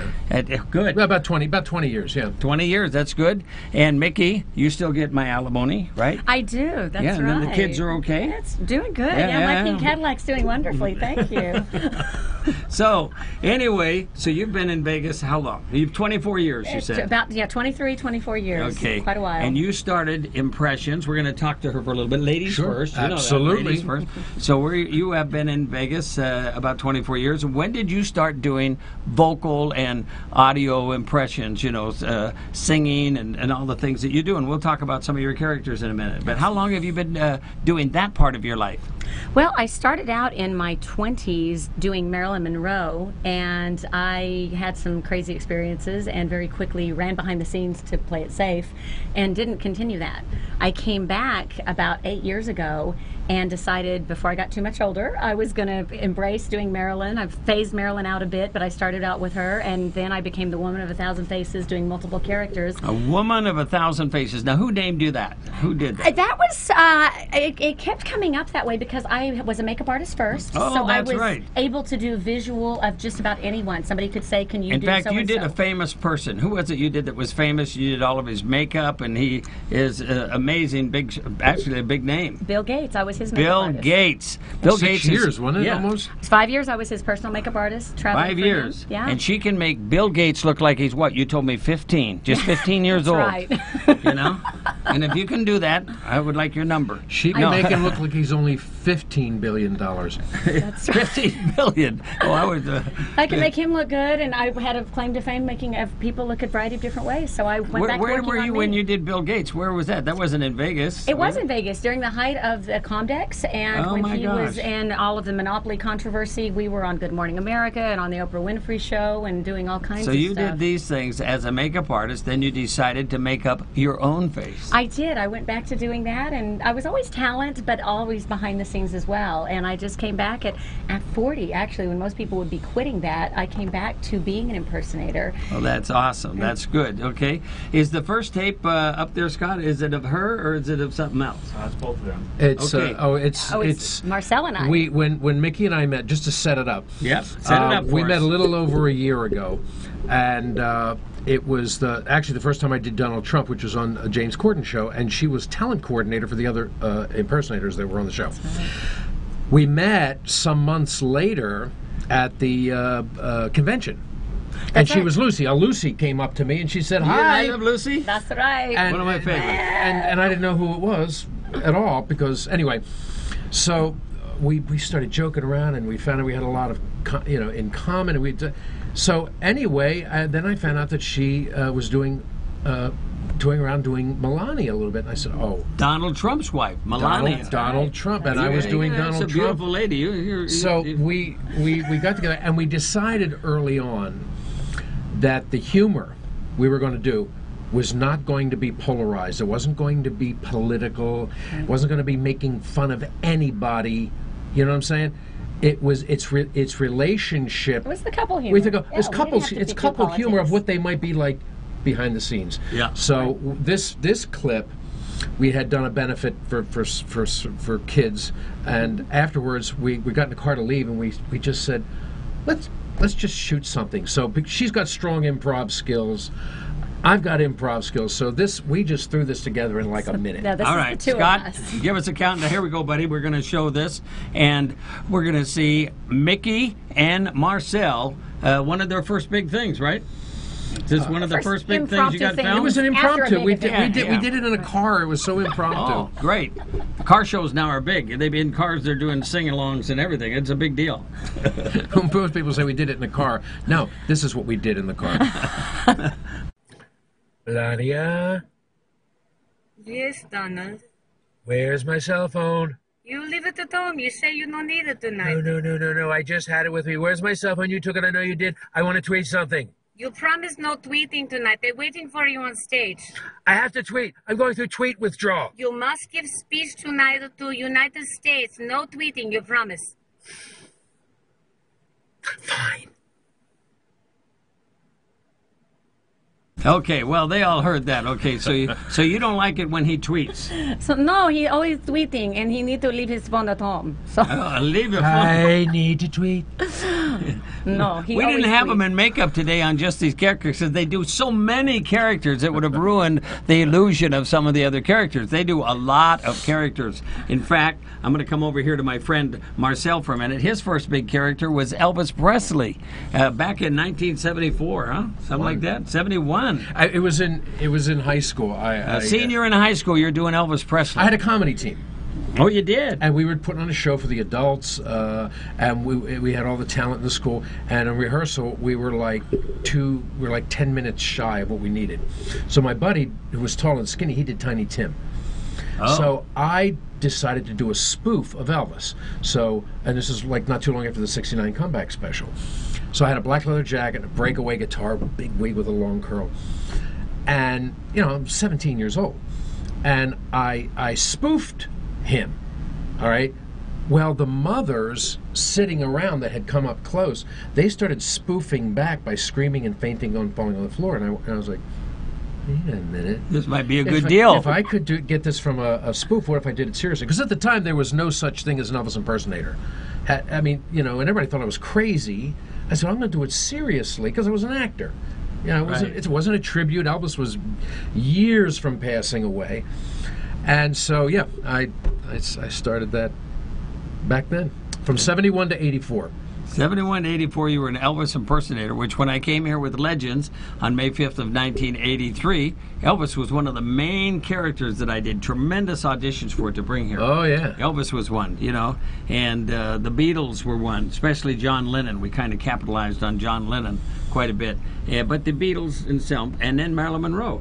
In fact, Mickey, one of the main Marilyn Monroes I found was a girl that was actually buying some goodies in a 7-Eleven, and as she was walking through the line, I said, and I heard her laughing and talking to the attendant there, and I thought, man, that girl acts like Marilyn Monroe. If I've ever seen it, Wow. She acts like Marilyn Monroe. So I pulled her aside and I said, I want you to know I have a show here, and she said, well, I'm a dancer in the Jubilee over at the whatever it was, the MGM Grand then, or Hilton, whatever Jubilee was in at that time. And I said, well, I want you to audition for me, and I want to spend some time with you as a Marilyn Monroe. So we did that. Barbara Bogart.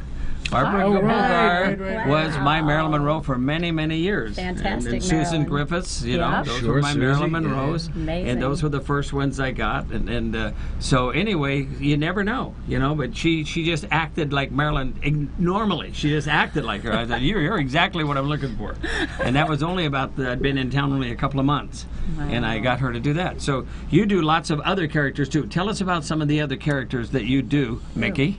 After Marilyn, I was known as a makeup artist, so a lot of agents would call me and ask me, can you do Lucy? Can you do Joan Rivers? Basically, I became known as the person And to go Anne to. Margaret. And Anne Margaret, that's Yeah. right. I can see Anne Margaret. As a matter of Again. fact, I picked up a busload of Elvises for you a few years back in the As pink Anne Margaret? Cadillac as Anne Margaret. It was over at the Elvis convention, and the double-decker bus broke down, and you called me.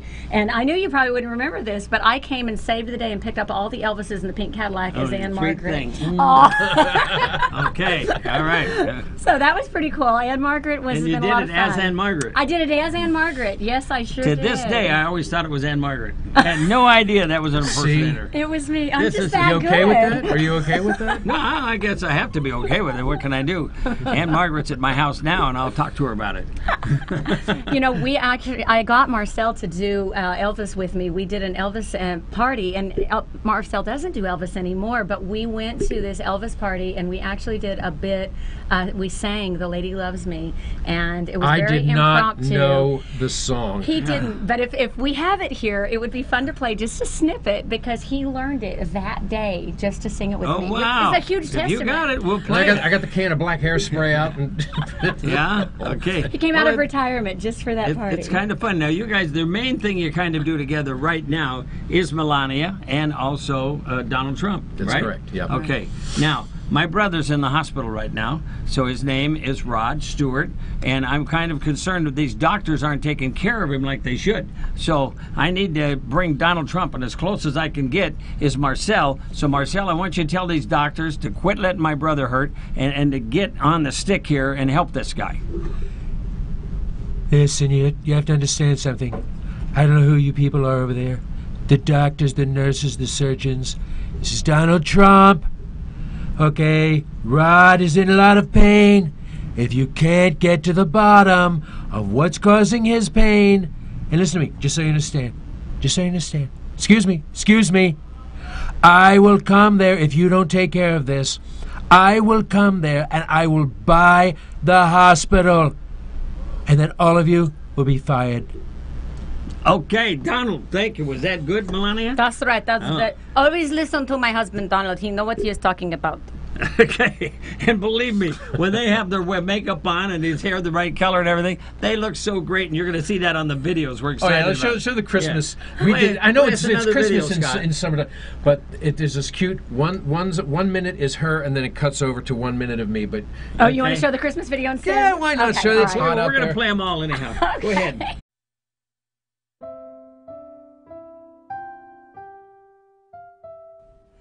I would like to read this original Christmas story that I write. 'Twas the night before Christmas, when all through the Trump house. White House, darling. Oh, that's what I say. Okay. Not a creature was stirring, not even a mouse. The stockings were hung by the chimney with care, in hopes that St. Nicholas soon would be there. Melania, darling. Yes, Donald? Is that a new outfit? Yes, you like it? I just get. I love it. Matter of fact, you know what? Maybe story time is over, okay? But I'm not done yet. No, we're done here. Matter of fact, I want to trim your tree. I want to trim the tree. All right, story time over. Donald? Nothing. What are you doing? I wasn't doing anything. I dropped my cell phone. I was just looking for my phone so I could tweet. That's all I was doing. I wasn't doing anything else. Get away from the tree. You say no tweet, we go to bed. Yes, dear. I'm coming. All right, I meet you upstairs. All right, sweetheart. I love you. I love you too.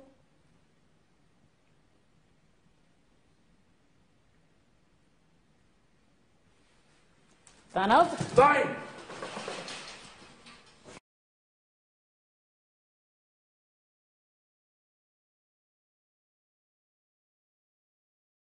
Telling the night before Christmas, I mean, you didn't even give Donald a chance. He had to go right to bed. He couldn't even wait for Santa. It's all right. I got my stocking stuffed. He liked my outfit so much, you know. It's and it was Tuesday, so Donald and Melania, we figure, never mind. I'm just kidding. So, all right. So now let's go over to our friend here, Marcel. Over the last 20 years, you've accumulated, and you do one of your main characters that you even did with Legends and all of us is Jay Leno. You do Yes. lots of voices. Yeah, I do impressions and voices. But you and do a cartoon lookalike in everything of Jay Leno. You do the whole package. Oh yeah. It was so funny. We were in. I was in a show called Legends of Comedy back 20 years ago, and we were at, of all places, the Trump Castle. Okay. Which is no more. You need to know Legends of Comedy at the Trump Castle. I was the producer. I was. Oh, okay. That was me. Oh, okay. Yeah. All right. I recall it. Okay. Yeah, I did that with Stephanie Nielsen. I did most all the shows. She wasn't in the show. She was the entertainment director. Okay. Well, Bill Kirkenbauer. Bill Kirkenbauer. Bill put the show. Bill's the one that gave me my break. But so he all of a sudden we get this phone call. Bill comes down one morning and he goes in the restaurant. And he goes, when you're done eating breakfast, come on upstairs and listen to a phone call that came in after I took the phone off the hook last night. I said okay. So I go upstairs and beep, and I hear, "Oh, hey, Bill, how you doing? This is Jay Leno from The Tonight Show." Was it really Jay Leno? It was really Jay Leno. He says, "I hear you got a guy doing me in your show, and that's fine. There's no problem with it. I'm thinking, if he's any good, might be able to use him on our show." So we got done doing the run. They got the tape on a Monday, called on Wednesday, and wanted to know if I could be on Friday. On Jay Leno. On Jay Leno. And so I think I saw you on Jay Leno. Yeah, but he brought me back. I was on like about a half a dozen times over the years. Yeah. What a great guy. And that, as you know, back in the day, not so much today, but back 20 years and back, if you got on the Tonight Show, big. That was. It's still big. It's still big, but not like it was because Johnny Carson had the only game in town. That's right. When Steve Martin got on the Johnny Carson show, he went right through the roof. Exactly. So anyway, 20-year career. God bless. I thank Jay for that, and that's awesome. So do a little Jay Leno for us. Come on, we want to see. Well, this. we have a couple of short clips. Okay. Over and here. You guys do Jay Leno, and who does she do? Well, we're working on Jay Leno and Joan Rivers. Joan Rivers. I have a clip of Joan Rivers too, so we can play that here in a bit. Play our next clip, my good friend.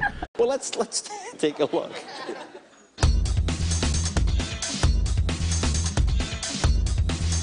This guy, he's a handsome fella, huh?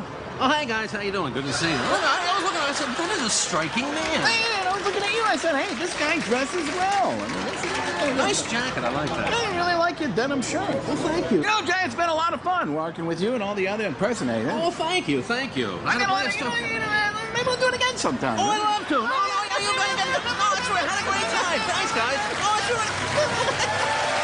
All righty. Frank Caliendo making his very last appearance on the show. Thank you, Frank. Thank you, buddy. Good luck. Good luck. That was Frank Caliendo on the right, and I was on the left. On the right. left. Yeah, I remember you from Legends, and I thought you always did an awesome Jay Leno. Oh, thank you. Really, you did awesome Jay Leno. And so, besides Jay Leno, what are some of the other voices that you do? Because I know you do singing. Now, at least I know you do singing. Okay, but what are the just voices you do? If we don't have all the makeup and all the stuff, if you wanted to do a voice and we were doing voiceovers, who is it you like to do? Well, I tell this one little story. It's a quick one. Because I did Regis Philbin, but I couldn't find his voice at first. I love Regis Philbin. Couldn't find his voice, and I just couldn't get it. So one day I'm watching The Wizard of Oz, and I'm listening to the Munchkins, and the Munchkins are like, "Follow the other big road, Dorothy, come over here." And then I found, if you take a Munchkin voice and drop it down and drop it down and drop it down and drop it down and drop it down and drop it down to about here, all of a sudden you have Regis Philbin. You do. I hear it. He's a Munchkin. He's a grown up. So, oh God, cartoon characters. Jeez, there's just so many. Remember the old. Your niece is trying to pull a wool over old Jinxie's eyes, but you cannot do that because everybody knows, that cats are smarter than Mises, and I hate you, Mises, to pieces.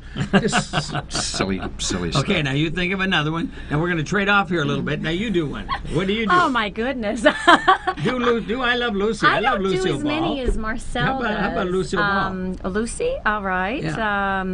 Do you do her making the chocolate dips or whatever it was that she was I do her Vitamin Vegemin routine. And for me, I'm not quite like Marcel. I'm not an impressionist. I really need to normally be head to toe Lucy to really you have come to be the across whole as thing. the Lucy, I'm home. What did you do?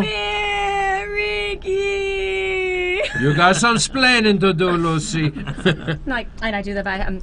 Hello, friends. I'm your Vitamin Vegemin girl. So, but I really do, for me, I'm not like Marcel. He can pop into 100 different voices. I really need the full makeup job. You like to get into it. I get Total into character. the character. Total. Yes, And then there's no talking to her. So, no, it's true. Oh, then You do Mickey have a doesn't clip come of out. me as Lucy, too, here. So I do have some, I have some other clips Okay, here. well, yeah. well, listen, these guys are so great, and they do it so well, I don't want to take away from them. They're just sitting out here doing this. So Scott, our mastermind over here, is going to play another clip for us right now. You ready, Scott? Yeah. Here we go. Ladies and gentlemen, please welcome to the stage the queen of comedy, Lucille Ball.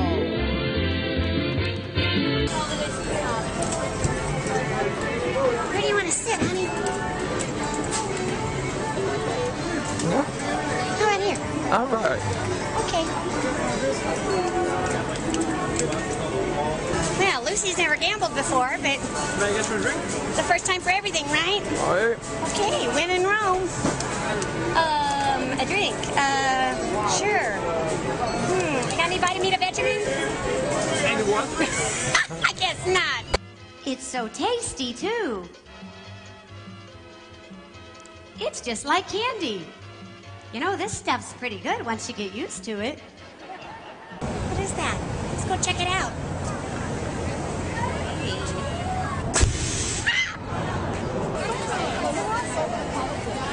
Scary, isn't it?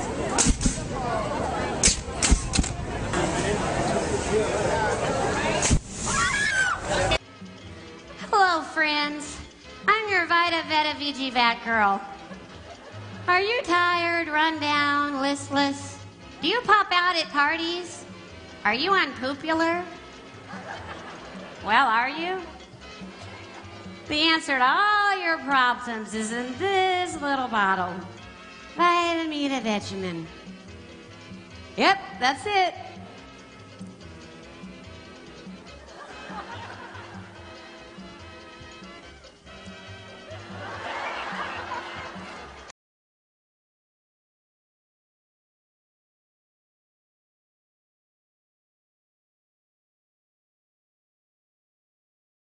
That was fabulous. Now, my son, John Michael, he loves Lucille Ball. I'm not kidding. He can't believe that he's not watching her still every day. He loved her. She's and so the much Lucille fun. Ball show was really one of the first TV shows I ever saw. You know, I was living up in Sacramento and doing some stuff out in North Sacramento, and the guy took me out to his farmhouse, and they had one of the first TVs out there, and the show I saw was the Lucy I Love Lucy show. It My was amazing. goodness. So you looked beautiful. You looked great. Okay. you. So you not only do Melania, you do Anne Margaret, you do Marilyn Monroe. Now I want to see a little bit. You can do Marilyn Monroe. Come on, you don't have to be dressed up for that. Oh, you want me to do Marilyn Monroe? You do Marilyn Monroe. Yes, yes. Gee, I don't know what you want me to do. Do the first two lines of Happy Birthday. That's I got it. that. Yeah. Happy birthday to you. Thanks for picking up. You know, actually, I'd rather say a couple of my favorite lines as Marilyn, because one of the genius things I felt about Marilyn was that she was so wonderful. She was brilliant in her timing. And one of my favorite lines of hers, she said, well, I like to oh, I'm sorry, what was it? I can't even remember it. It's the one from Gentlemen Prefer Blondes. Well, I can be smart when I want to be. I can be smart when I want to be, but men really don't like it very much. They like it when you're dumb. Exactly. They want a dumb blonde. That's right. They want a dumb blonde. Okay. Now you do some kind of a monster thing. What was it? Mobster. Mobster. Well, no, wait a minute. We'll get back to her. Yeah. Elvira. She does. Oh yeah, we'll come back to Elvira. Get ready. Killer man. Elvira. We're getting ready for Halloween. Well, the mobster piece came about because of a gig I was doing, and I asked Marcel to be I wanted to sing to him. I was singing Fever And was that No. Yeah. Fever. We were doing Fever, and I wanted him to sing to. So I was supposed to be making the guy that I came in with jealous, and I was all dolled up in the whole Guma look, and I did we started coined this off of My Cousin Vinny, and well, yeah, she said, well, you didn't even ask me to dress up. No, you just did. That's I just true. showed up. Matter of fact, this is a picture of us that night. Oh, this is such a great picture too. Okay, Scott's going to show us the mobster scene. Mobster and his mall. Flip around some of these pictures or whatever you got there. Oh, there's only one of. I think there's only one of this. Some of the video. I don't see that. It was the first Right thing. here, that's it. It's that one. Yeah, that's it. Yeah, such a great picture. So. Oh yeah, let Johnny. It's just a still picture, right? See right here. It's just a still. Can they still hear us? Yeah. Okay, good. I want to make sure you guys could hear us, okay? So now that is you and my buddy over here, the mobster. It sure is. That's us. And what were you doing in this particular thing? I was just to sit in the audience. Now it was such a frenzy. She said, you know, there was a verse, believe it or not, I sang Fever for 1,000,000 years doing Elvis, but there was one verse I never sang. Well, it's in the show, and she said, when I'm going to come down off the stage and I'm going to put your arms around me with my back to you, and you say, and she told me the line, and it just, for some reason, it didn't register, or I thought she said something else. The Julie, baby, you're my flame, and instead he says. I said, so finally she comes down, and I go. Now I was dressed up like Paulie Walnuts from The Sopranos, and I said, Juliet, for the bine. And I lost it. It was just, the audience went nuts, and I didn't know what they were laughing at, because I just thought that was the Juliet for the I burn. So I just did what actually, it's not it. She doubled over. She lost it for about 20 seconds. I mean, I'm a great improv trained person, and I lost it and actually cracked up. It was a true Harvey Korman, Tim Conway kind of moment, and I just lost character. And that was when we realized the chemistry that we had as a performance couple. Right. Okay, that's awesome. So a lot of your film, a lot of the things we have today are photos and stuff like that. So Scott, if you can, go ahead and divide the screen and go ahead and show us the videos of the film and leave us on the left part of the screen. Can you leave us up there, and then we can comment on it? Yeah, the pictures. Okay, yeah, we can comment on the pictures and things, and that way we can talk about it, and we can have fun with it. We can share with our audience exactly what's going on. Yeah, huh? That's right. Okay. Oh, by the way, I have 2 pictures of me as Elvis. Oh, well, where you were talking about, you never saw. We're going to see all these pictures. Yeah. Oh, there's an Elvis picture. There's an Elvis photo. Look at that guy. Right. Look at that guy. He's only 12 there. That was about 5 years ago. Is that all? 5, 6 years good. ago. You're looking good, boss. You're looking great. Okay. So that's all great. And these are all my characters. This is my all wheel. Your characters. Yeah. Can they hear us now, Scott? Mm-hmm. Good. Okay. So we're talking about all these pictures. Did you have a separate Elvira picture? I Nikki? did not. He's got a clip as Elvira. That might be fun to play because that's so different. Okay. I do Elvira at Halloween, so I stay busy seasonally. Oh, that's good. Yeah. Look at that. Oh, look at that. That is awesome. That's a video. You want me to play it? Yeah. We want to hear that. That's a pretty fun Yeah, you video. can leave this like you're doing. I love this format, what we're doing here, Scott. We'll hit the pictures and the videos, and we'll talk about them as they come up.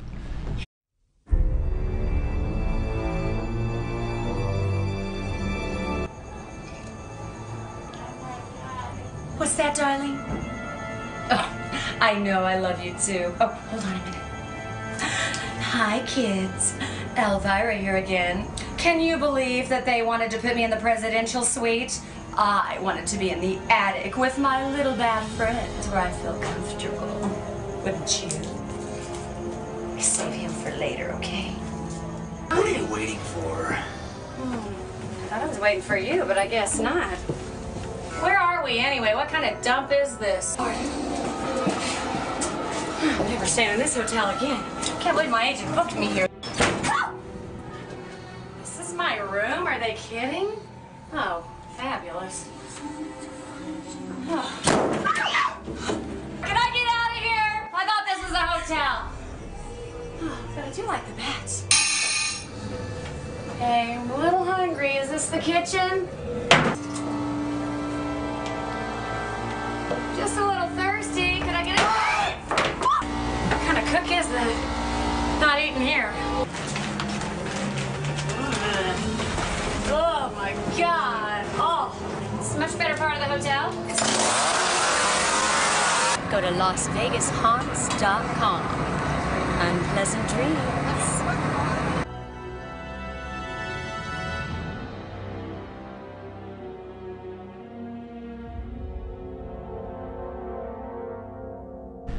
Well, we're back here in all these characters you guys are doing. It's fabulous. And in the Elvis I saw, you look great. Oh, thanks. You look great as Thank you, Elvis. man. All I these different appreciate it very characters much. that you're doing. But the main thing that the two of you do is it kind of Donald Trump and Melania? Is it kind of? Yeah, we have. We saw the two videos. There's a couple more pictures that we sent over. Okay, we'll get to those pictures. Look at some additional pictures, Scott. Why don't you guys, just for fun, even though you're not in the makeup and the character, do a little bit of Trump and Melania for our audience. All right, we got to tell you what happened. Okay, tell us. We hosted the Celebrity Impersonators Convention in February. Where? Over the Golden Nugget. Right. I was there. Yeah. And so we were handing out. We were one of the award presenters, and one of the things, and again, we never do. I the actually saw political you thing. do it. Okay, Yeah. it was brilliant, wasn't it? It was awesome. It was so good. No. Thank you. So what we try to do is we don't do political stuff. We don't get people, because you're gonna make half the audience angry one way or the other, and it's not a good thing for a performer to do. So we try to stay. So one of the things we play off of is her accent. That maybe she doesn't say the words exactly right. So I had just gotten done. So we're going down the list with the real person's name and then the character they're doing. They played. Yeah, and so I did one. Then she did. Then there was the last one, and the last one just say Patti Smith or something. Yes, it was Patti Smith as Urethra Franklin. and we had written it that I was going to correct her. No, sweetheart, that's urethra. And then she always whatever I correct her on, she goes, that's what. That's what they say. That's what they said. So you can't correct me. Okay. I'm like, I said that. That's what they say. So she said, and Patti Smith as Urethra Franklin, and I started to, and I put my head down, and all of a sudden the audience just started going. It took them a beat. It took him a minute, and to it get just that kept what building. she had just said. That she didn't say Aretha. We had to hold forever on stage, and I just kind of looking like staying in character, like what's going on? And he's just like, it probably was a good 30 seconds of just silence. You know, I was there during all this. I kind of remember what you're talking about. I'm not kidding you. So you do a bit for us. Melania, do you have my KFC chicken? No, Donald, you do not get the chicken today. Today is the day that you have tofu. I don't want tofu. I hate tofu. I want my fried chicken. Your father said that you have to have tofu. I'm the president. If I want to have fried chicken, I'm going to have fried chicken. No. See, you do not. Do you see this problem? He thinks because he's the president now that he can do whatever he wants. He needs to eat healthy. You know what I'm not doing right now? I am not eating KFC. I want some KFC. This is just like tweeting, you know? We have this problem. He wants what he wants, and now that he's president, he's like Big Baby. He is unstoppable. What do we do, Johnny? I think we have to take the bottle away and don't let him have any milk either. Fine. What? Fine. Oh, fine. Clean them taters out of your ears. F-I-N-E. The hardest part about this character for me is Melania. I have to squint to really look like her, so to hold my face then like you can't this see your notes for 2 hours, because so much of it is starts twitching. It's not just the voice and the mannerisms. You know, it's the facial expression. There's so much to I can see it. The study, But it's cute. Really become that character. You know? Yeah. It's awesome. Awesome. But we're working on, and eventually we're going to get this out of there. It's just so much is going on right now. But we really want to work on the Jay Leno and Joan Rivers. Oh, yeah, that would be a lot good. of fun. You do Joan Rivers? I do Joan Rivers. Yes. You have a clip? We have a clip. We have some play us audio. another clip there, boss. Scott's going to play us another clip. We have to play that one. I have to gravel my voice out a bit, Yeah. and you know what? That's on my lower range, and so I actually have to do some Seth Riggs exercises to get my voice there. That's good. So, well, thank you. So it's better to play Joan for me than for me to actually do it here right now. It wouldn't come off quite the same. We're going to play it right now.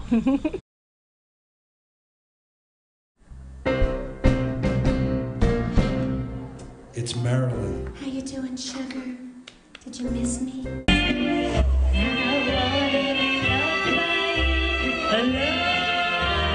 The French are glad to die for love. They delight in fighting to win. Happy birthday to you. A kiss on the hand may be quite continental, but diamonds are a girl's best friend. 'Cause Daddy, he treats it so. Diamonds are a girl's best friend. So good to be back in Las Vegas. You know, yesterday I was in Hollywood. I was auditioning for a part in a movie. It was about me. I wanna be loved by you alone. Boop, boop, be-doo. I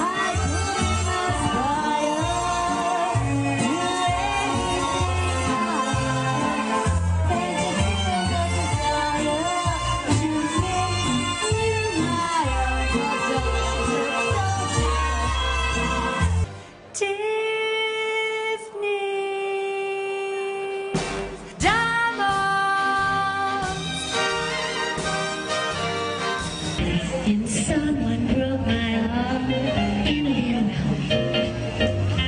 So I up and left the pieces there. Like a little slim, I rolled about.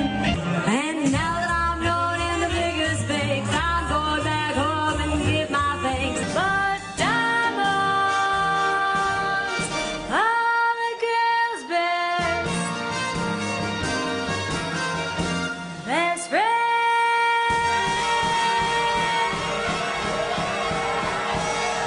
Okay, well, now we're getting down here, and we're trying to find out what of all the characters that you guys have been doing that you're going to mainly keep doing. We talked about the fact that you're going to do Jay Leno and Joan Rivers. Okay, now we didn't do Joan Rivers on there yet, though, did we? We didn't know. We were going to play a clip. You have a clip there for Joan, I think, don't you? We're going to do a little Joan Rivers. You look for that clip for a second, Gotcha. and we're going to talk to our good friends here. Okay, so right now, most of your characters that you do, other than the fact that you've done Elvis, have you ever done another singing character other than Elvis? Not in person. I've done it like, just like fooling around. Look at me, I'm as helpless as a kitten up a tree. Just fooling around doing it as an impression. See, a lot of people don't understand there's a difference between an impersonator and an impressionist. Yes, I do understand that. Yeah, you understand that, but most people don't. They don't, an impressionist does short snippets, whether it's singing of the most recognizable thing. Yes, normally. exactly. And it only lasts for about 10 seconds and whatever. Rich Little type thing. Exactly. Right. Rich Little is an impressionist.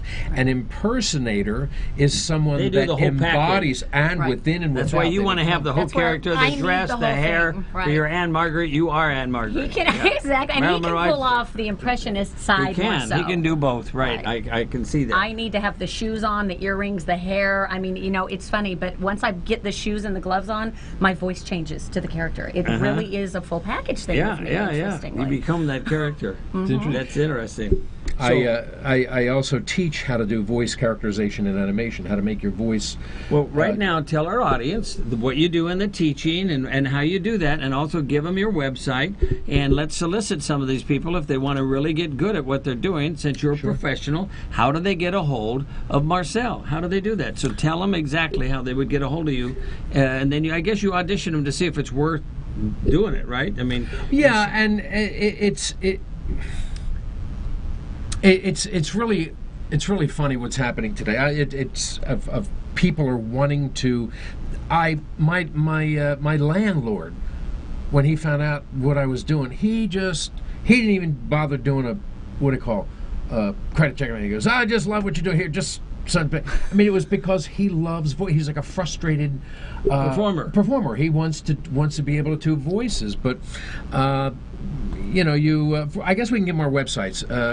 What's your website? WomanofA1,000faces.com, and it's the number 100. Yes. Okay, so give that in the mic here, real careful, so they can hear you. Woman of 1,000 Faces. That's 1000faces.com. Okay, so woman of a, and it's the number instead of spelled out. Exactly. It's written digitally. Digital. Yes. Okay, and woman of 1,000, 1000 faces.com. Correct. Okay. Yes. And you've had that saying about you for how long now?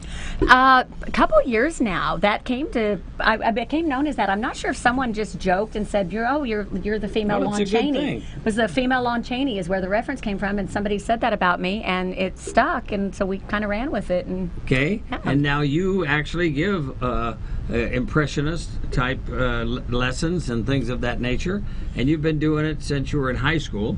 Yeah. Right? Okay. So give them your website and how they would get a hold of you, Marcel. Sure. You can go to either jlenoclone.com or donaldtrumpclone.com.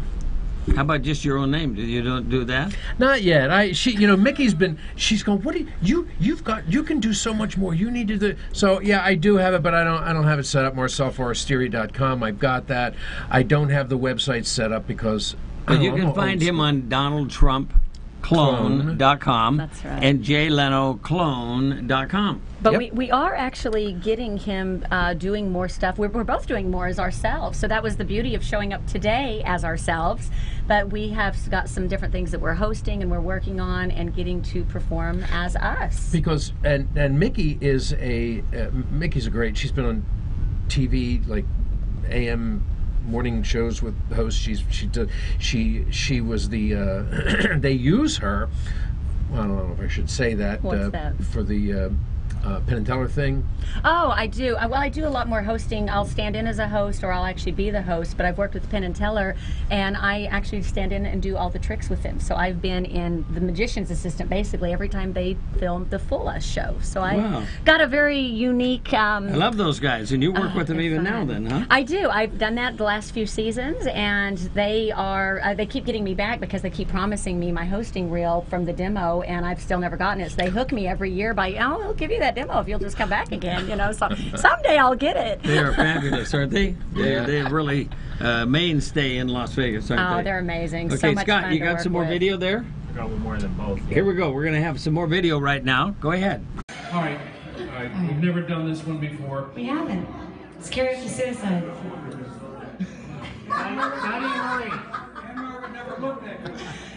Oh, I knew I loved you. Do you hear that? Ray Liotta, right? I'll stick a pencil in your neck. Shut the hell up. He showed up. I said, "Why do you like Ray Liotta?" He goes, "I don't look like Elvis." Ray Liotta never looked so good. That's true. She loves me. She loves me not. She loves me. She loves me not. She loves me. She loves me. She loves me. The lady loves me, and it shows. In spite of the way she turns with her nose, I'm her ideal, her heart's desire. Under the ice, she's burning like fire. She like to cry to me. She's playing hard to get. The lady loves me, but she doesn't know it yet. The gentleman has savoir-faire as much as an elephant or a bear. I'd like to take him for a spin back to the zoo to visit his kin.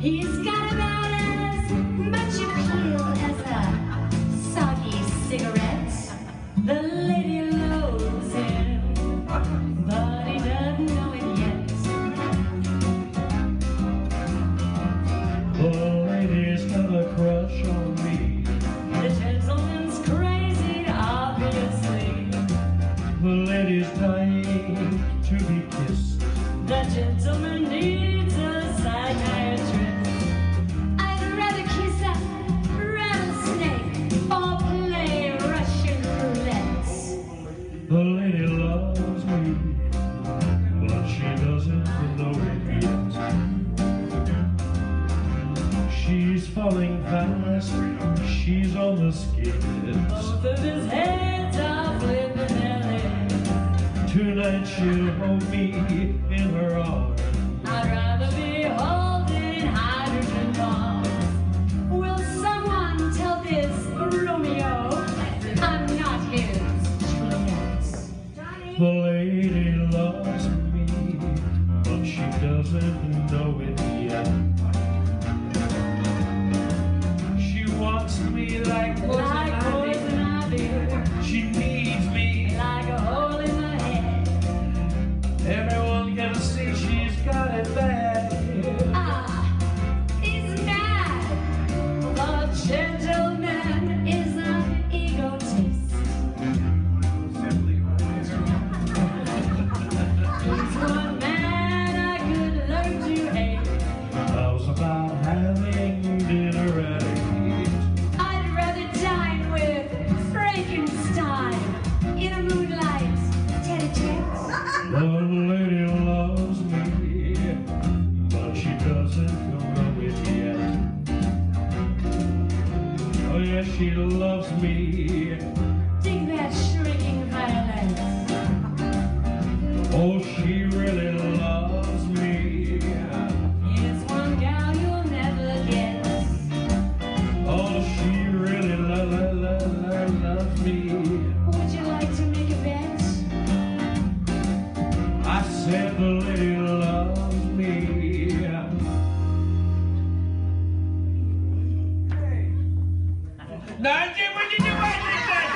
Gentlemen's all around. It's empty, honey. Isn't it cute?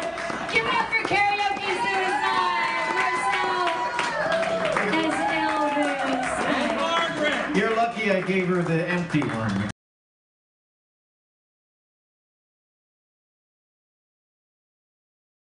Okay, now, Mickey, what was all that about? Okay, all of what you were doing there with our friend over here, Marcel. Explain what we just saw.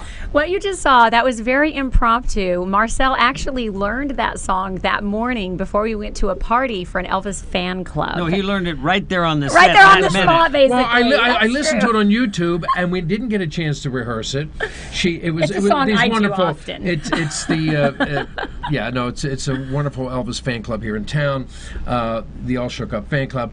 I went once for business. I've been going for 5 years every month fun. because they are the greatest people. So I brought Mickey along, and she said, "Oh, let's dress up." I said, "Okay, so let's dress up." So we dressed up as Elvis and Anne Margaret. She said, "Will you do this song with me?" What fan club is it? The All Shook Up. All Shook Up fan club. Yep. Yes. And you still go to it? Every month. These people are a hoot. They're all over 50, and they just, So fun. the business lasts for 4 minutes, and then they party for 6 hours. I love them. They're great people. so much awesome. fun. You can promote them, too, if you want. Yeah, You know what I mean? And Marcel did not want to show that, but thank you for letting us. It's so much fun, and it really shows the fun that we have together. A lot the of chemistry. interaction that Were we you have. doing that in front of the All Shook Up fan club? Yes. That's who you were Yes, we performing were. for. Yeah, Yes, it was a we small were. crowd, about 50 people, but yeah. It was, That's a lot of people. Yeah. There aren't that many people that are over 50. Are there more than 50 people over 50? That can remember. I don't know that we're going to have time to show your... I don't think we should show the Joan Rivers clip. Yeah. Let's, you know what? They'll see that when we do Joan and Jay together, and okay. most importantly, But tell probably. him, about 14 years ago, I met a guy named Dale Holloway, an incredible teacher along the lines of Wayne Dyer and Deepak Chopra and such. Mm-hmm. And I introduced Mickey and him about 6 months ago. Yeah. And now Mickey is...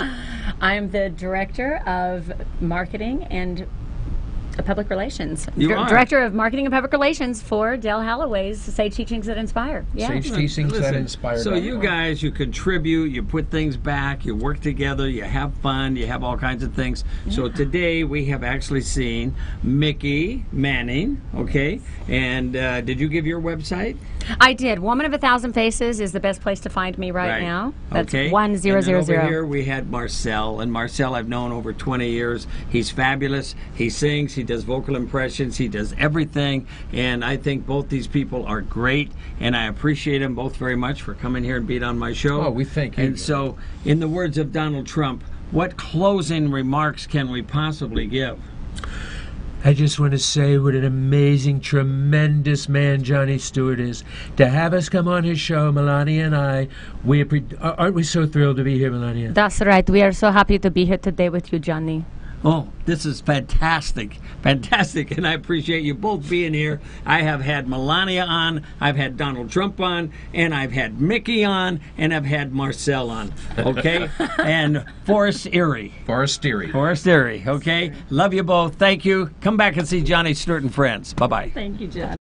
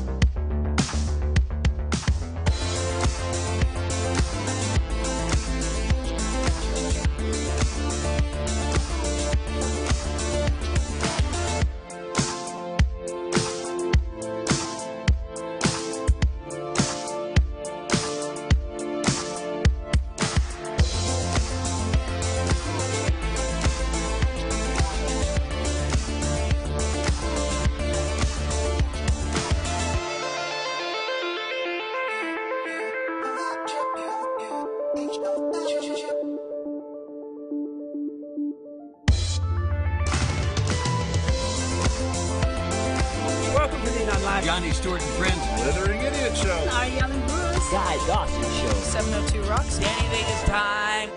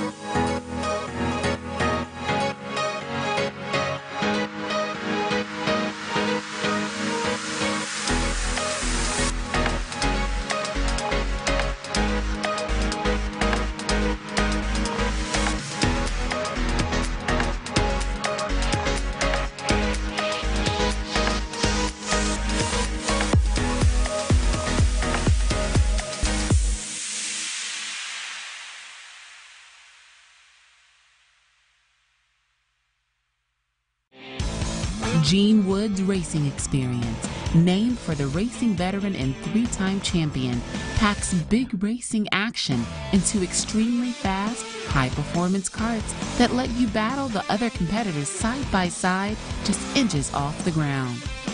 Though the Las Vegas Strip provides a glittering backdrop, to the drivers at Gene Wood's Racing Experience, the blinking lights are all a blur. Behind the wheel of the high-performance karts, you'll zip around the half-mile track at speeds faster than other standard racing karts' top speeds. Drivers learn to commandeer the speedy karts through an instructional video before they are let loose onto the curving track for 10 heart-pounding laps. We are located at 121 East Sunset Boulevard in Las Vegas, Nevada. You know what? It's time to go racing. Let's get her done!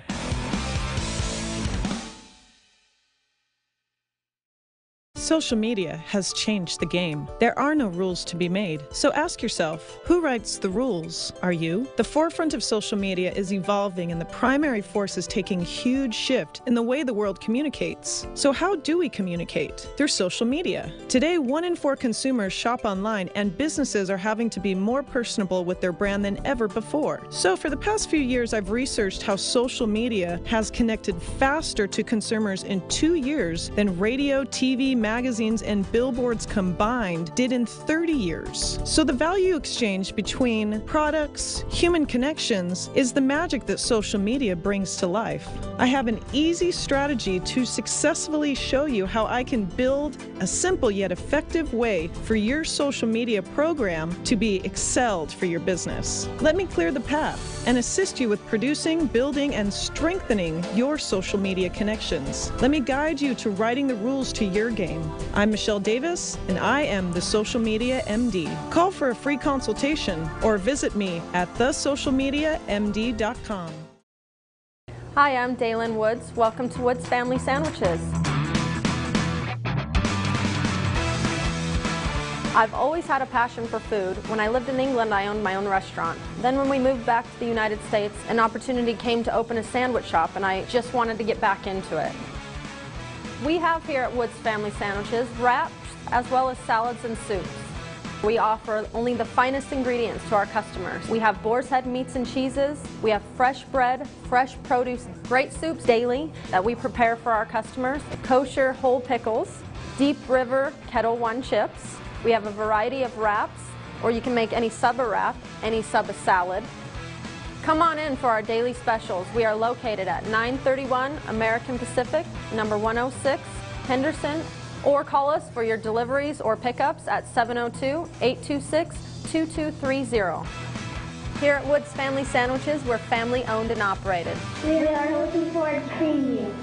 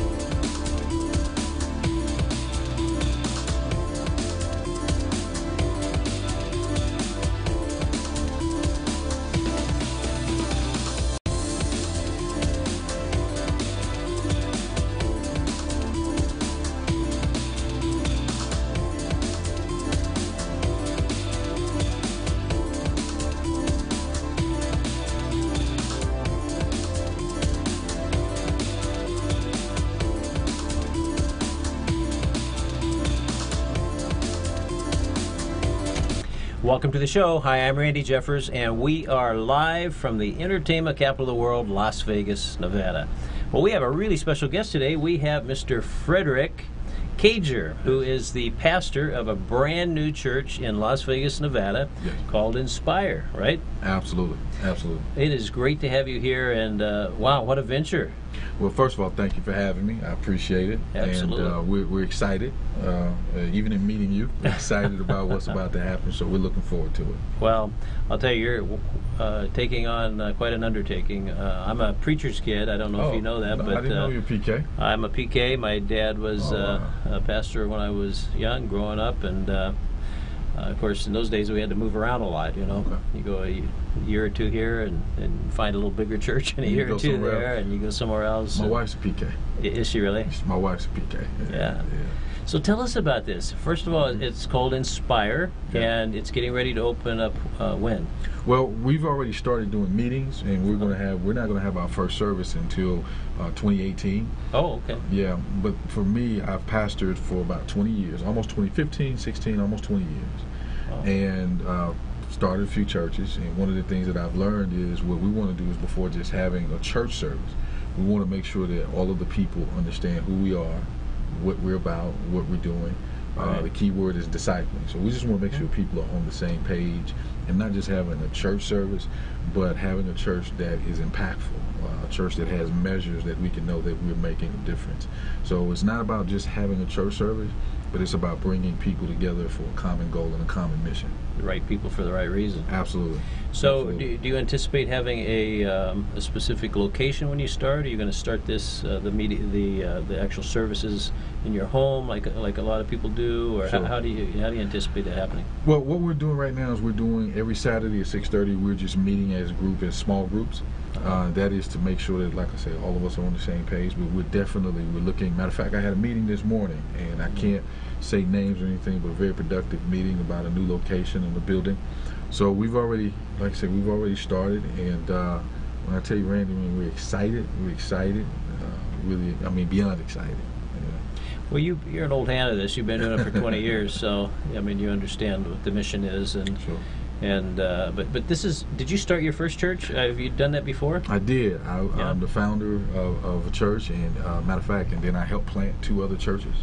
And I've gotten up a little bit older in age now, so it's like I tell people I liken it to Michael Jordan. When Jordan, matter of fact, your sports memorabilia, we were just looking at it. I was in there looking at some stuff. When Jordan was young, you know, he was taking the ball to the hole and slamming on everybody, and the tongue was out. But as he got older, he developed his defense and his three-pointer. I'm in the defense and three-pointer stage of life right now. So even with starting the church, the years past, I was able, because of that youth and that vigor, to go out there and run. Now, through years, and you know this, as you live life, you make some mistakes, you say, hey, this is a little better this way. Wisdom now tells me, hey, make sure everything is lined up correctly, more strategic with the planning, making sure that we have the goal in mind, the mission in mind, just making sure it's done correctly. Well, I understand you have an amazing wife. A little birdie told me that. We have a mutual friend, and tell us about her. First of all, I am married to one of the best women that walk the face of the earth. Wow. My wife's name is Lavonne, and really, I mean this sincerely. I'm not saying this. If it wasn't for her, I don't know if I would be sitting here today. My wife is just a beautiful woman inside and out. Not only does she love God, but she's just a beautiful person. You know what I mean? Matter of fact, I was thinking about her on the way out here. And she's a giver. We both give, but she's that person that'll give the house away. You know what I mean? And just a wonderful woman, warm-hearted woman, and I love her tremendously. Man. And you've been married for how long? We've been together for 10 years. Wow. 10 years. And we were just joking about this the other night. You know, when you've been with somebody so long, you know what they're going to say before they say it. You know how they're thinking. So that's right. Yeah, she's a beautiful person. Oh, that's wonderful. She's a beautiful person. Children? We have 5 grandchildren. We have 5 grandchildren. I'm a grandfather, and my wife, she had a son before we got married. So I've been talking about either adopting or surrogate. So she's like, "Look, I'm gonna have a nanny if we do that." So we're in discussions right now. So pray for me. I'm trying to make some moves, and I want a baby. So I want a little girl. I want me a girl. Well, if you find an extra one, I'll take one too. I want a little girl. I have 2 boys. I tried really hard to get a girl, but I couldn't figure out how it works. So I wanted my mom raised 3 boys, and she said I always wanted a girl. Yeah. So I want a little girl. Oh, that's wonderful. So how long have you been in Vegas? Well, we've been in Vegas for about a little more than a year. When I moved here from pastoring, I was pastoring, and then we had some businesses that we owned, and God has blessed us. I was able to sell those businesses, and so what I wanted to do was take a year off. And so I took a year to come out and learn Vegas, because Vegas is a different area from the South. I'm from Memphis, Tennessee. Oh, really? Yeah. Wow. So Vegas is a lot different from Memphis, and no bad nor good. Now we love Vegas. When I say we love it, I love the energy here. Vegas has an energy to it that you may not get in other cities, and I love that energy. So we've been here about a year and a half, and we absolutely love Vegas. So you moved from the South in the Bible Belt, absolutely, and now you're in Sin City. That is quite a little switch. Quite a jump. Quite a jump. People always ask me, why would you move to Vegas? I said, well, if I'm a pastor, if I'm a preacher, wouldn't Sin City be the perfect place to go to? But I think Vegas, and it's ironic you asked that question because I was talking to somebody earlier. I think Vegas is a city that sits on a hill. Vegas is a world-renowned city. And just imagine what could be done in a city that has this type of recognition if you're doing some things that are positive. Yeah. And I don't believe it's a coincidence. Now, when we came here, I can't tell you that I knew exactly what God was doing. I can't say that to you. But what I can say is we just trusted God, knowing that we knew that He was telling us to come here. But it's a city that sits on a hill. It's a world-renowned city. And I think Vegas is a wonderful opportunity here to make a difference in the community and the city and abroad. And I think it's a great place. You know, it's funny because a lot of people think that if you live in Vegas, you know, you're gambling every night, you're in the nightclubs, and you know, it's like the Strip, right? But what they don't realize is it's a large city, and a very normal city. I mean, it's pretty much, if you don't go to the Strip or downtown on Fremont Street, it's pretty normal. And I heard a statistic not too long ago that Las Vegas, out of all the major cities, has more churches per capita than any other major city. Really? And that's a really interesting stat. Wow. But it's still a lot of people that don't go to church, don't know God, they're waiting for you, right? You know what? And the thing about it is that what we bring, and coming from the South, coming from the Bible Belt, there's a church on every corner where I come from. Not only is it a church, there's a church between the churches. So where I come from, somewhat, and no disrespect to the city where I was raised, you know, I love the area, and I've lived in Atlanta, New York, Jersey. So my background before pastoring is I was in the social work field. I was a social worker. I went to school to be a psychiatrist. Wow. Yeah, I wanted to open up my own practice. So Vegas, and you're right, so many people think that if you live in Las Vegas, you're gambling, and no disrespect, I'm just not a gambler. I wasn't a gambler before I gave my life to God. I'm not wired for gambling, to give you my money and hopefully you'll give it back. Well, life's a gamble anyway. You know what I mean? So but when I say it has so much to offer here. Yeah. It's a beautiful place. So many people, when we came out here, my wife's godparents took us out, and they were like, there's so much more to Vegas. They took us to Hoover Dam when we first came here, and we were like, wow, you would never know all of this was here. Yeah. You know, and we understand that the gambling is the advertisement, the marketing, and we understand that, but Vegas is a wonderful and beautiful place. Absolutely. Well, tell us a little bit. So you started being a pastor 20 years ago. Sure. And that was in Memphis, or? In Memphis. I started when I was 19. Started working in the social work field. What happened is my brother used to work in the social work field, so I had an open door because he had a very high position. And by 20 years old, I was working in the social work field. So I started in juvenile court in Memphis in an open house juvenile facility, then went to a maximum security juvenile facility. Served as a counselor there. After a while, I moved to Atlanta. I was a director of teens for the Salvation Army Boys and Girls Club of Greater Atlanta. Wow. Served as a counselor for the United Methodist Children's Christian Home. And so my entire life has been, and I just had to fill out some information yesterday, and I was talking about this. For me, my entire life has been career should I say, social work based, in the sense of it's not always just in the church and the four walls, but ministry and life is just being that nice person, being a good guy. Right. You don't necessarily have to beat everyone up. You know what I mean? Right. You can just let your light shine. Let people look at you and Walk say, your "What is talk. it?" Right. Yeah, more that. You know, like it's people that live the life. That's right. And so my entire life has been that. But I started pastoring. I planted the church and started pastoring in early 2000s. I think like 02, 03. And we did pretty well. I mean, God blessed us. Life was good. We just felt as though there's a book by a gentleman by the name of Jim Collins. It's called Good to Great. Right, another book. You know the book. And I felt as though we were good, but I said God had something great for us, though. Yeah. You know what I mean? And sometimes one of our biggest mistakes in life is that we trade in great for good, and we settle with good when God has so much more for us to be great. And that's not just in church and in the four walls, but you can have a great marriage. You can have great children. It doesn't mean life is going to be perfect. It doesn't mean life is going to always be easy. But it does mean that you have a goal to be the absolute best that you can be. And that's why we're here. And so what does it take to be the best that you can be? What do you think? You know what?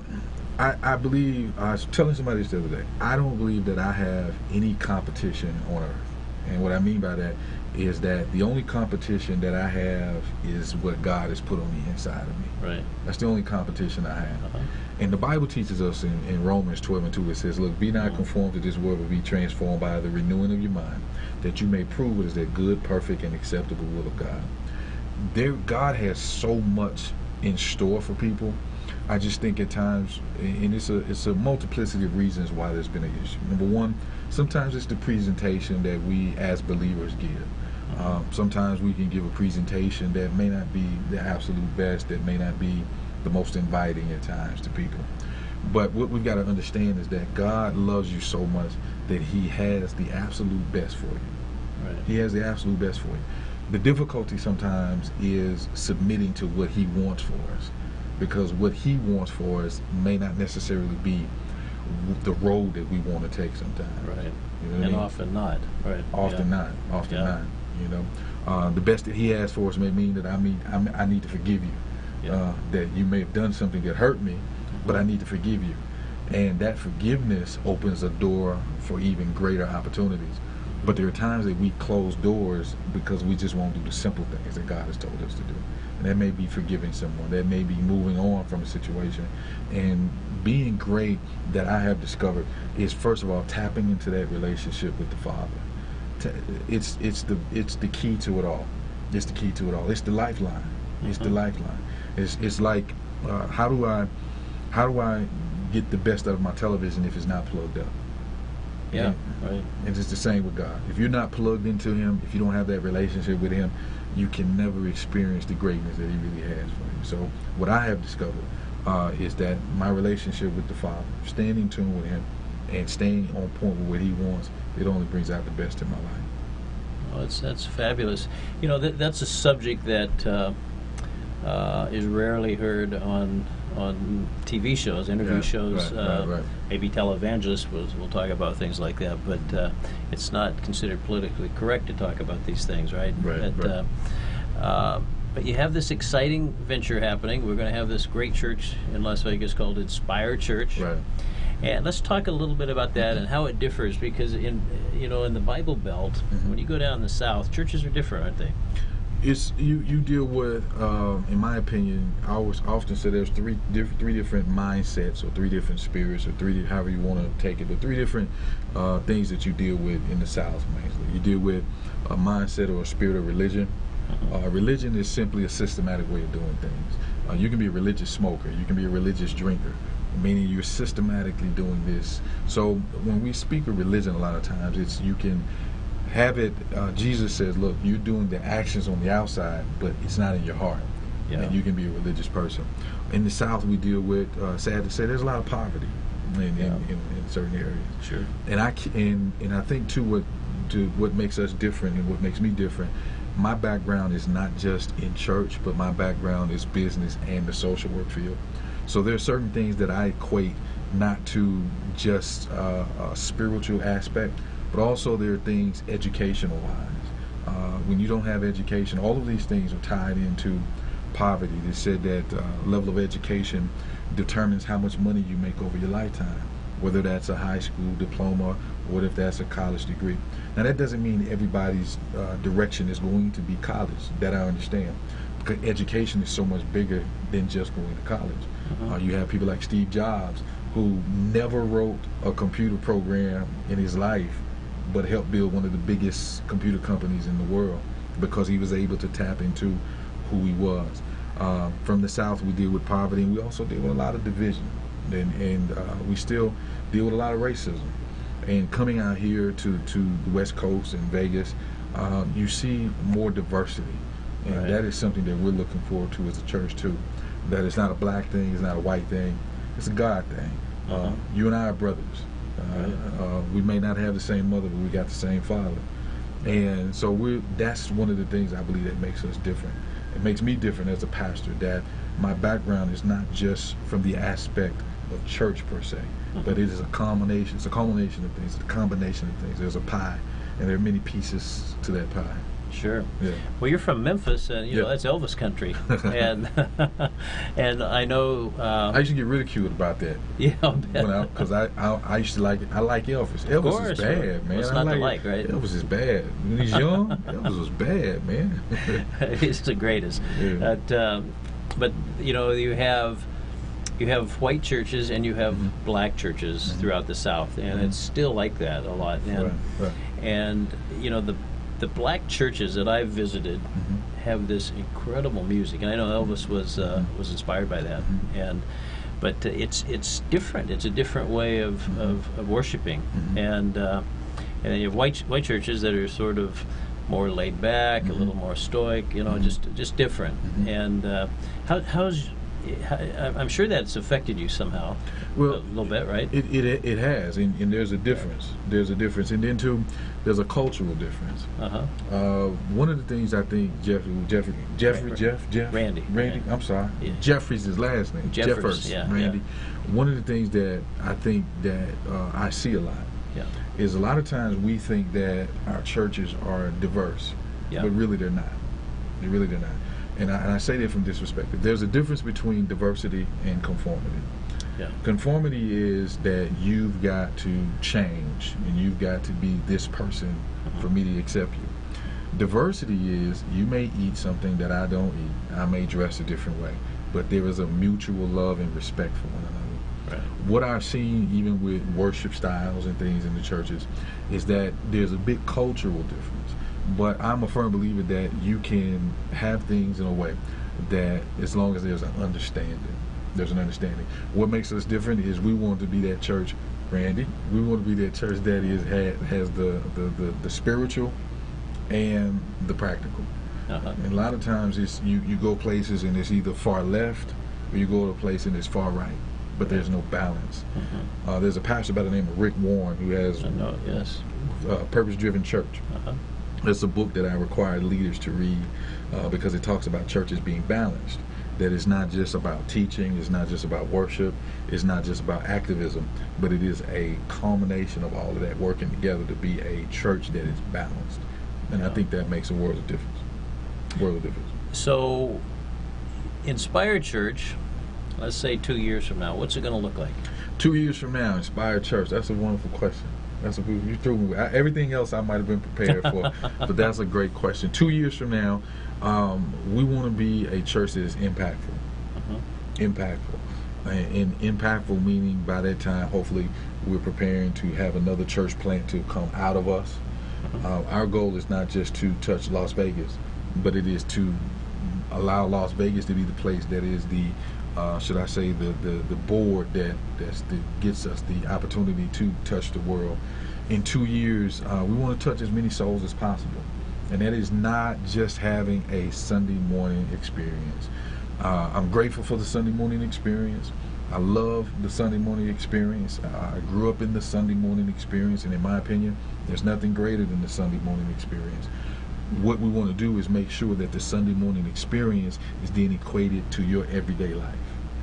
So in 2 years, we want to make sure that we're not only touching as many souls as possible, but in my heart, as a pastor, I want to go into the political arena. We want to go into the financial arena. I think what we've allowed to happen as the church, we've allowed everyone to tell us what the church should be instead of being the church. Right. And what I mean by that, I just had this conversation with someone this morning. Sunday morning is great, but God is bigger than Sunday morning.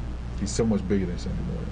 And so as the church, as the kingdom, we've got to start to infiltrate the political systems. We've got to start to infiltrate the financial systems. We've got to start to infiltrate the educational system, the 7 spheres of influence. And in 2 years, it is our goal to have our hands in as much as we can when it concerns influence and change. Oh, that's fabulous. Well, you know, people watch us from all over the world and this network, and of course, they're all invited to come to Vegas and come to worship at Inspired Church when it gets opened up. But a lot of people from Vegas watch us, and for those that are watching us right now, what do you say to them when you open the doors?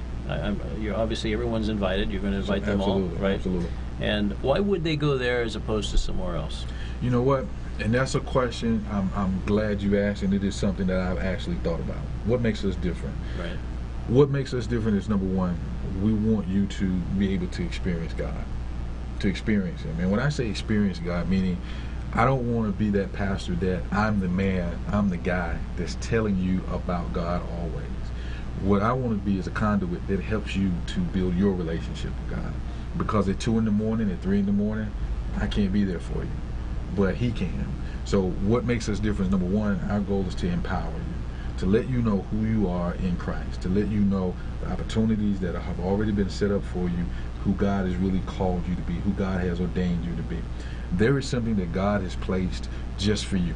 There's a calling that God has given just for you. And here's another thing. Every calling is not a pastor. Every calling is not from the pulpit. Every calling is not a preacher. But we need people that are Christians that are doing television, Christians that are teachers, Christians that are principals. So our goal as a church is to empower you, to let you know who God has called you to be, and not only let you know, but give you the tools that you need, give you the pieces that you need to the puzzle, to encourage you, to empower you, that you may be everything that God has called you to be. That's one main piece that I believe is going to set us apart. The other piece to it, I love music. I mean, music is a major piece. Especially Elvis. Elvis, man. You're caught in the trap, can't walk out. You know what I mean?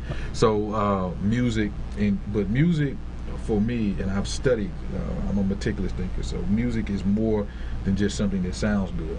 But even with music, it's just like this. There's been a study that when you play certain music, you drive faster. It does something to you. The beat, the song, the words. Yeah. Well, there's certain songs that can speak to you, that give you the encouragement that you need. So what we want you to do is, when you walk in, there's going to be some Sundays you walk in their door, and we want you to walk out like you can go out and you can change the world.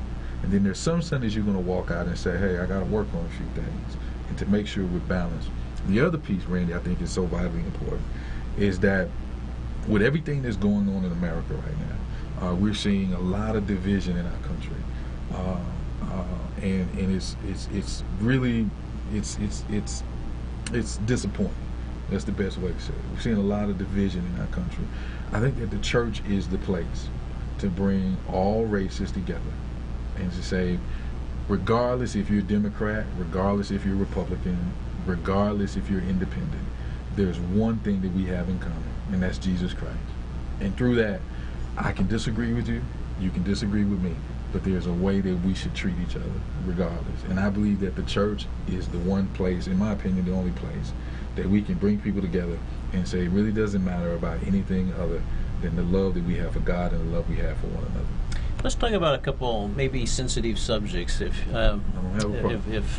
don't mind. Sure.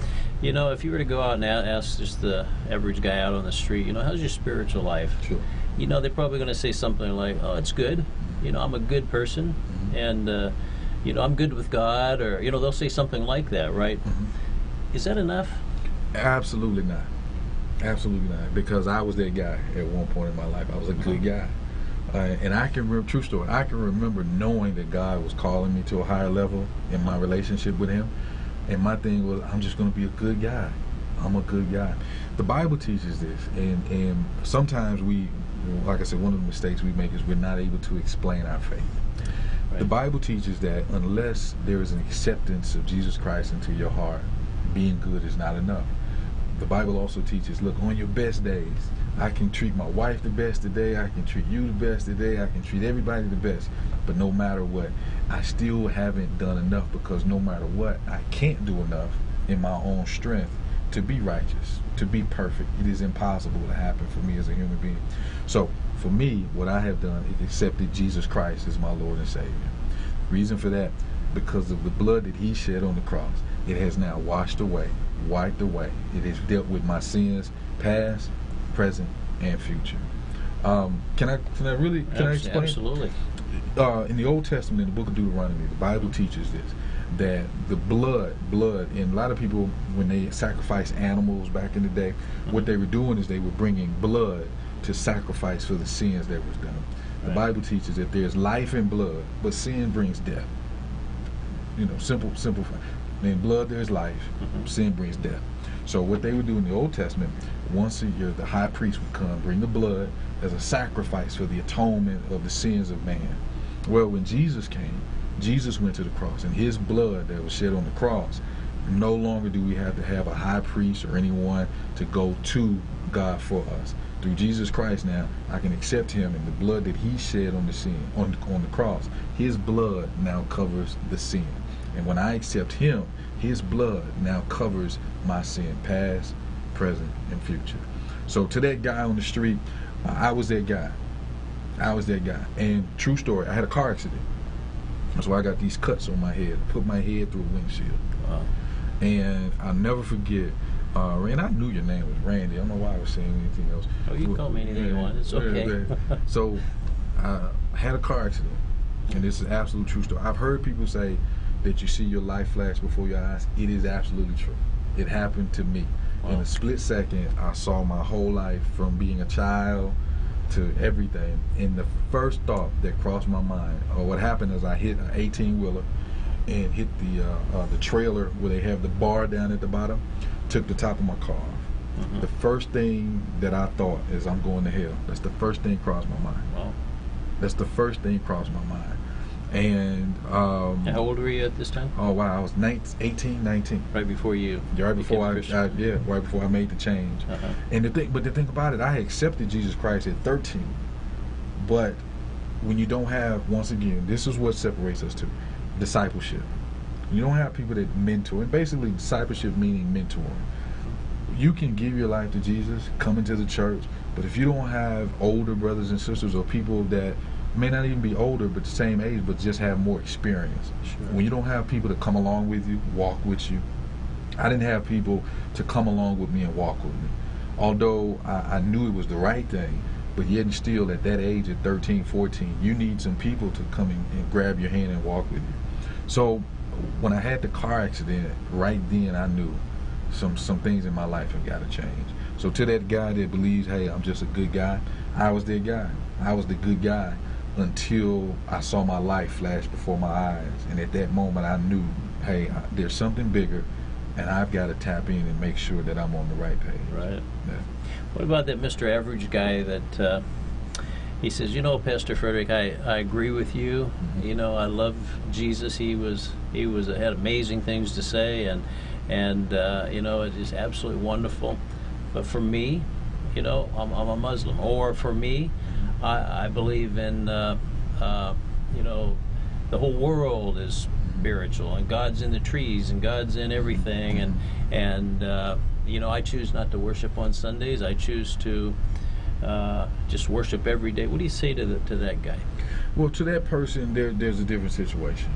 I've studied Islam. I've studied other world religions, just to make sure that I was as balanced as possible. Because in some religions, they don't believe Jesus to be the Son of God. They believe him to be simply a prophet. Right. They believe that he did walk the earth, but they don't believe him to be the Son of God.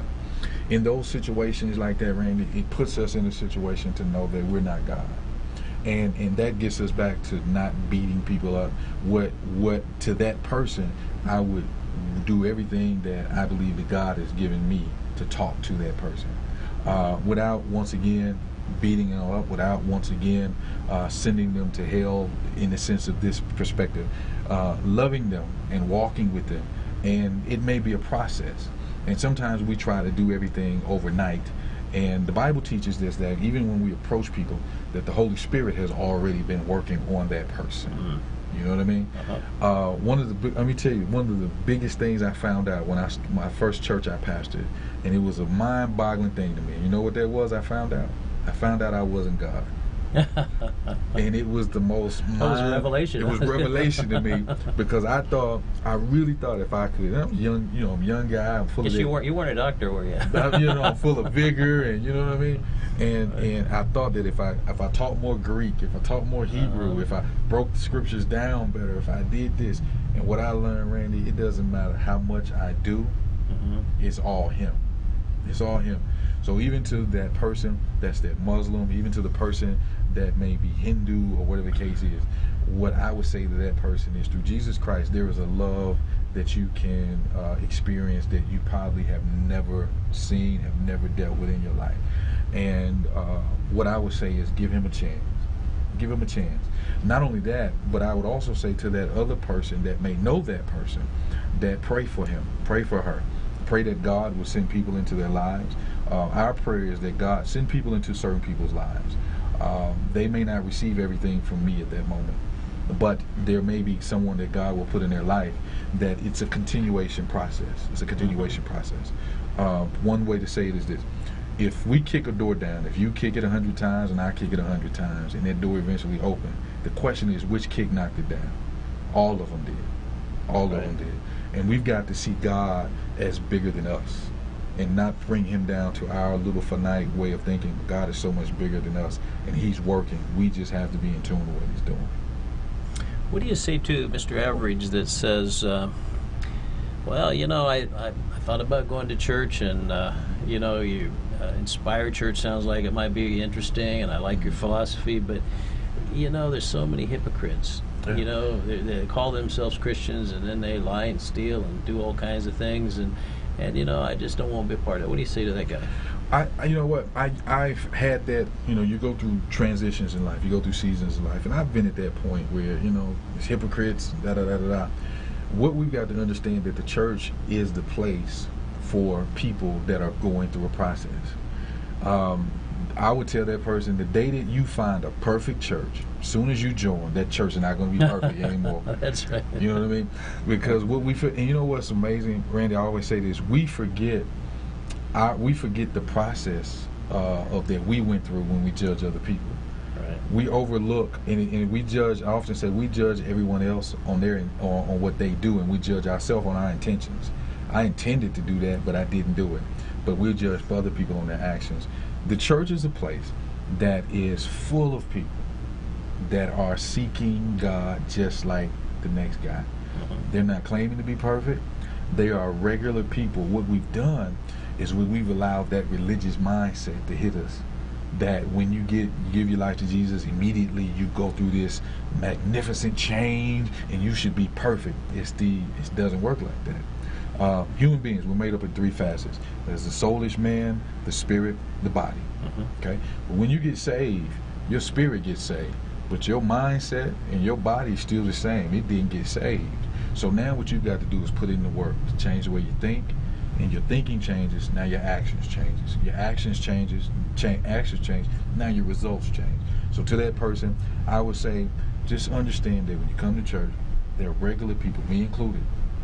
I often say, if you get into Jesus' line, I'm going to be in there too, trying to say, hey, I need some help. And that's what church is about. It's not about being judgmental. It's not about destroying people. It is, and let me say this because I want to be clear, it is not about compromising what we believe. I don't believe in compromising what I believe, but I do believe in making a stance on saying, hey, that this is about loving God, loving people, and we should give everyone the opportunity to go through their process of change and growth. I love how you answered that, and that's a reason to hook up with Inspired Church, right? Because we're all walking down the path of life, just holding hands, helping each other get better and better, and that accountability that you get in a congregation is so important, isn't it? You know what? That's why I personally love the coming together of the body. I love that. And it is an accountability factor. It is a piece that gives you that opportunity to say that, hey, Randy sees me, hasn't seen me in a couple of weeks. Hey, man, where you been? What's going on? Well, you know, brother, I'm going through something right now. And it's the brothers and the sisters in the faith that hold one another and not only hold the hand, but hold the accountability factor. Biggest piece to the church. Yeah. Biggest piece to it. Well, let's talk personally a little bit here. So, 20 years now in the ministry. What's the best sermon you've ever preached? What was it about? Wow, man, that's a question that I love. There's got to be one where you just felt like you could go conquer the world after that was... My first sermon. Really? My first sermon, and the title of that first sermon was "It's Time for a Change." It's time for a change. And yeah, that to the point. You know, my first sermon, and I wrote every word out. Like, I had a stack of papers. If there was if there was a breathing mark, I wrote it because I didn't know it better. And my first sermon was called "It's Time for a Change," man. And to this day, matter of fact, I was just on the phone with my cousin the other day. She still got the tape, and the family still reminds me of it. So I just go with the first one. So what's the best sermon that you've ever heard from someone else? Wow, that's a good question. Wow. That's a good question. Who's your favorite pastor? Well, that you like? You know what? Right now, I love listening to a little bit of everyone, and no disrespect to anyone. I believe you can learn a little bit from everyone. Sure. And I try to keep my mind open. Now, like I said, not compromising what I believe or what I think. Also, I love motivational teachings and speakers because there's information that may not necessarily be in the Bible, but God still directs us to grab the information, financial information, things like that. Robert Kiyosaki, you and I were talking about that earlier. One of my favorite books, Rich Dad, Poor Dad, changed my life. Rich Dad, Poor Dad changed my life. He says, Dad, never let him say no. Let him say what he can't do, because when you say you can't, it stops you from thinking of ways you can. That's right. But I'm very grateful for Pastor Vance Pittman at Hope Church and who we're doing some things with, but just people, Bishop T.D. Jakes. So there's a multiplicity of people that I believe that from all spectrums, that may be over here, but the information is there and it all comes from the Bible. So that's the best answer I can give you on that one. Oh, that's great. So 1 year here in Vegas. 1 year. And Inspire Church will launch on at the beginning of the year. Well, what we're looking to do, we want to, and I know it sounds like a long time, but Easter 2018. Oh, Easter. Okay. Easter 2018 is what Be we're around looking April at. Around March April. or April, yeah. To the point I was on the phone all day yesterday, and we got people all over the country for the next 8 months, from August to March. It's 8 months. And what they're going to do is their tithes and offerings, they're going to be sending Inspired Church all the way from Chicago and Florida to help us do what we're doing out here. So we're going to launch in for our first service there, and at this point continue to talk to people and make sure that they understand exactly who we are and what we're doing. Well, that's fabulous. And so, what part of town do you think you'll wind up in? It's and I've only been here a year, so I don't know the streets as well, but IKEA, I think it's right off 215. Sure. Right past there, I think it's Durango over in that area. It's Mountain's Edge area. Mountain's Edge, I believe it is, and that's one of the areas that It's a growing area, booming area. I've been told. For all those people that if you got a building in Mountain's Edge, give me a call. The number will be. I need that building. Give me a call. If you need a big tax write-off. Hey, I got 501. You can get your tax write-off. We got you covered. So that's right. That's what we're looking to do that area. Yeah. And first of all, I want to say thank you for this opportunity. I really, more than you know. One of the things I told you, I said normally I wouldn't have accepted talking about everything right now because the website's not up and all of that. But it was just in my heart that we have a mutual friend that just speaks the world of you, and I said, hey, definitely going to sit down and talk. Well, it's a double blessing because he speaks the world of you as well. And you were talking about, you mentioned his name earlier, but you were talking about walking your talk and walking the walk and walking what you talk about, and our mutual friend is one of those guys that does that. And to be able to hang around those kind of people and to be able just to be mentored by them, just just by seeing how they live. You know, Absolutely. I mean, it affects you in such a great way, and I'm sure that that's part of what your discipleship program will be about, is about developing people like that really live out their faith and that can mentor other people, right? Well, you know, and I'll tell you this, Randy, discipleship for me is being transparent. I think sometimes it gets back to the question of the guy that says, I don't want to go to church because they're hypocrites. And sometimes what we've done is we've perfected the facades of life. And we don't want anybody to know that, hey, I'm dealing with some issues, or I'm growing, or it's a process.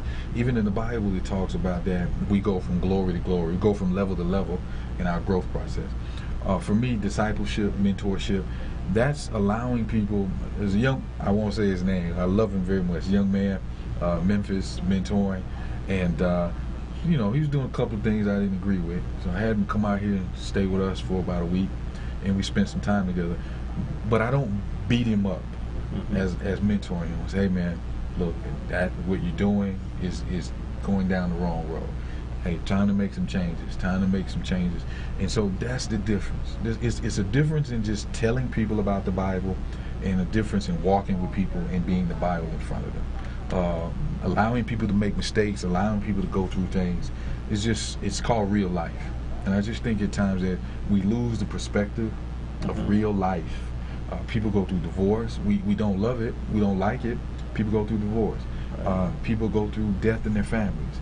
We just came through in 2008, one of the worst economic seasons in our country since the Great Depression. People that love God lost their houses, lost their businesses. That's real life. And I just think at times where we fail, Randy, is that we come to church, but we don't address those real life issues.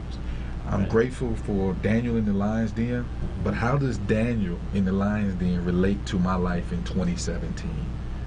How does the Bible become practical teaching for my everyday life?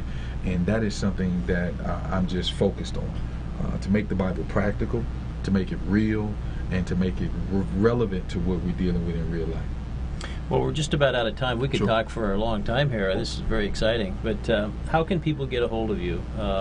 And I'm assuming there'll be some special events and things that'll be happening leading up to the launch. But if somebody wants to reach out to you and get to know you, and maybe there's somebody out there who just says, hey, you know, listen, I feel led that this is where I need to be. I mean, I feel like I got to help you. Right. Well, I think is they going to be able to put the number up? Yes, they'll have your number is actually probably being shown right here. So we got a number up. Please give us a call. Okay. And what we're doing right now at this point, we're connecting with people, looking for people that are hungry, people looking for people that are ready to get out here and be what we've been called to be that difference maker. And it doesn't mean just being socially active, but just letting Jesus live through them. So give us a call. The website matter of fact, I was on the phone today, and gentlemen, the website is being developed, all of that good stuff. But with that being said, please give us a call. We would love, and my wife are big fellowshippers. Let's do dinner, let's talk. We're going to tell you who we are, and come help us change the world. Come help us change the world. Well, that's what it's all about, and the world starts locally, doesn't it? It starts with me and you. Yeah. It starts with me and you. You can't get to the world until you first touch your home. Yeah. Yeah. Absolutely. Yeah. Well, we only have about a minute left, so for the people that are watching us, what words of wisdom do you want to leave them with? Well, I would tell anyone, you want me to look directly? Yeah, absolutely. I would tell anyone that's watching, whatever you're dealing with, whatever you're going through, and one of the things that we sometimes fail and where we make a little bit of mistake, we think that Jesus is only for that person that is homeless. Jesus is only for that person that's in the gutter, but that's not the case. I've met people that had millions in the bank, but they were just as broken, hurting, going through situations. So to whoever you are, even if it's not Inspired Church, and this is where my heart is, we would love for you to come and be a part of us. But even if it's not us, just create that relationship with God through Jesus Christ and develop your relationship with the Father. Well, Pastor Frederick, thank you so much. I can't wait until Easter of next year. That's a little while yet, but I'm going to be back. You're going to have me back on the show. Absolutely, and we'll do a big launch. And absolutely. well, maybe we'll just have to broadcast all your sermons every week. But absolutely. But yeah, and I assume you're probably going to have a mailing list. Keep people updated. Absolutely. If we already have all of that's been started. Okay. But the main thing, the person that's over that, they know the technical But I do know a phone number, so call it that. I can't put numbers together. Go ahead and say it one more time. The number's on the screen. I'm hoping. Give us a call. Okay. And we want to be a part of what you're doing. We want to be a part of your life. God bless you and your family. Well, thanks so much for being here, and we'll look forward to the big launch next year. And for you, we'll see you next week, same time, same station. Bye-bye, everybody.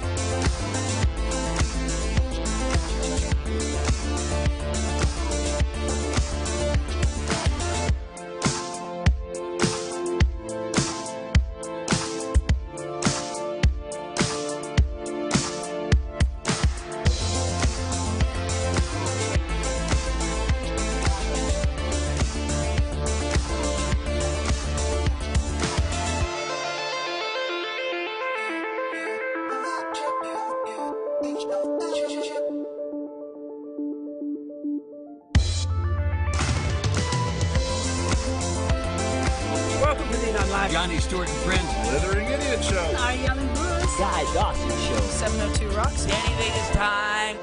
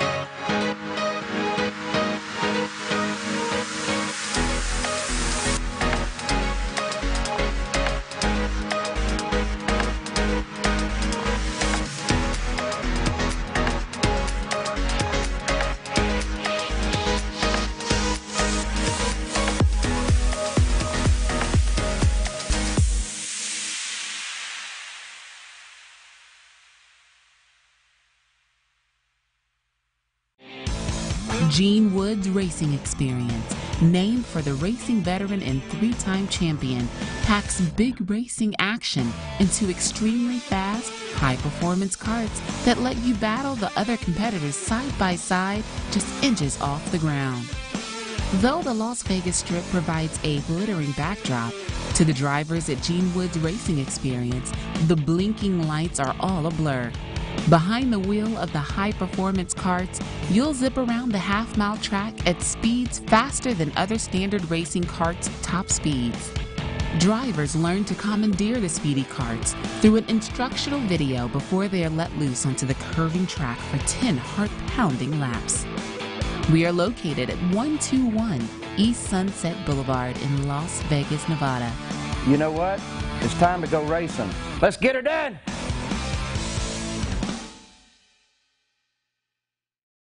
Social media has changed the game. There are no rules to be made. So ask yourself, who writes the rules? Are you? The forefront of social media is evolving, and the primary force is taking a huge shift in the way the world communicates. So how do we communicate? Through social media. Today, 1 in 4 consumers shop online, and businesses are having to be more personable with their brand than ever before. So for the past few years, I've researched how social media has connected faster to consumers in 2 years than radio, TV, magazines, and billboards combined did in 30 years. So the value exchange between products, human connections, is the magic that social media brings to life. I have an easy strategy to successfully show you how I can build a simple yet effective way for your social media program to be excelled for your business. Let me clear the path and assist you with producing, building, and strengthening your social media connections. Let me guide you to writing the rules to your game.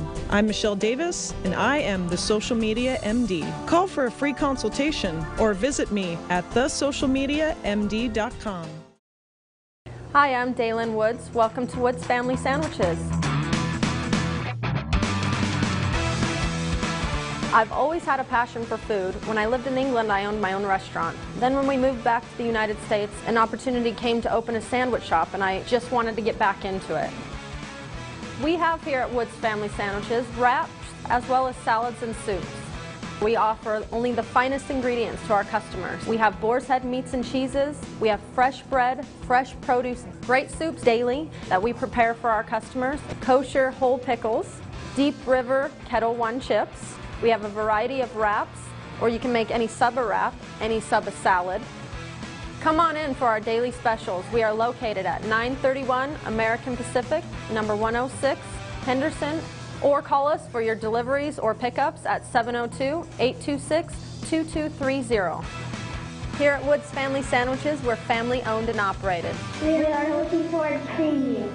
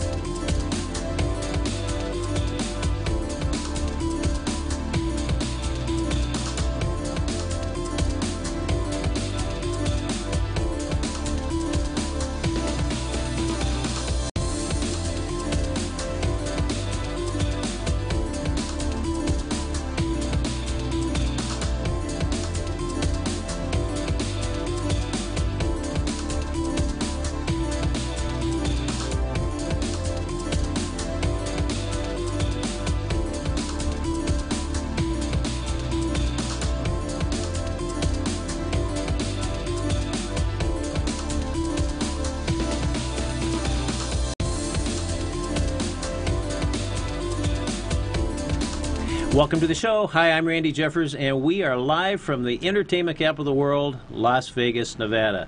Well, we have a special guest here in studio. We have Mr. Spencer Williams, and we have live from the Baltimore, Maryland area, the Integrity Property Service. The broker is Susan Hill, and her partner is Rob Pottle. So welcome, everybody. Spencer, Thank you. It's great to have you on again, and you are one busy guy. You seem to be doing it all. But tell us about this project you have.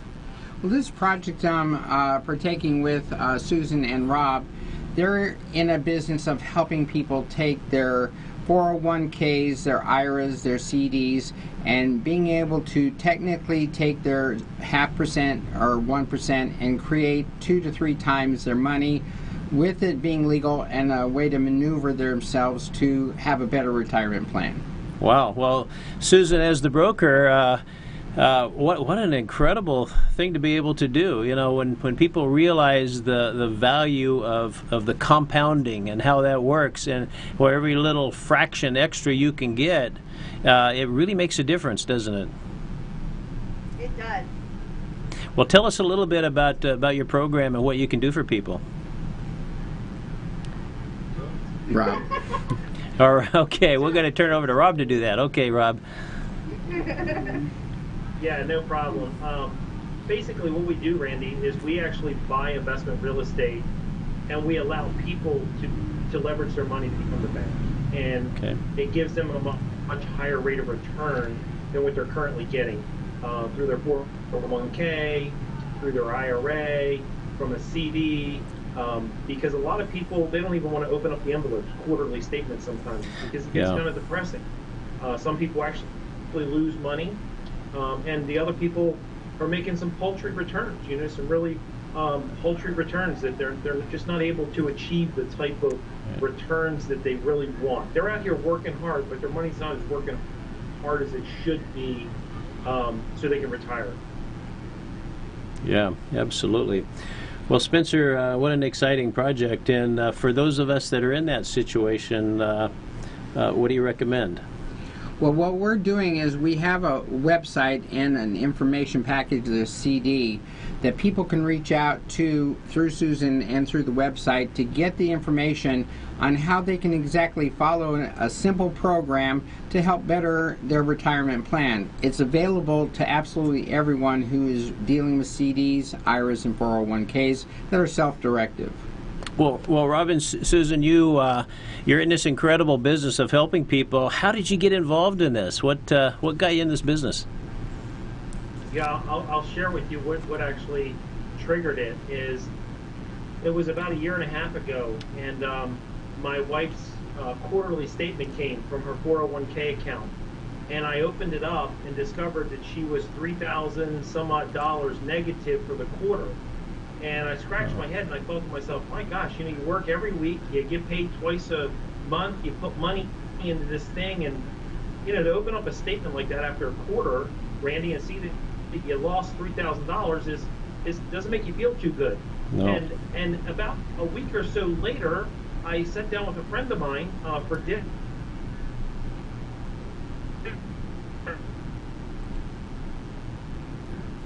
Froze.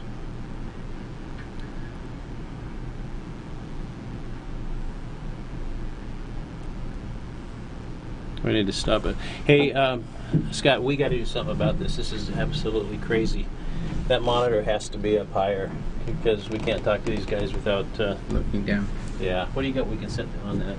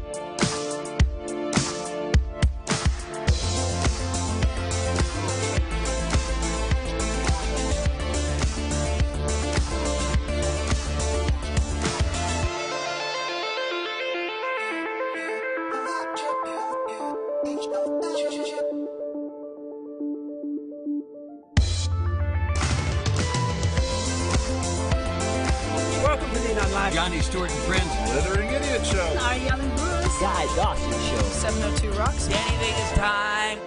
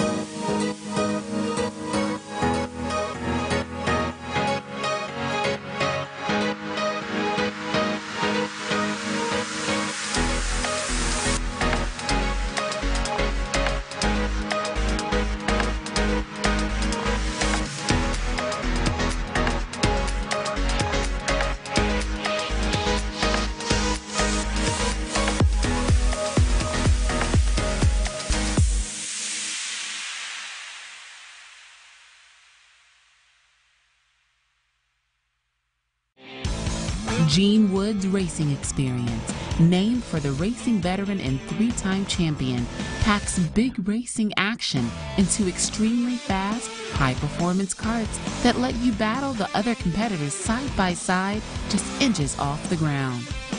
Though the Las Vegas Strip provides a glittering backdrop, to the drivers at Gene Wood's Racing Experience, the blinking lights are all a blur.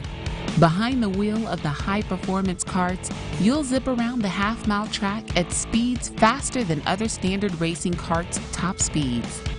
Drivers learn to commandeer the speedy karts through an instructional video before they are let loose onto the curving track for 10 heart-pounding laps. We are located at 121 East Sunset Boulevard in Las Vegas, Nevada. You know what? It's time to go racing. Let's get her done!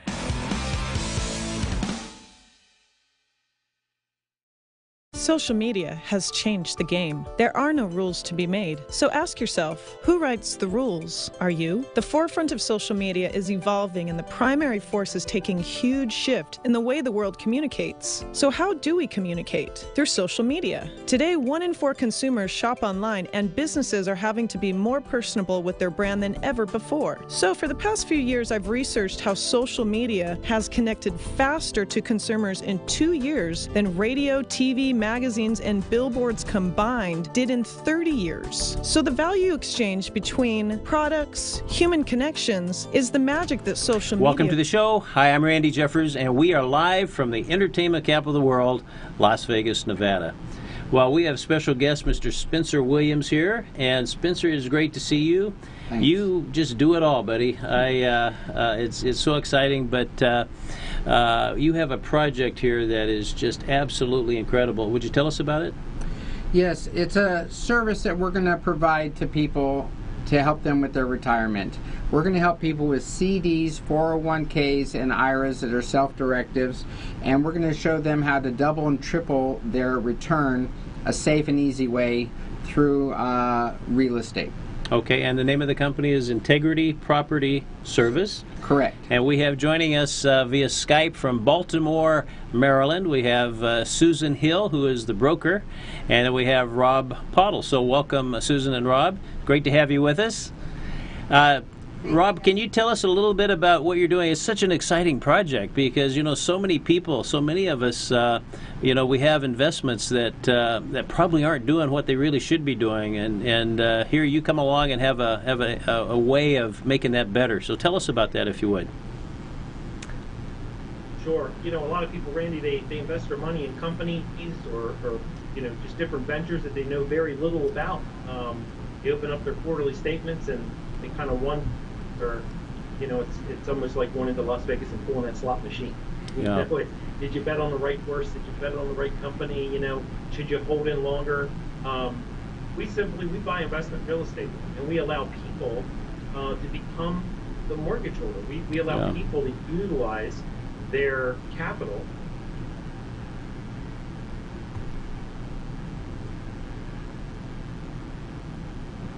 They froze. Scott, are you sure that's on their end? Yeah, I mean, we have 100 download, 100 uploads, so I really doubt it was on ours. You guys froze on us again. Rob, can you hear us?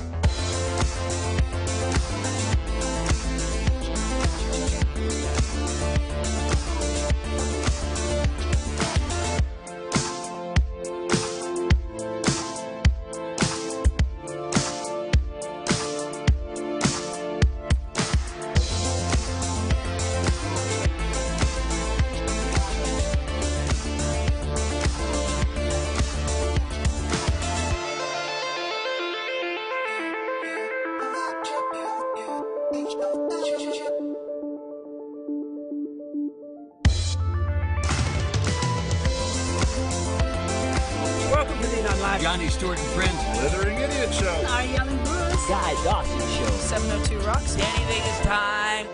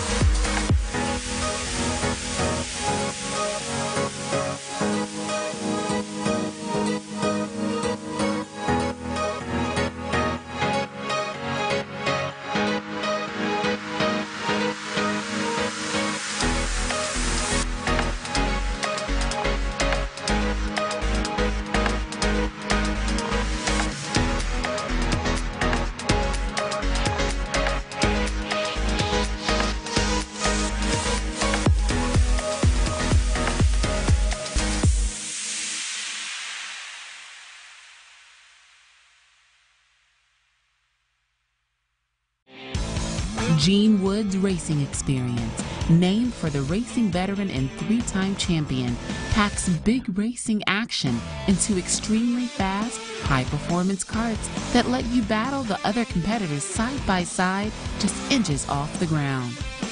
Though the Las Vegas Strip provides a glittering backdrop, to the drivers at Gene Wood's Racing Experience, the blinking lights are all a blur.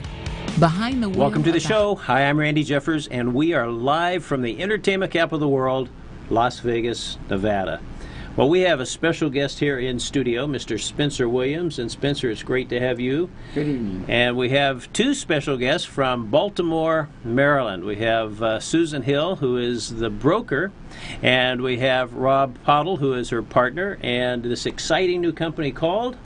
It's called Integrity Property Service. Okay, and as I understand it, this is a service that allows those of us that have some investments, maybe IRAs or 401ks, retirement accounts, that just aren't doing the kind of thing that we want them to do. And then, Rob and Susan, what you do is you show us how to turn that around and be able to get a much better return and be able to accomplish the kinds of things that we want to accomplish. Is that right? Rob, can you give us just a little feeling about what you guys do? Absolutely, Randy. We actually buy investment real estate, rental properties, a rental portfolio, so to speak, and we use private money. So instead of borrowing our money from the bank, we allow the average person to get a higher rate of return on their money than what they're currently getting from their investment account, whether it's a 401k, CD, IRA, etc. Wow, well, that's fabulous. Well, Spencer, for guys like me that just a regular guy that doesn't know all the ins and outs about all these things, what do you recommend for someone like me?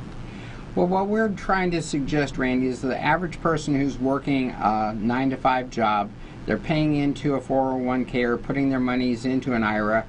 Rob's going to explain, sometimes your money goes up, sometimes it goes down. We can leverage money to give you 2 to 3 times that value, and what we have is a program that's safe and secure, and that we move people into a better retirement portfolio. Oh, well, that's fabulous. Well, Rob and Susan, you're part of this really exciting new venture, and that really has the ability, I think, to change people's lives in incredibly positive ways. And how'd you get into this business?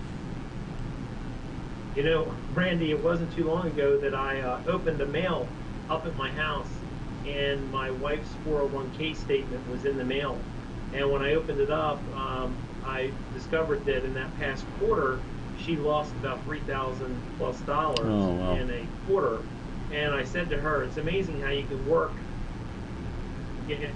really hard. You put money into an account every time you get paid, twice a month, and you get a statement, you open it up, and you're negative $3,000. And it wasn't about 2 weeks later, I was having lunch with a friend of mine, very successful, single girl, no kids, never been married.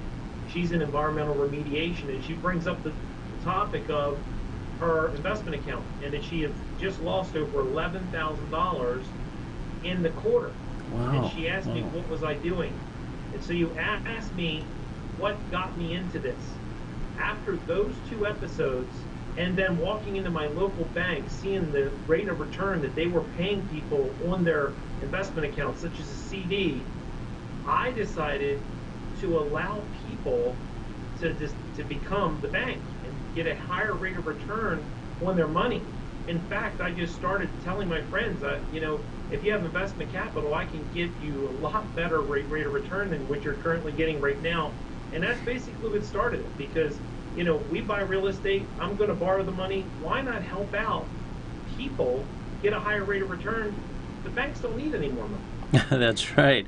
Well, I think we all kind of know that banks are in business to make money for their owners, the shareholders of the bank, right? And but I guess maybe we don't all know that, because sure, a lot of people sure put money in the bank, and so your program, it really sort of goes around the bank and lets the people, as you said, be the bank, and thus be able to reap the rewards of that. So it sounds so exciting. If I'm watching this and I want to find out more, what do I need to do? Do you have a website or a phone number? How do I get a hold of you? Yeah, absolutely, Randy. There's a lot of myths, and our information is it's free, just to educate people on how they can do better for themselves. We have nothing to sell or convince them. They can go to increasemyreturns.com, to our website. They can access a free CD. It's a stress-free investing, how to basically print money automatically is what we call it, stress-free investing. And they can access that CD right from our website, increasemyreturns.com. And I just want to add 2 things. There's 2 big things that people think about their retirement accounts, and that's because they've been programmed and told over and over and over. If you touch the money, number 1, you're going to be penalized. Number 2, if you touch the money, you're going to be taxed. And those 2 things right there are 2 of the big objections, so to speak, or resistance as to why people are petrified to touch that money.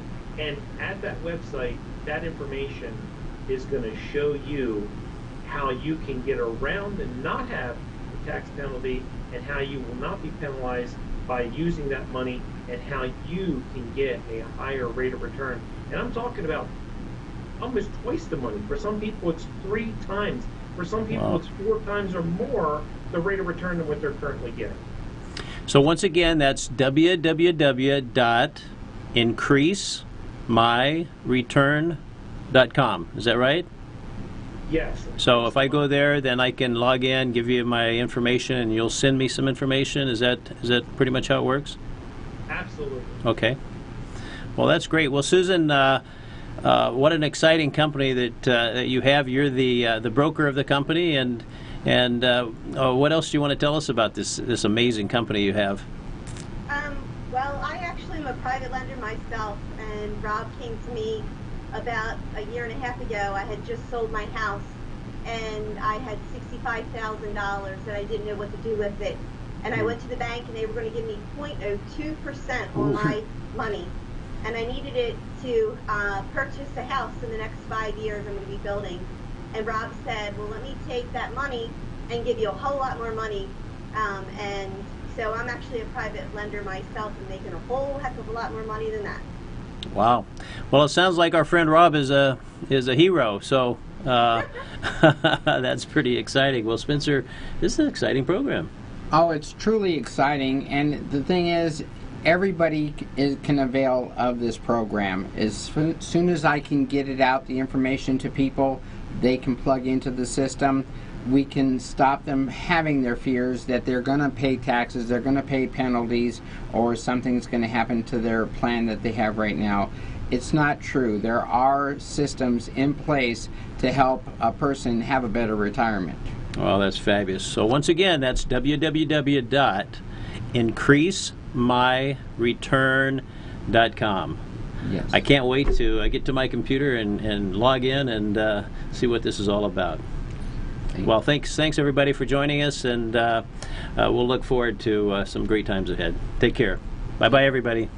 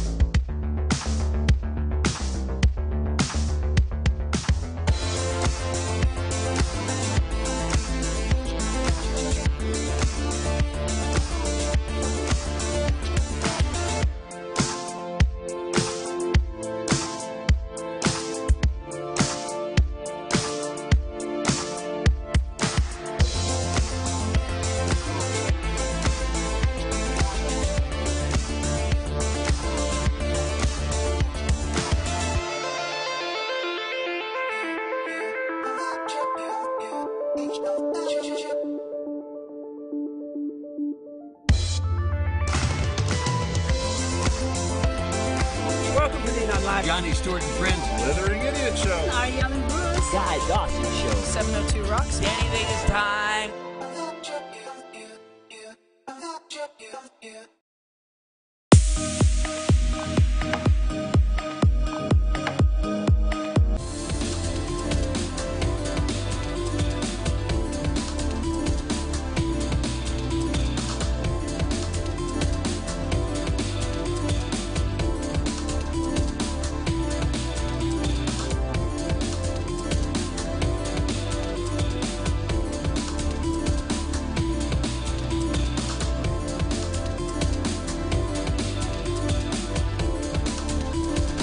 Welcome to the show. Hi, I'm Randy Jeffers, and we are live from the entertainment capital of the world, Las Vegas, Nevada. Well, we have a special guest here in the studio. We have Mr. Spencer Williams from Las Vegas, Nevada. And Spencer, we have some special guests from the Baltimore, Maryland area. And would you introduce them, please? They're joining us via Skype. I would really like to, Randy. We have two people here that are very fantastic, and they're came together with a program through Integrity Property Service, and we have Rob Pottle out of Maryland area and Susan Hill, a broker, and we have a fantastic way for people to increase their return for their retirement plan, and Wow. It's really exciting. Well, Rob and Susan, tell us about this amazing program you have. Well, Randy, we actually simply allow people to be part of what we do. We offer a higher, safer rate of return than what they're getting off of their CD, IRA, 401, or for that matter, any other investment capital they probably have access to. We We offer people just a way not to pay the taxes on it, not to be penalized by using those accounts, and they get a higher rate of return from their money. A lot of people just aren't satisfied really where they are right now when they look at their investment accounts. Some people open up those envelopes and they kind of shake a little bit, I think, when they have to look at those quarterly statements. They're not really encouraged or motivating. Nobody's really hitting a home run. Well, you know, a lot of us, I think, are pretty similar in that we have an automatic withdrawal of some kind that goes into our retirement account, and we don't pay a lot of attention to it. A statement comes, and we throw it over in the corner, maybe, or we look at it, and we're a little bit unhappy, but we just don't know what to do. So are you telling me that there really are some concrete things that we can do that really will make a big, big difference? Yeah, absolutely, Randy. We offer a free 16-minute audio, and it's absolutely free. This information, we want to get it out to everybody. We want people to be able to see how they can actually become, in essence, just like the bank, where they can actually get a higher, safe rate of return, steady, fixed on their money. You see people put money in the bank, and the bank uses their money. For example, right now, across the United States, you know, a CD may pay 1%, or less.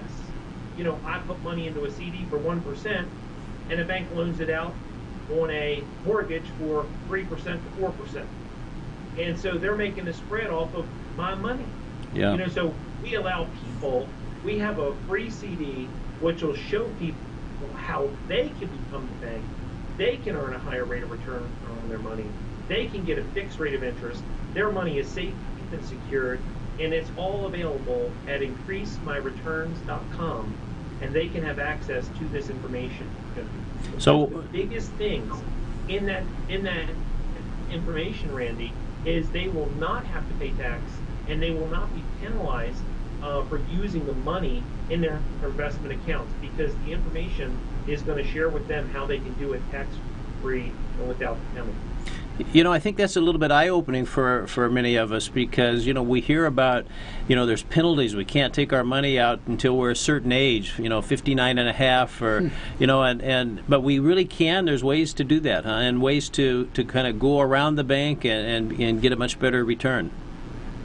Yeah, absolutely. And there's protocol you have to follow, and, you know, you have to use IRS-approved custodial places, you know, and all that information we have available to share with people, so they can make sure that they don't get taxed, so we can make sure they don't get penalized. But ultimately, what we want to make sure is that they have an eye-opening experience, and they see for themselves how they can double, triple, and in some cases even more their annualized rate of return. If they look back in the last 3 to 4 years and see what they have made, and they look over the next 3 to 4 years, if they can increase that rate of return by double, that's a substantial impact to their.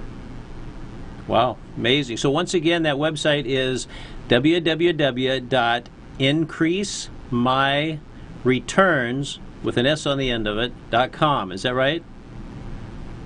Absolutely. I can't wait to get home and log in and sign up for my free audio, so I can find out a lot more about that. And I guess when I log in, I can give you a little information, and then you'll make that available. Is that right? Absolutely. Well, that's great. Well, Spencer, it's a no-brainer. You know, if you can really do all of that, why wouldn't everyone want to do that? Right now, Randy, it's what's been really exciting. I've moved into a different stage of my life. I'm 59 years old. I did buy a large RV, and I'm going to be traveling across country. Every place that I stop and we go into the camp stores, or we're talking to people around the RV places, they're all relying on their retirement plan. Yeah. And I'm so excited that there's about 102,000 RVers out there that are living off these CDs and stuff. I'm going to be able to just share with them alone how they can have a better return, because they've sold their homes, downsized, they're gone on the road to see the world, and it's wonderful. But there, like Rob said, a lot of penalties, a lot of things happening. that quarterly statement comes, they've lost the money on the investment that the 401k has or whatever. Right now is the time to be able to show these people, and at my age, to be able to take that money and get the most back in return for it.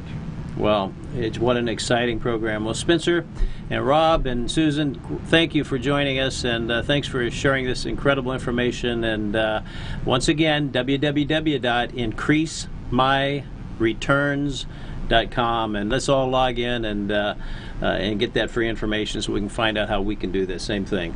Thank you, Randy. Thanks for being with us, and we'll see you all next time. Bye-bye, everybody. Awesome. Thank you, guys.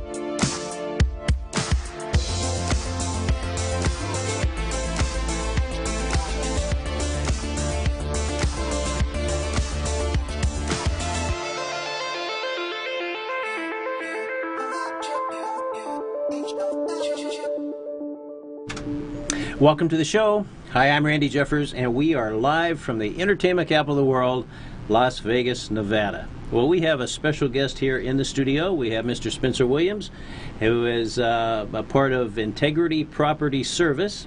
And we have your broker, who Susan, who is from Baltimore, Maryland area, and her partner, Rob. Would you make the formal introductions? Fantastic, Randy. I'm glad to be here today, and we have some information we want to share with people, how to increase their returns so that they have a better retirement portfolio and have a little bit more money to spend in their latter years. Susan is a fantastic person. She has a real estate company. She's a broker in the Baltimore, Maryland area. Her and Rob have teamed up about a year and a half ago, and they have found a system, a true system that really applies, that we can double, triple, and maybe quadruple our return instead of being in a CD, 401, or a Roth IRA. So Rob Powell here has a system that we're putting into place, and I'm getting to be working with them on this team. And I just want to have Rob explain in detail how we go about doing this and helping people. Absolutely. Well, Rob and Susan, thanks for joining us via Skype, and great to have you on the show. This incredible program that Spencer's been talking about, I understand, is available for just those regular people like me, you know, that has maybe a retirement account. Maybe we've heard that, you know, you can't mess with it or you're going to get penalized, you're going to lose all your money.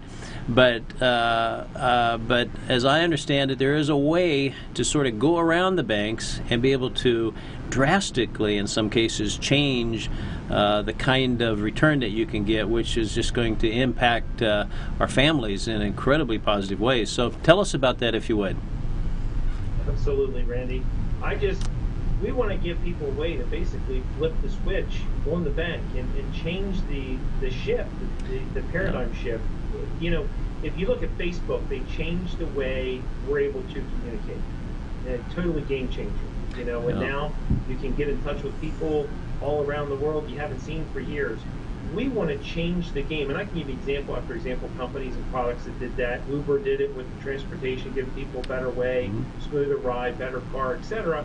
You know, we want to do the same thing with something that's very sensitive to everybody, and that is their financial future and their retirement. You know, and retirement seems like it's getting a little bit further and further away from people at certain times. They had certain expectations, certain goals, and things happen in life.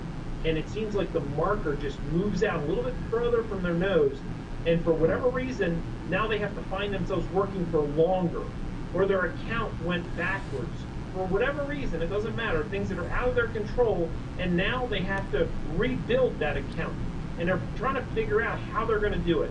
And what Susan and I do is we actually buy property we buy high-performing rental real estate, and we realize that most people don't want to own real estate.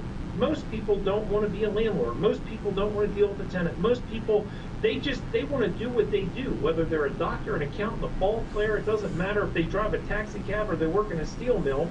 They just go to their job, they work, they put money into a retirement account. It's supposed to grow. It's supposed to earn them some interest or a return. They're supposed to be able to live off it when they retire. And for some reason, their money doesn't work as hard as they do. Yeah. So we simply want to give people an opportunity to change that from happening. And how do they change it? The first step, the first thing they have to do is they owe it to themselves.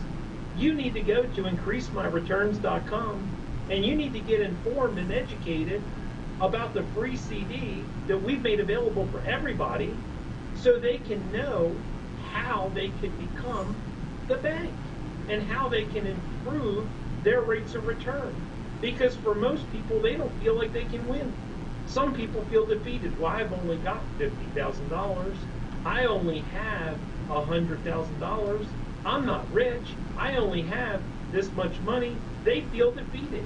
And when their money is barely growing, right now in a CD, if you're getting 1%, what's $50,000 going to make you a year? What's $100,000 going to make you a year? So we want people, the first thing we want to do is we want people to simply just go to the site. Go to increasemyreturns.com. Access the free information. Listen to the CD. It's only 16 minutes. It's liable to increase your rate of return over the next year that will have you not being able to sleep at night. Because you'd almost think that it's too good to be true. Well, it sounds like it's too good to be true, but Susan, you know, some of us are scared to do new things, and when we hear about things that that probably are really great for us, you know, we just sort of put it off, and we want to maintain the status quo. But are there any risks associated with this program? Are there any things that we need to watch out for? No, everything is safe and secure. Your money. I'm actually a private lender myself.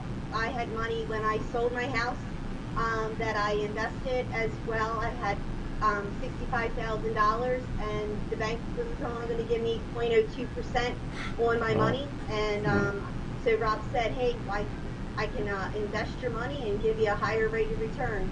So that's what I did. And then I actually had money in my IRA. I was divorcing and splitting up everything. I had lost last year over $7,000 in my IRA account. And so then I found a way that I could actually take and make a higher rate of return on that as well. So it's actually a very safe vehicle.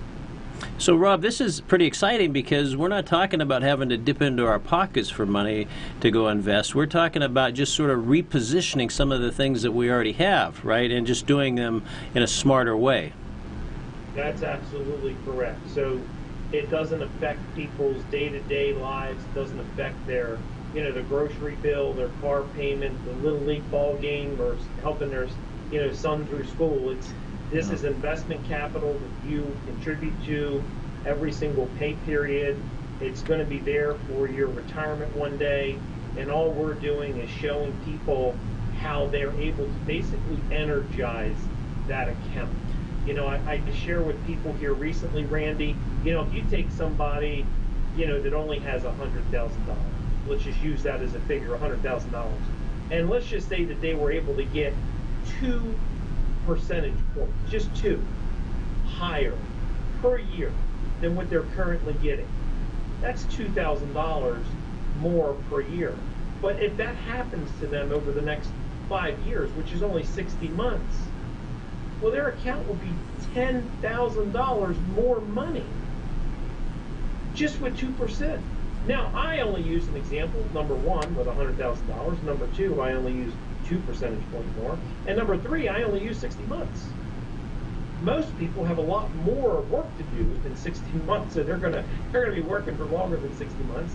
Most of our investors have a little bit more than $100,000 that they actually able to have invest. So we're talking about a really strong rate of return. We're talking about money that they can literally look at and see that it's so much higher than where they currently are, and it's fixed.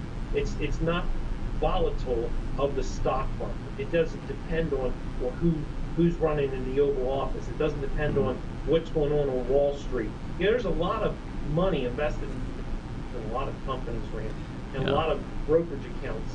And the sad thing is that most people that have their money housed in a lot of these accounts, they know very little about the company.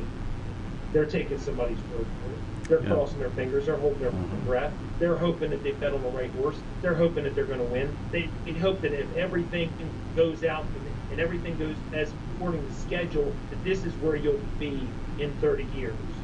Well, we offer you a better way than to just cross your fingers, hold your breath, and hope, because we can put that money at a fixed rate of return, totally secured, no tax implication, no penalty for touching your money, and all you got to do to get the information is go to increasemyreturns.com and access our free CD and just look for yourself and get the information. I can't wait to get to my laptop and find out about that, because Spencer, it just seems like a no-brainer. Like, why wouldn't we do that? Well, we don't do that because the banks and the institutions tell us they're going to penalize us. If you take the money out of here a little bit early, you're going to have to pay taxes. Right. You don't even want to go out and pay a medical bill. You don't want to touch these things because of the fear factor that's been put involved. Right. That's not truly there. In this company, what we do is, with our CD and the information that they can get from us, we can show them how to work with the system to better their chances of better retirement. Well, it's very, very exciting. So once again, that website is www.increasemyreturns, with an S on the end of it, .com, right? Yes. And when I log in there, I can get a free audio, and that'll explain the program, and maybe get on the newsletter and find out more, or have somebody contact me. That's true. You're going to put your name in, an email address, and a number, a phone number. But there's also a 1-minute little video there. It's going to be so informative. Everybody should do it, and tell all your friends who are retirement plan, also at work and everything, they should go to the website also. This is something that's going to help everybody. Well, it's just absolutely incredible. Well, Susan and Rob, thanks for joining us from Baltimore, Maryland, and Spencer, thanks for being here and sharing this exciting program. So I challenge everybody to go check it out, get that free audio, and just find out how this program works, because it could make all the difference. It could really change your life in an incredibly positive way. So thanks again, and we'll see you next time. Bye-bye, everybody.